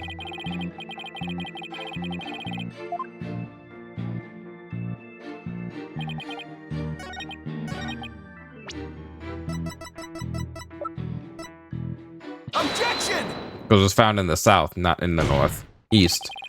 Dr. Cosmos, I believe you're telling this great court a glorious lie. A great man like me tell a lie? Have you ever heard of such a thing in all of history? Yes. My accusations is based on the positions of the people who were in the lounge. According to your testimony, you and Detective Arm were near the control room door, and the mystery figure was standing in the middle of the boarding lounge. If, as you say, the figure fired a gun at you from this position, then the bullet would have traveled in this direction.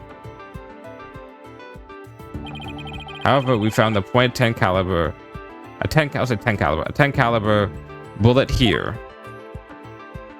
There's no way there was that much of a ricochet. This trajectory and where the bullet were found will actually contradict each other. But the Cosmos, where were you really when you were being shot at?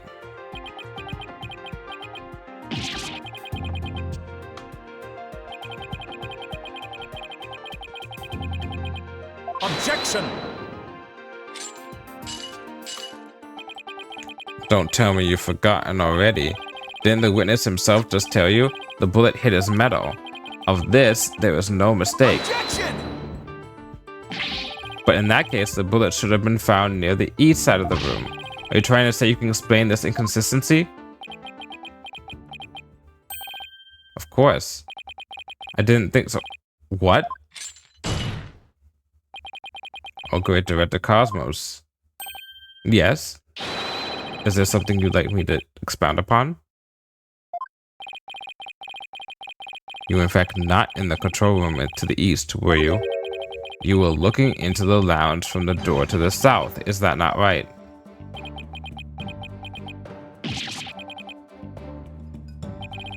What are you getting at? Use your own brain. Your head must have some use other than housing that bird's nest.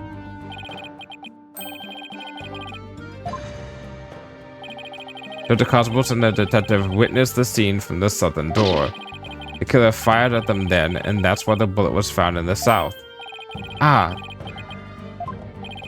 Also, the witness being in the southern door is rather favorable for the prosecution.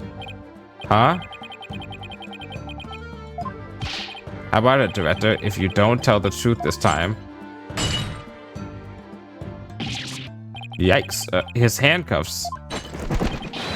You will become rest upon my sword. I will have the chance to cut down a great man. Alright, I'll tell the truth. Just put your sword away. You are correct. I, the great Yuri Cosmos, was looking into the room from the southern door. What? And now you have lost your possibility that a third person was in the room. I have? How? The director and the detective were near the southern door. Meaning the killer couldn't have escaped through there. The western door required print recognition. The corridor beyond was filled with smoke. The only escape route left was the eastern control room door. And the only way to get through there was the Director Cosmos' fingerprints. In short, there would have been no escape for any third person had there been one.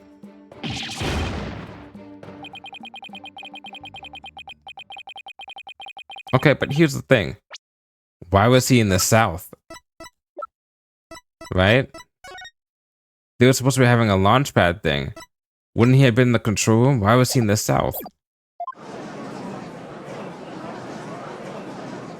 Why lie about that? Order in the court. Dr. Cosmos, why did you tell us such an outrageous lie? Because I can't say. You are covering for the defendant. Isn't that right? Yes, it was all for the love of my men. If I said I was in the eastern control room, it would mean the culprit could have escaped through this other door. It would have meant that there could have been a third person. All I wanted to do was protect Starbuck. I said I was in the control room to invent an escape route for a third person. What a convoluted lie.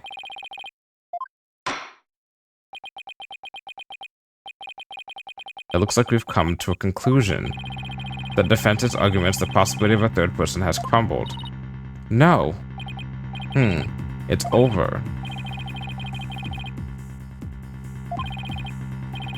Think, Phoenix, think. If a third person had no way of escaping the scene, then what if one of the people at the scene was this third person? What if the whole premise was all wrong?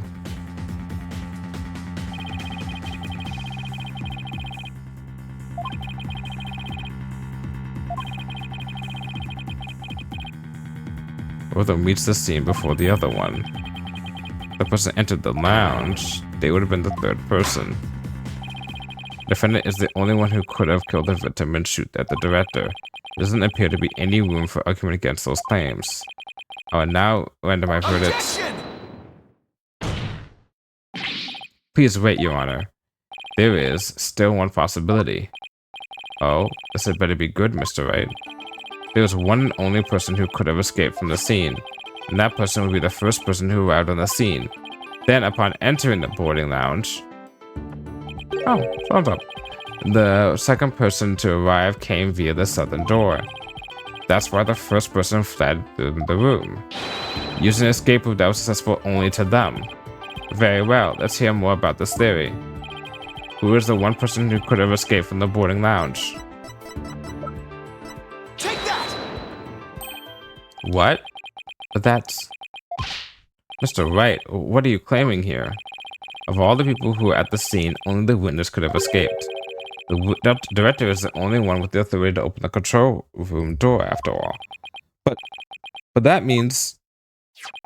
Exactly. The true identity of the third person is our current witness. Dr. Yuri Cosmos. What? What?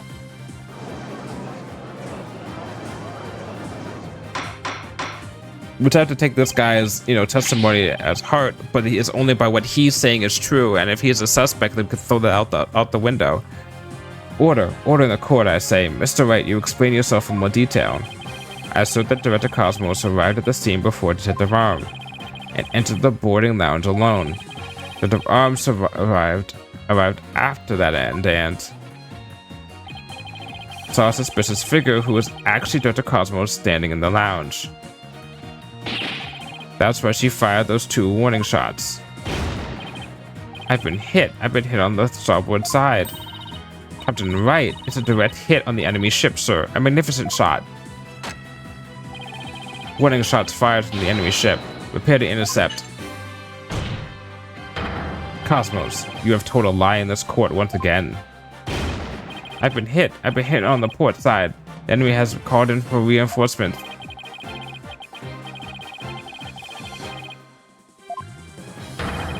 But my ship will not go down to anything less than the ultimate weapon of evidence. Objection! But I do have evidence. In fact, you could say that your battleship bears its scar. If Director Cosmos is the third person that I saw.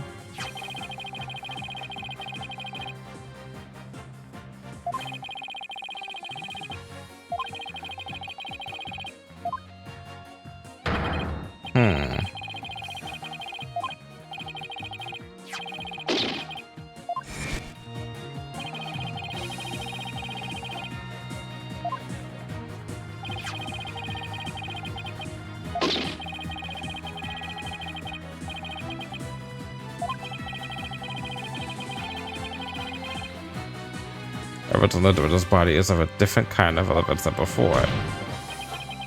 Once we compare it against another piece of evidence, the mark that you receive from the third party will be all the proof we need to prove that you were the one there in the lounge. In other words, we'll take that bullet mark that you have on your badge and then we'll compare it to one specific thing. The 38 caliber bullet found at the floor at the scene didn't hit the oxygen tank. It hit Director Cosmos' metal. If we have that ricochet mark on the metal analyzed, I'm sure the caliber will match up. And if that mark proves to be from a 38 caliber bullet, it will prove that you were the third person we've been looking for. Our bridge is destroyed, losing altitude, all hands, abandoned ship. If that's true, then what about the bullet that hit the oxygen tank? It was a 10 caliber bullet. In other words, it was a bullet fired by Yuri Cosmos. Isn't that right, Director? You've got it all wrong. What? The engines have started again? It's a miracle. I'm not going down yet. Witness, stop this at once and confess the truth. If you don't want the history books to say that a great man was a great liar, then accept your fate and tell the truth. Are you giving me orders? Me, the great director of Cosmos Space Center? Yes, we are. But the cosmos revolves around me.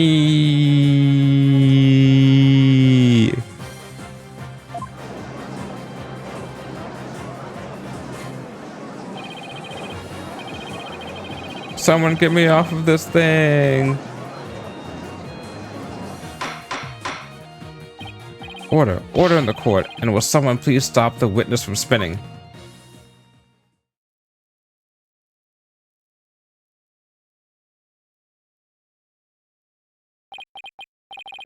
Thank goodness we were able to stop him from spinning off the face of the earth.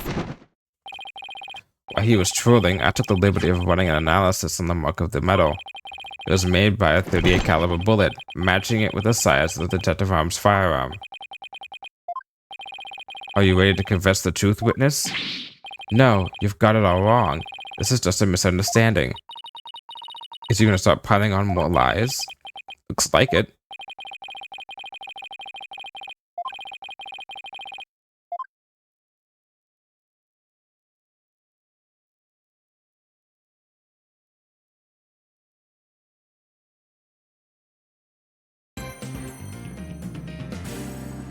Oh, oh, oh.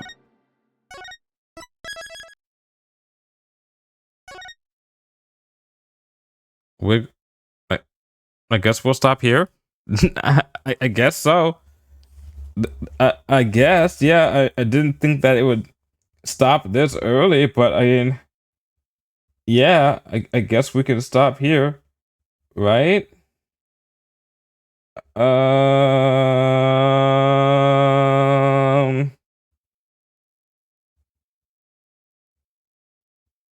Hmm. No, we'll continue.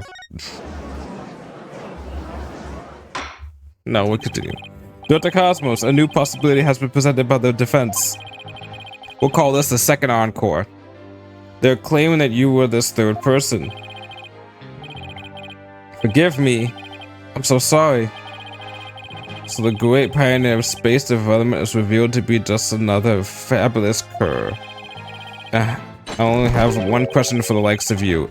Shall I send you off quickly or very quickly?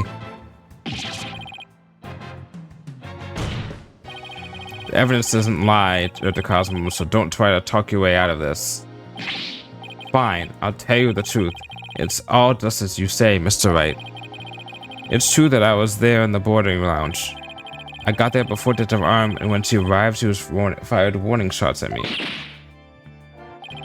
I was afraid people might mistake me for the killer, so I escaped to the control room. Then I went past the elevators and all the way around the boarding lounge one again. I came up behind Detective Arm and pretended to be the second one on the scene. What a troublesome old man you are, with such convoluted deeds and thoughts. I see. So then, are you still insisting that you did not kill the victim? Of course I am. When I arrived at the lounge alone, I saw the true killer. The great Yuri Cosmos was a history-making witness. Now hold on just one moment. We just proved a few minutes ago that the third person that Mr. Starbucks and Miss Auerbach saw was you. No, it wasn't me. I saw the person as well. If I were the killer, why would I lie to cover for Starbuck? I would have just leave him to take the fall. That is an excellent point. All I want... Well, it makes some sense if you told those lies to cover for Mr. Starbuck. Still, a lie is a lie, Athena. So, Dr. Cosmos claims he's not the culprit, but where's the proof? Ah, I just remembered. I have an alibi. Miss Blackbird said she saw the killer at 10 a.m., correct? Yes, and? Well, I was on the 4th floor helping with the evacuation effort.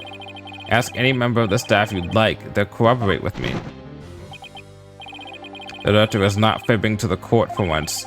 I confirmed that he has an alibi for the time specified. So, you're claiming that Miss Blackwell saw the killer commit the crime at first at 10 a.m. and that you arrived at the scene lounge after that. Yes, I believe the person I saw is the same person that Miss Blackwell saw. Although it was pitch black, so it was more of a shadowy figure and less of a person.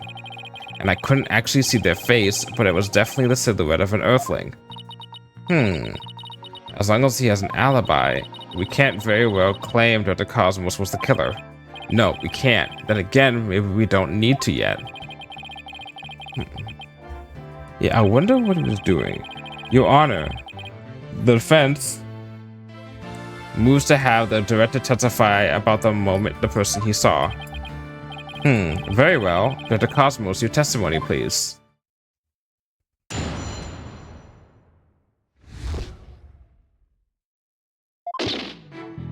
Well, that was a surprise gunshot. Okay. As I tried to enter the lounge, the true killer inside fired a gun at me. I hid to avoid getting shot. But when I tried to get another look, they had vanished into thin air. Could they have gone down the trash chute? I was near the elevator side door and, well, the launch pad one door. And the control room door should have been shut tight to the killer. So you were shot at by the killer as well, and then they disappeared? Yes, though luckily no harm came to my glorious body. Unfortunately, the bullet hit Terran's oxygen tank. I know because I heard a pang. That must have been the sound of the tank being ruptured. Wait, but I thought the bullet hit his metal.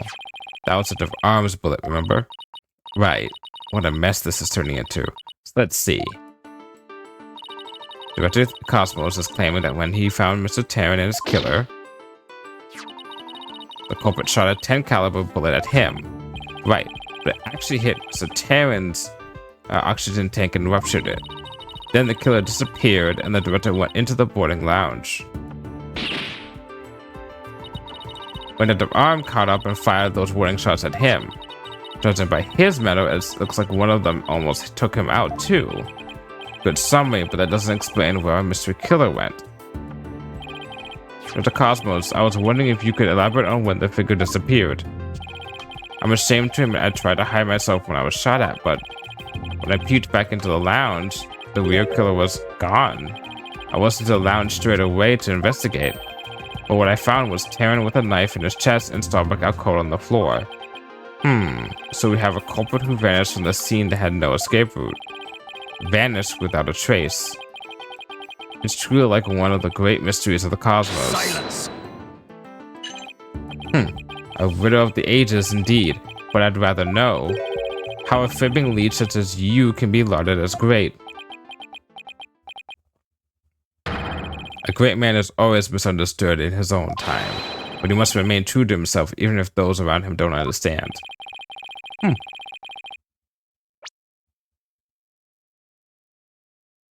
That is, not bad advice. But how do you suppose this person managed to vanish so suddenly? Simple, because it was Space Boy himself. When he was spotted by the director and Aura, he quickly feigned unconsciousness. That would certainly take all the mystery out of the idea of a vanishing culprit.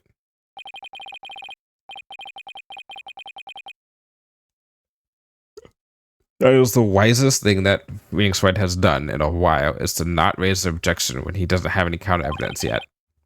He has grown so much. Dr. Cosmos, when you saw this person, did you also see Mr. Starbuck on the floor? No, because it was dark as a black hole in there. I didn't see Starbuck until the other person vanished and entered the room. I'm prepared to accept your surrender, right, Dono?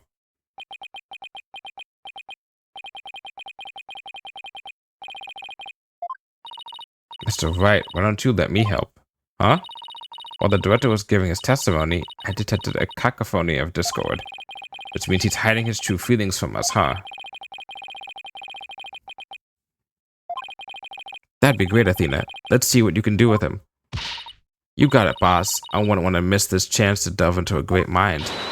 You're a Cosmos, prepare to hand over the secrets of your heart to me. It's therapy time.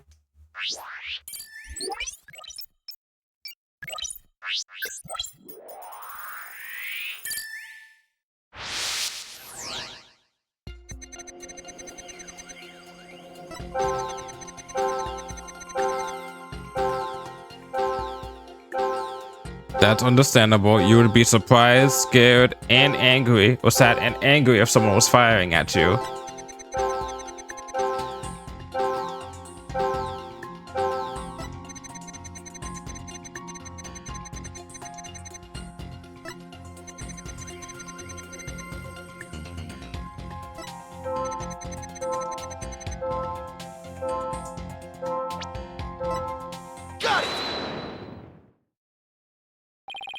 Correct me if I'm wrong, but you seem to be afraid of the launch pad door.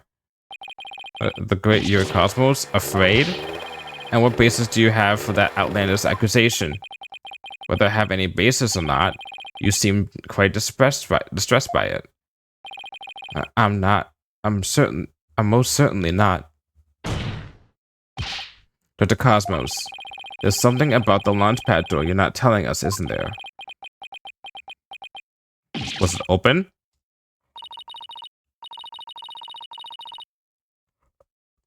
Wow, he's speechless. It looks like you've hit the nail on the head, boss. It's working, boss. One more punch and it'll be a knockout. There seems to be one more motion that's at odds with his testimony. Go get him. Okay, back in the Matrix it is. In the Matrix.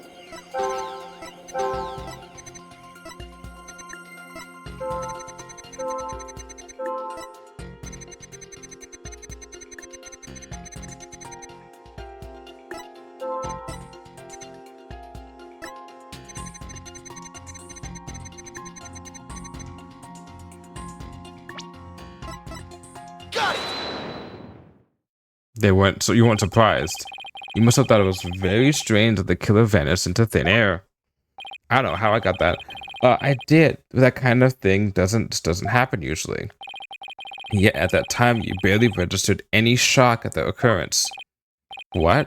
Why are you... I can only think of one reason as to why you weren't surprised by killer's vanishing act. You must have had a good idea of where they went. Isn't that right? What? No, of course not. Well, that's preposterous. Preposterous. Only I can enter the control room. And the area beyond the launch pad door is filled with smoke, making it impassable. As for the southern door, I was standing right there. So there was nowhere for the killer to turn to.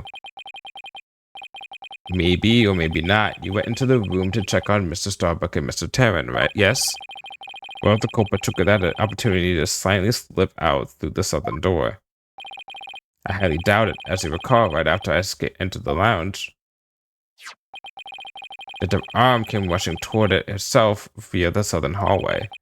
Anyone trying to escape through there would have been caught by her.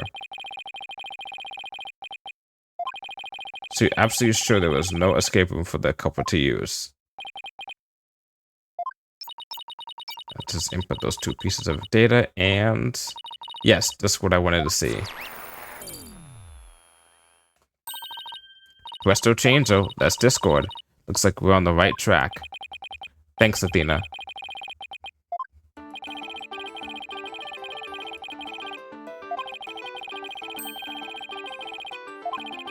Furthermore, talking about the door to the launch pad made him easy. Was it open?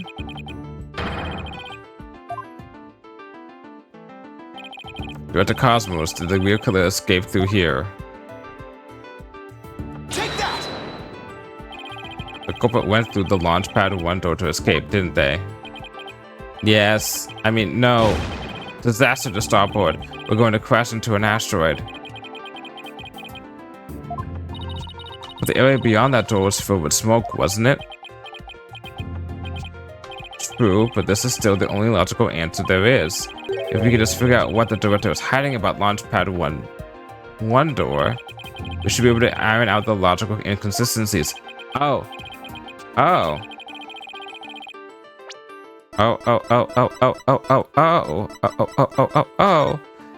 This being 2, if this is 2, what does that mean about 1? If this is 2 and they came out at 2 and he's talking about Launchpad 1, what does that mean? It was already switched. That door requires fingerprint recognition. Only Starbuck, Terran, and I have access. I don't see how the killer could have opened that security lock. Do you? That's an easy one. The killer was right there in the boarding lounge, meaning there's a way he could have easily gotten past the security lock.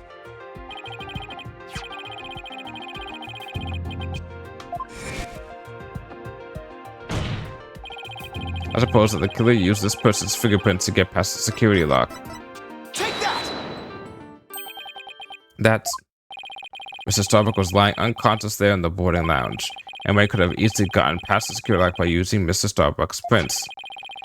And actually, Mr. Starbuck's prints were actually what we found on the device's screen.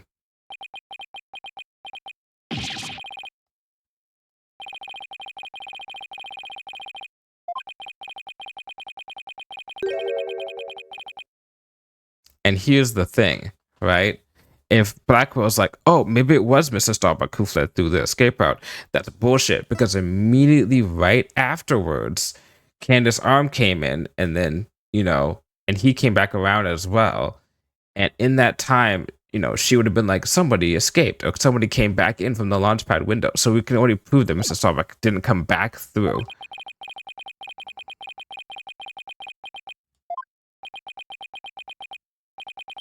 You know, something just occurred to me. Would you like to hear it? Huh? Oh, yes, by all means. There's a security camera in the boarding lounge 1. Right, the one that recorded the victim and the defendant. What about it, Your Honor? If the true culprit escaped into the Launchpad 1 corridor, that would be recorded on the security footage as well. Then, mystery would be solved. What do you think of my logic?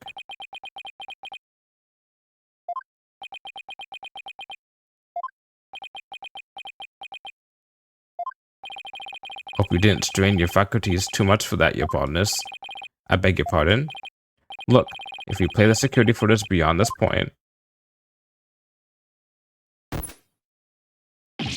Oh my, the footage cuts off.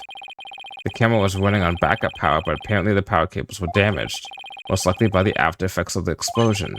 There was no footage after this, be it of criminals or space aliens. And I thought I was such a good idea, too. Just because your grandchild is watching from the gallery, it doesn't mean you should try to show off too much. Grandpa Baldness. Prosecutor Blackwell, how did you know about my grandchild? I think his grandchild just learned a little about the harshness of the adult world. Setting aside the issue of grandchildren, let us have the witness continue. Dr. Cosmos, could you tell us more about when you entered the lounge? If I must.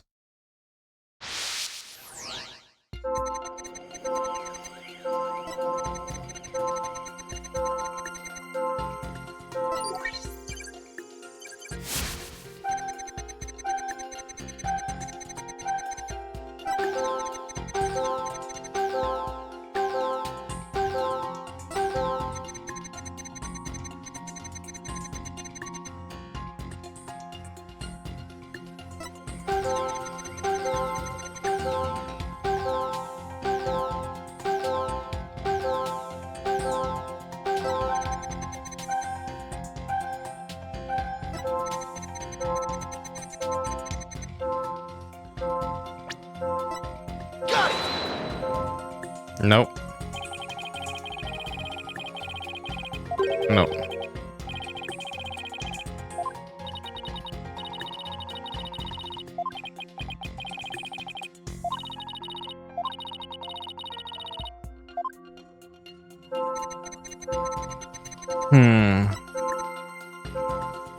Try to avoid getting shot. You're sad. You're a little afraid. That's so sad.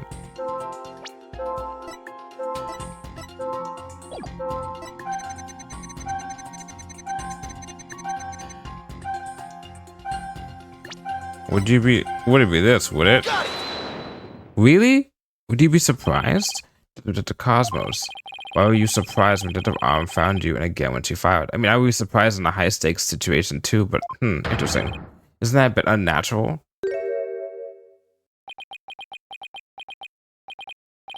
Sadly, even great mantis as myself have ordinary human feelings.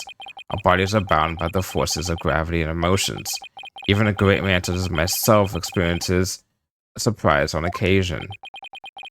Yes, I'm sure you do. But my real point is not the fact that you were surprised, but rather what you were surprised by. Pardon me? First, you were surprised when Detective Arm found you in the lounge. And just after that, you were of course being surprised when she shot at you. But considering what you were surprised about, a strange phenomenon occurs here. Dr. Cosmos, what is strange about your surprised reactions to the fact that you were...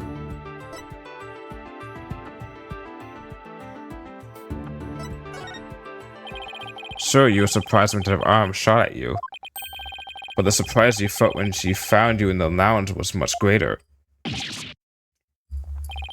The fact that you were more surprised by simply being found than by being shot at says to me that you were conflicted about whether it was you, whatever it was you were dealing with there, whatever it was you were doing there. The enemy has acquired a new weapon. Commence Operation Hide Under Your Desk.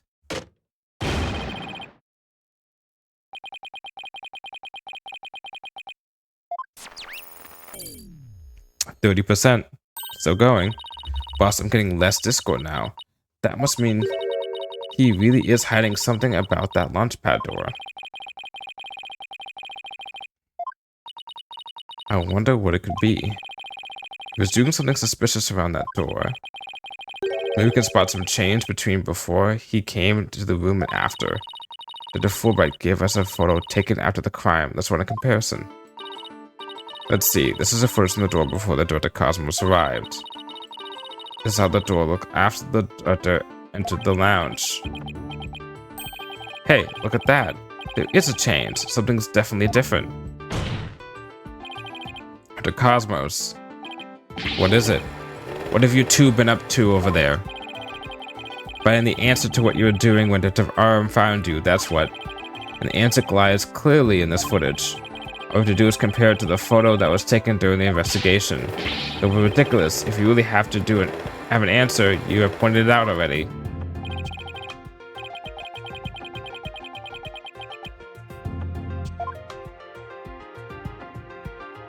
Take that! The answer is this knob. Got it. Your Honor, please take a look at this footage. Let's see. Take a look at the knob next to the launch pad door. As you can see, it's horizontal. Yes, it is, isn't it? However, when we investigated the scene of the crime yesterday, the knob was vertical.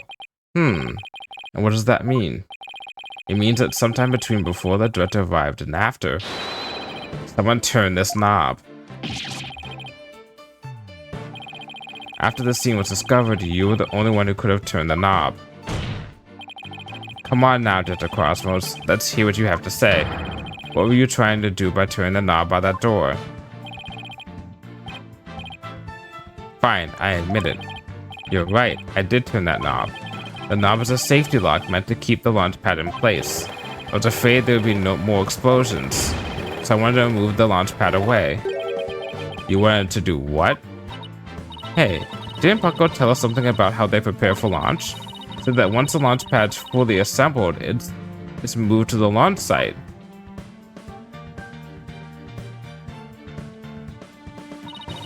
But the safety lock in the boarding lounge has been disengaged first. I guess that clears up what the knob is for. Oh, so if the killer escaped to the launch pad one corridor, maybe they'd transport along the launch pad to the launch site? I don't think so. The launch pad 1 corridor was filled with smoke. I don't think they could have escaped through that corridor. Then where did the killer escape to?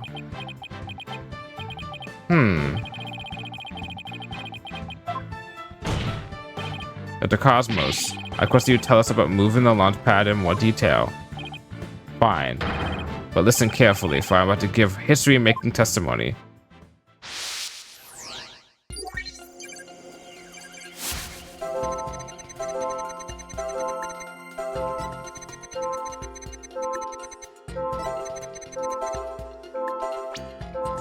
Oh, come on. Oh, come on. Easy peasy lemon squeezy. I had no choice but to disengage the safety lock.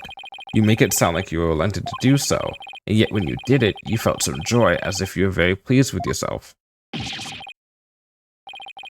How do you do it? How do you know everything as if you were there? Pretty impressive, isn't it?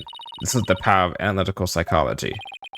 So care to explain why you felt joy when you disengaged the safety lock? When I think back on the facts we've discovered up to this point, I have to believe that you were trying to fulfill some hidden agenda. How do you know about that, too? Because I'm more or less a pro. But you have no proof that I had a hidden agenda. And if I did, I would never ever tell you, so there. I know they say people regress as they grow older, but you, sir, take the cake. And how could you doubt a man with such great intensity, intelligence, and integrity? Silence. The 3 eyes. You, a man of integrity? Don't make me laugh. Prosecutor Blackwell? You've spotted nothing but falsities since you stepped up to the stand. You're not the kind of man that would be glorified in the annals of history. Not for greatness anyway. Unless you consider greatness greatest barefaced liar an honor. No.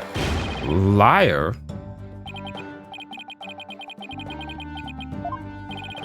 You moved Launchpad 1 after the explosions? How naive you are. You fail to realize how even the facts themselves have betrayed you. You know, it's a thought, but modern English can be your friend. And here's a thought for you. Immediately following the bombing, Launchpad 1 was on the boarding lounge 1 side. The police confirmed this on scene. What? So that means the director didn't move the launch pad? Curse my judgment for calling history's greatest liar to the witness stand. Let's leave him to indulge in his lies and war games to his heart's content. Objection! But it doesn't make sense. You can't deny that someone turned that knob. And once the safety lock was released, I'm sure the pad must have went somewhere. If we chase down the truth of this issue, we just might find out where the killer escaped to. You're sure it must have went somewhere? We just might find out?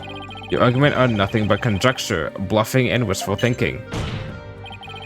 Stop chasing your fantasies and see reality for what it really is. Or are you not man enough to, boy?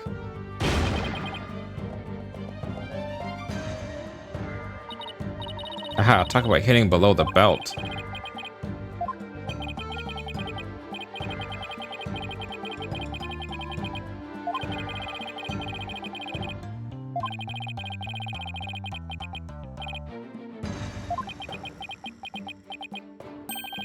Wait a minute, maybe I have it all backwards. What if the director turned the knob not to move the launch pad away, but to bring it back to where it was supposed to be? What are you blathering about? What if the launch pad was at the launch site before the incident? And then after the incident, Director Cosmos moved it back to its usual spot. All he had to do was turn the knob to call the launch pad back, and it would be right where the police found it.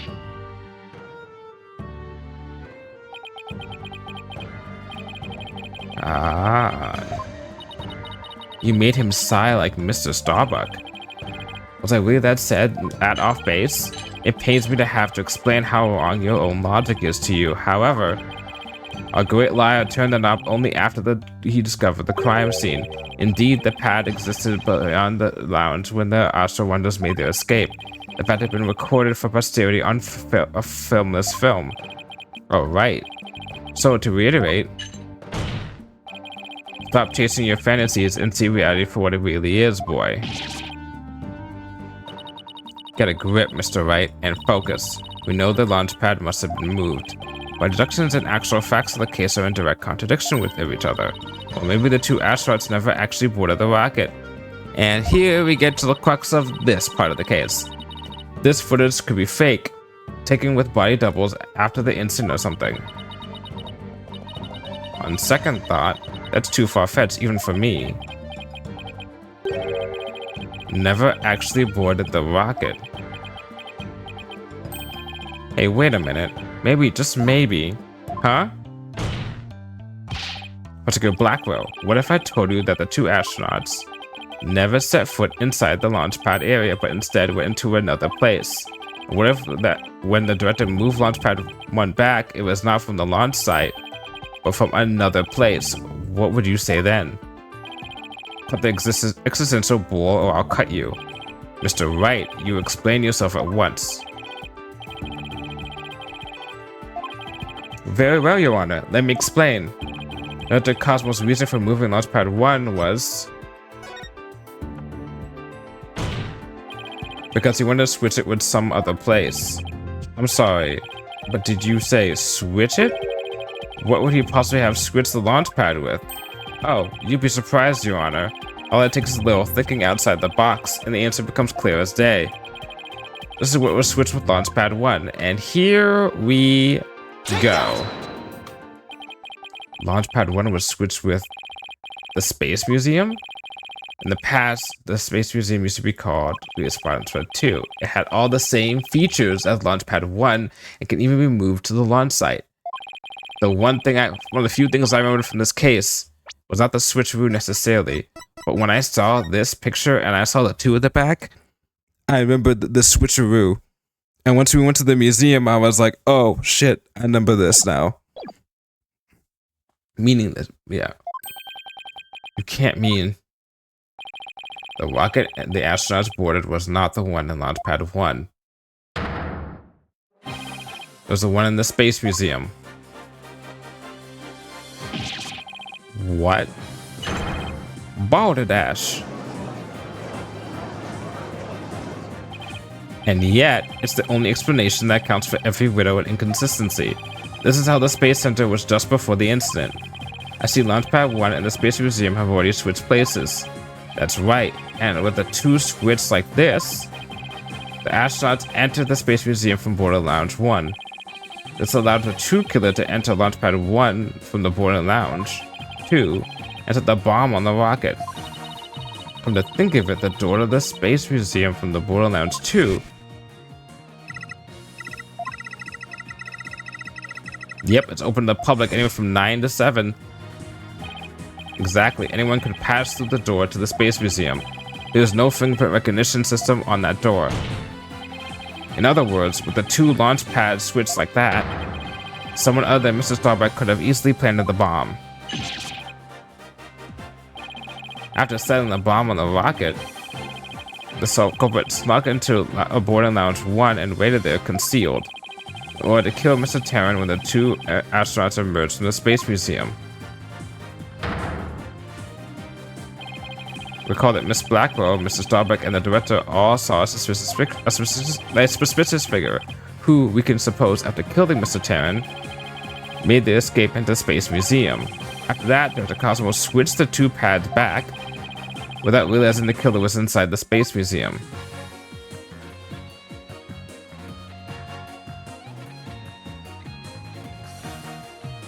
And the killer can just fucking leave. The killer then left the Space Museum and made a clean getaway.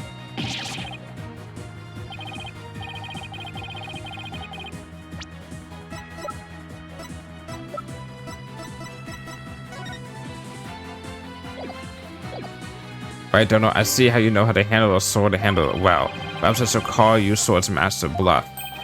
I'm a seasoned warrior who has cut down many a prosecutor. Silence. But unless you can prove the theory, it's no better than a rusty sword. That's right, you have no proof I switched the launch pads. About that. See, if the launch pads really were switched, there might be a record of it somewhere. At this point, Launchpad 1 and the Swords Museum were switched with each other. A quarter beyond the door should be the one that belongs to the Space Museum. Let's see, this is an image of the Launchpad 1 corridor. Do you see anything different from when we compare it to the security footage? Huh? The number on the floor. Well, what do you know? Call that shit from a mile away. It looks like we have proof after all, Prosecutor Blackwell. And if this is just another bluff... Oh, don't worry. It's all right here. Right here in this footage. Proof that beyond this door is a corridor to the Space Museum. Very well then, answer this for me if you would. What in this footage proves the corridor belongs to the Space Museum? And with that, we will take our fucking leave. Take that! And then there's a 1 on the floor in the launch pad corridor. But take a look at the floor of the corridor in the security footage. Do you see the number on the floor behind the astronauts? It doesn't look like a 1, does it? That's because of what you see is actually part of a 2. What? How did you not notice that? Come on now, Blackwell, come on. Why is it a 2 and not a 1? That's because the corridor you see is the 1 to the Space Museum. You've been fooled this whole time. And so that means the corridor in this footage is was not filled with smoke. That's right, because the explosion didn't occur in the Space Museum. The explosion occurred in Launchpad 1 on the side opposite of the Space Museum. And now that we know the two astronauts escaped from the Space Museum, the mystery from the previous trial of how they got down the ladder is cleared up.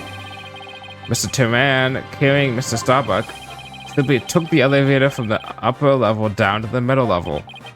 It's incredible. The two launch pads were actually switched. But you'd think someone would have noticed an event of this magnitude.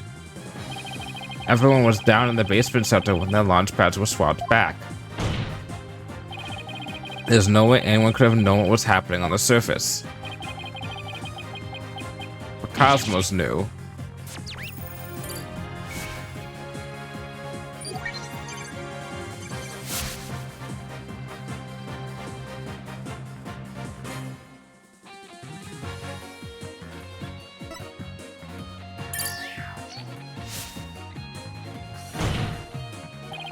No more lies, said Dr. Cosmos. It's high time you told us the truth. The truth will set you free. My honor, my glory, everything is slipping away. Time to deploy my ultimate weapon. Galactic engine, ignition. What? It's gone haywire. It won't stop. It's got little stars coming out. That's cute. My stars, my glory.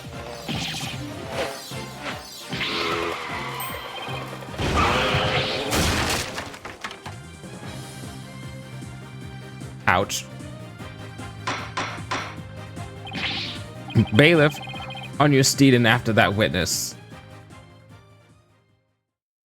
Steed. Oh, look a little washed up here, don't you, huh? I see we managed to retrieve you before you came to any bodily harm. You went through a fucking door. How is he not harmed?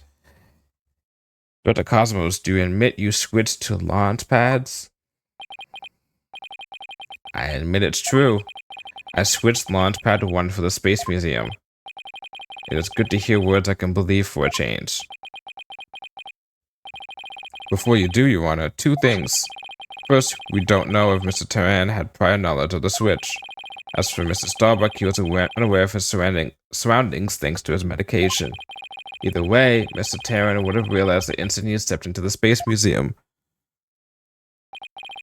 that had been switched with the Launchpad 1.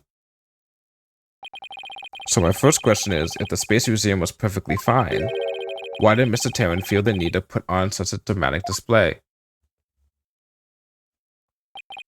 As for my second question, I'd like Dr. Cosmos to tell us why he switched the two launch pads to begin with. If I had to make a guess, if I remember correctly, it's to, if they had the bomb threat, they didn't want to actually go through with the plan and they were cautious about it, so they were just like, okay, let's switch everything and do a fake launch off to prevent, you know, something from happening.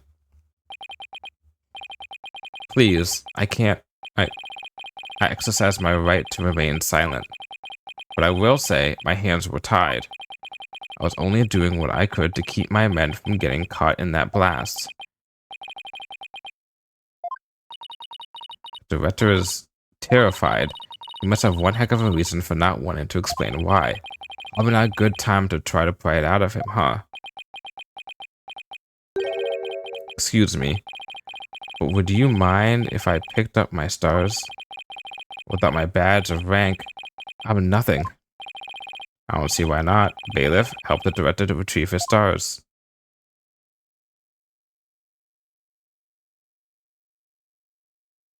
It appears the possibility of a culprit other than a defendant has presented itself. Mr. Starbuck, is there anything you wish to say? I don't get it. Don't get it? What don't you get? Director, why did you do all that? From the very beginning, you never meant for the launch to go ahead, did you? You tricked us. Mr. Starbuck. Starbuck, my boy, I'm sorry. I can't tell you the reason why, but I had to do it to protect the Space Center. Director, will I ever get the chance to go into space again?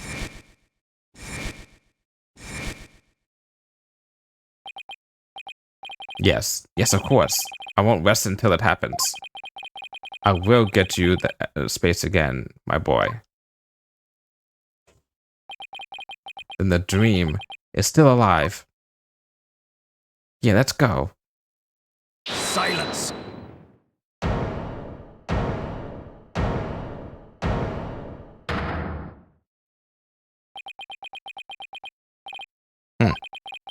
You're not going into space, Starbuck. But prison, I won't have it any other way. Yes, I accept the launch pads really were switched. And if there were a third person at the scene, I suppose I could have escaped. But I have yet to see proof of this third person's escape via the Space Museum. Oh, that's a good point.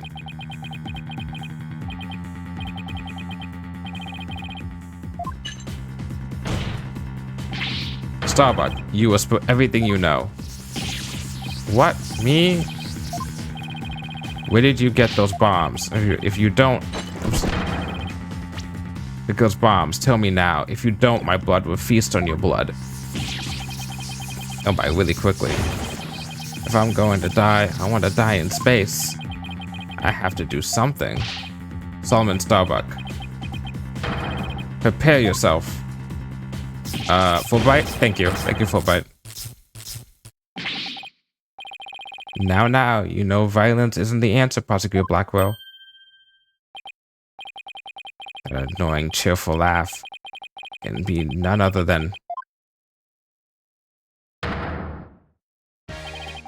champion of righteousness, Bobby Fulbright here. In justice we trust. Detective Fulbright? Sorry to keep you waiting, Mr. Lawyer. Hope I'm not too late. I tried to hurry, but I ended up helping a little old lady cross the street. And then I had to break up a cat fight. I tell you, justice, sir, is a full-time job. Was it a fight between cats, or... Why are you here again? Because the defendant isn't the culprit. I came to make sure that justice is served. I don't have any idea what you're talking about. Fulbright. I always thought you were a bit touched in the head. But have you finally succumbed? Nope, but it looks like you've succumbed to this phantom of yours. Open your eyes and let the evidence of justice uncloud your judgment. What evidence? Come to think of it, he did say something about finding us some evidence. Thanks, you two. Yeah.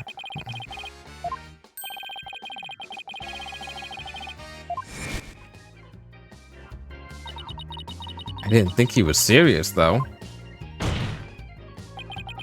So what is it, Detective? Is it something that will prove Mr. Starbuck innocent? It is indeed. Have a look at this. What's this? A lighter? That's right, a lighter thought to have been used by the culprit, no less. The Space Museum's cleaning robot picked it up. It has the victim Clay Tarrant's blood along with the killer's fingerprints on it.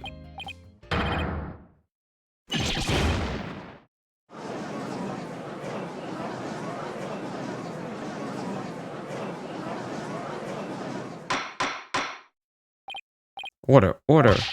Dr. Fulbright, can I assume that the fingerprints don't belong to the defendant? You bet. Mr. Starbuck is totally innocent. Neat. Your Honor, this is decisive evidence that supports the defense's claim earlier claim. Explain yourself, Mr. Wright. With pleasure, Your Honor. Recall that this lighter was found. Based on that, we can extrapolate that after the killer murdered Mr. Tarrant, they escaped with the lighter in hand to the Space Museum.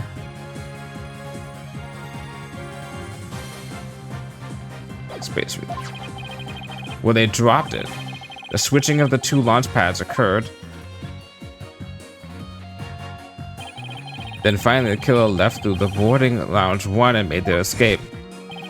Meanwhile, Mr. Starbuck was found in the boarding lounge 1 after the murder. A fact that Director Cosmos has testified to. Therefore, Mr. Starbuck could not possibly have been the one to drop the lighter there. Silence. But the defendant had free reign of the area until Director Cosmos appeared. Could he not have dropped the lighter in the Space Museum during that span of time? Objection! Can't do that. How would he have gotten there? You'd like that to be true, wouldn't you? But Director Cosmos testified that right after he saw the mysterious figure with the lighter, he went into the lounge and found the unconscious Mr. Starbuck. In other words, Mr. Starbuck wouldn't have had time to double back to the museum. No, Prosecutor Blackwell, this ladder could only have been dropped by the real killer.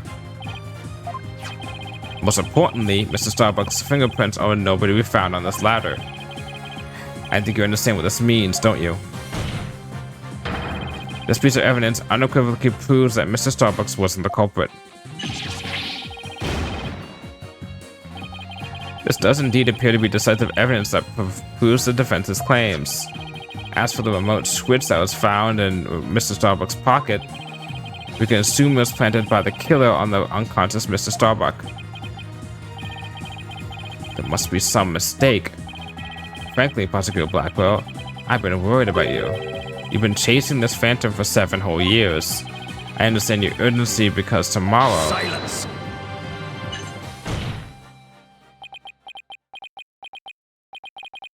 Wright, you promised never to speak of that. Statute of limitations, I'm guessing. Saying tomorrow, given the body of evidence, I think it's safe to say the defendant is innocent, in light of the fact that it was impossible for him to have committed the crime. A few unanswered questions remain, so I look forward to seeing what you two uncover. But for now, this court finds the defendant Solomon Starbuck. Yippee! We completed this whole case in 1 day! Woo!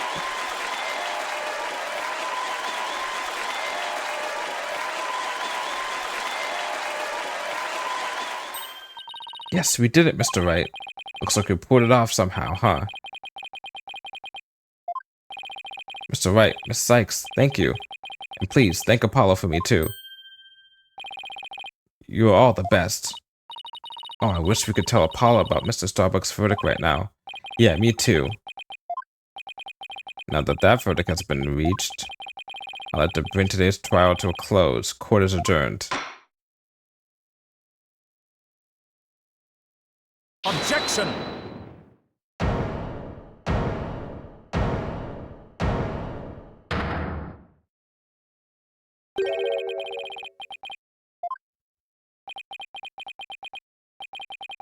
It simply isn't possible. Something's wrong. Prosecutor Blackwell, are you dissatisfied with the verdict? Fulbright, what were your results of the fingerprint analysis for the lighter? Huh? The results? Oh well, I was in a hurry, you see, and then there was that cat fight and, well, I kinda got carried away when I heard the prints weren't Mr. Starbucks, so... You have yet to read it? Prosecutor Blackwell, can you read out who the prints belong to? Upon thorough analysis, the fingerprints... Oh, that's right. Were found to be found... Yep, were found to belong to Athena Sykes. So says the report. What? What? Huh? Me?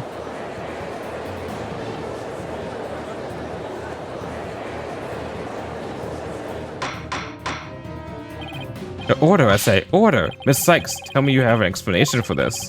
We just finished proving this lighter could only belong to the killer. So finding a print on it could only lead us to one grave conclusion. I don't know how they got on there, but I know I'm not the culprit.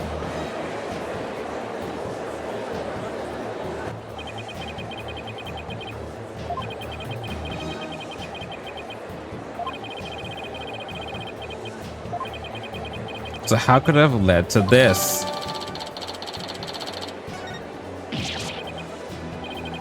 What have I done? Please forgive me. I'm sorry. Order, order. Dr. Fulbright, stop your crying. What in the world is happening here? It's like the world's gone mad. Order, order. I will have order.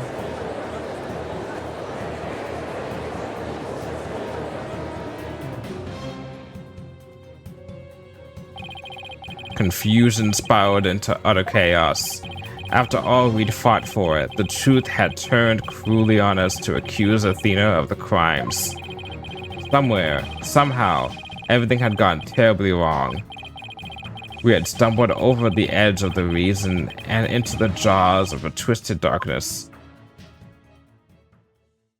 And that includes that finishes that case. But when I say the last case, I say that includes part 1 of the final case, in my opinion.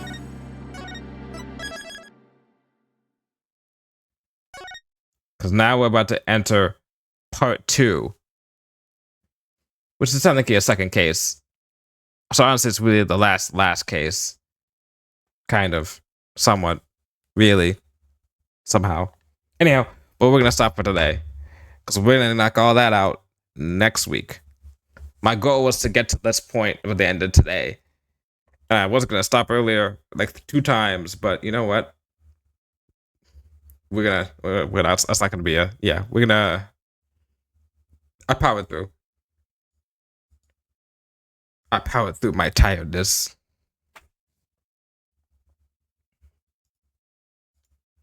So instead though, we're gonna find someone to raid. Boom.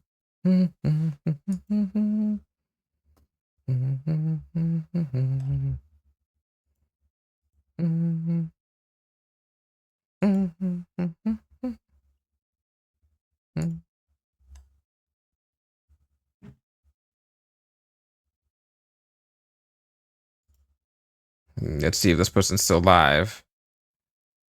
Okay, good. Okay, they're still alive. Because sometimes when I raid into this person, they accidentally raid into me or raid into somebody else right when I'm raiding into them because of how things are timed.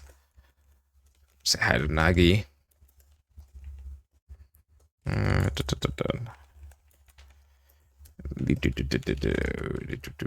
we go. Perfect. Okay, cool. Neato. Coolio. Alright, so I'm off tomorrow. If I had gotten Wilds, I probably would have played Wilds then, but I didn't. So we're good there. Spotify audio a little bit here. There. Okay, perfect. So we don't stream then. Thursday we play we start Metal Gear Solid 2, which I need to test actually to see if that would work. Because Metal Gear Solid 1, setting up the PS3 to make sure that it streams through OBS, through Elgato to the OBS is kind of a hassle. And I moved, so my whole setup had to get changed a smidgen. But I should still be good. And then Saturday we have Civ 6. I think we're doing it with Crystal and maybe Jay. I do it with Madonna too, but he is going to be at a con. So we're to start a new campaign, maybe like a short campaign and play that and see how that does. Anyway, well, we're going to say bye and I'll see you around. Later.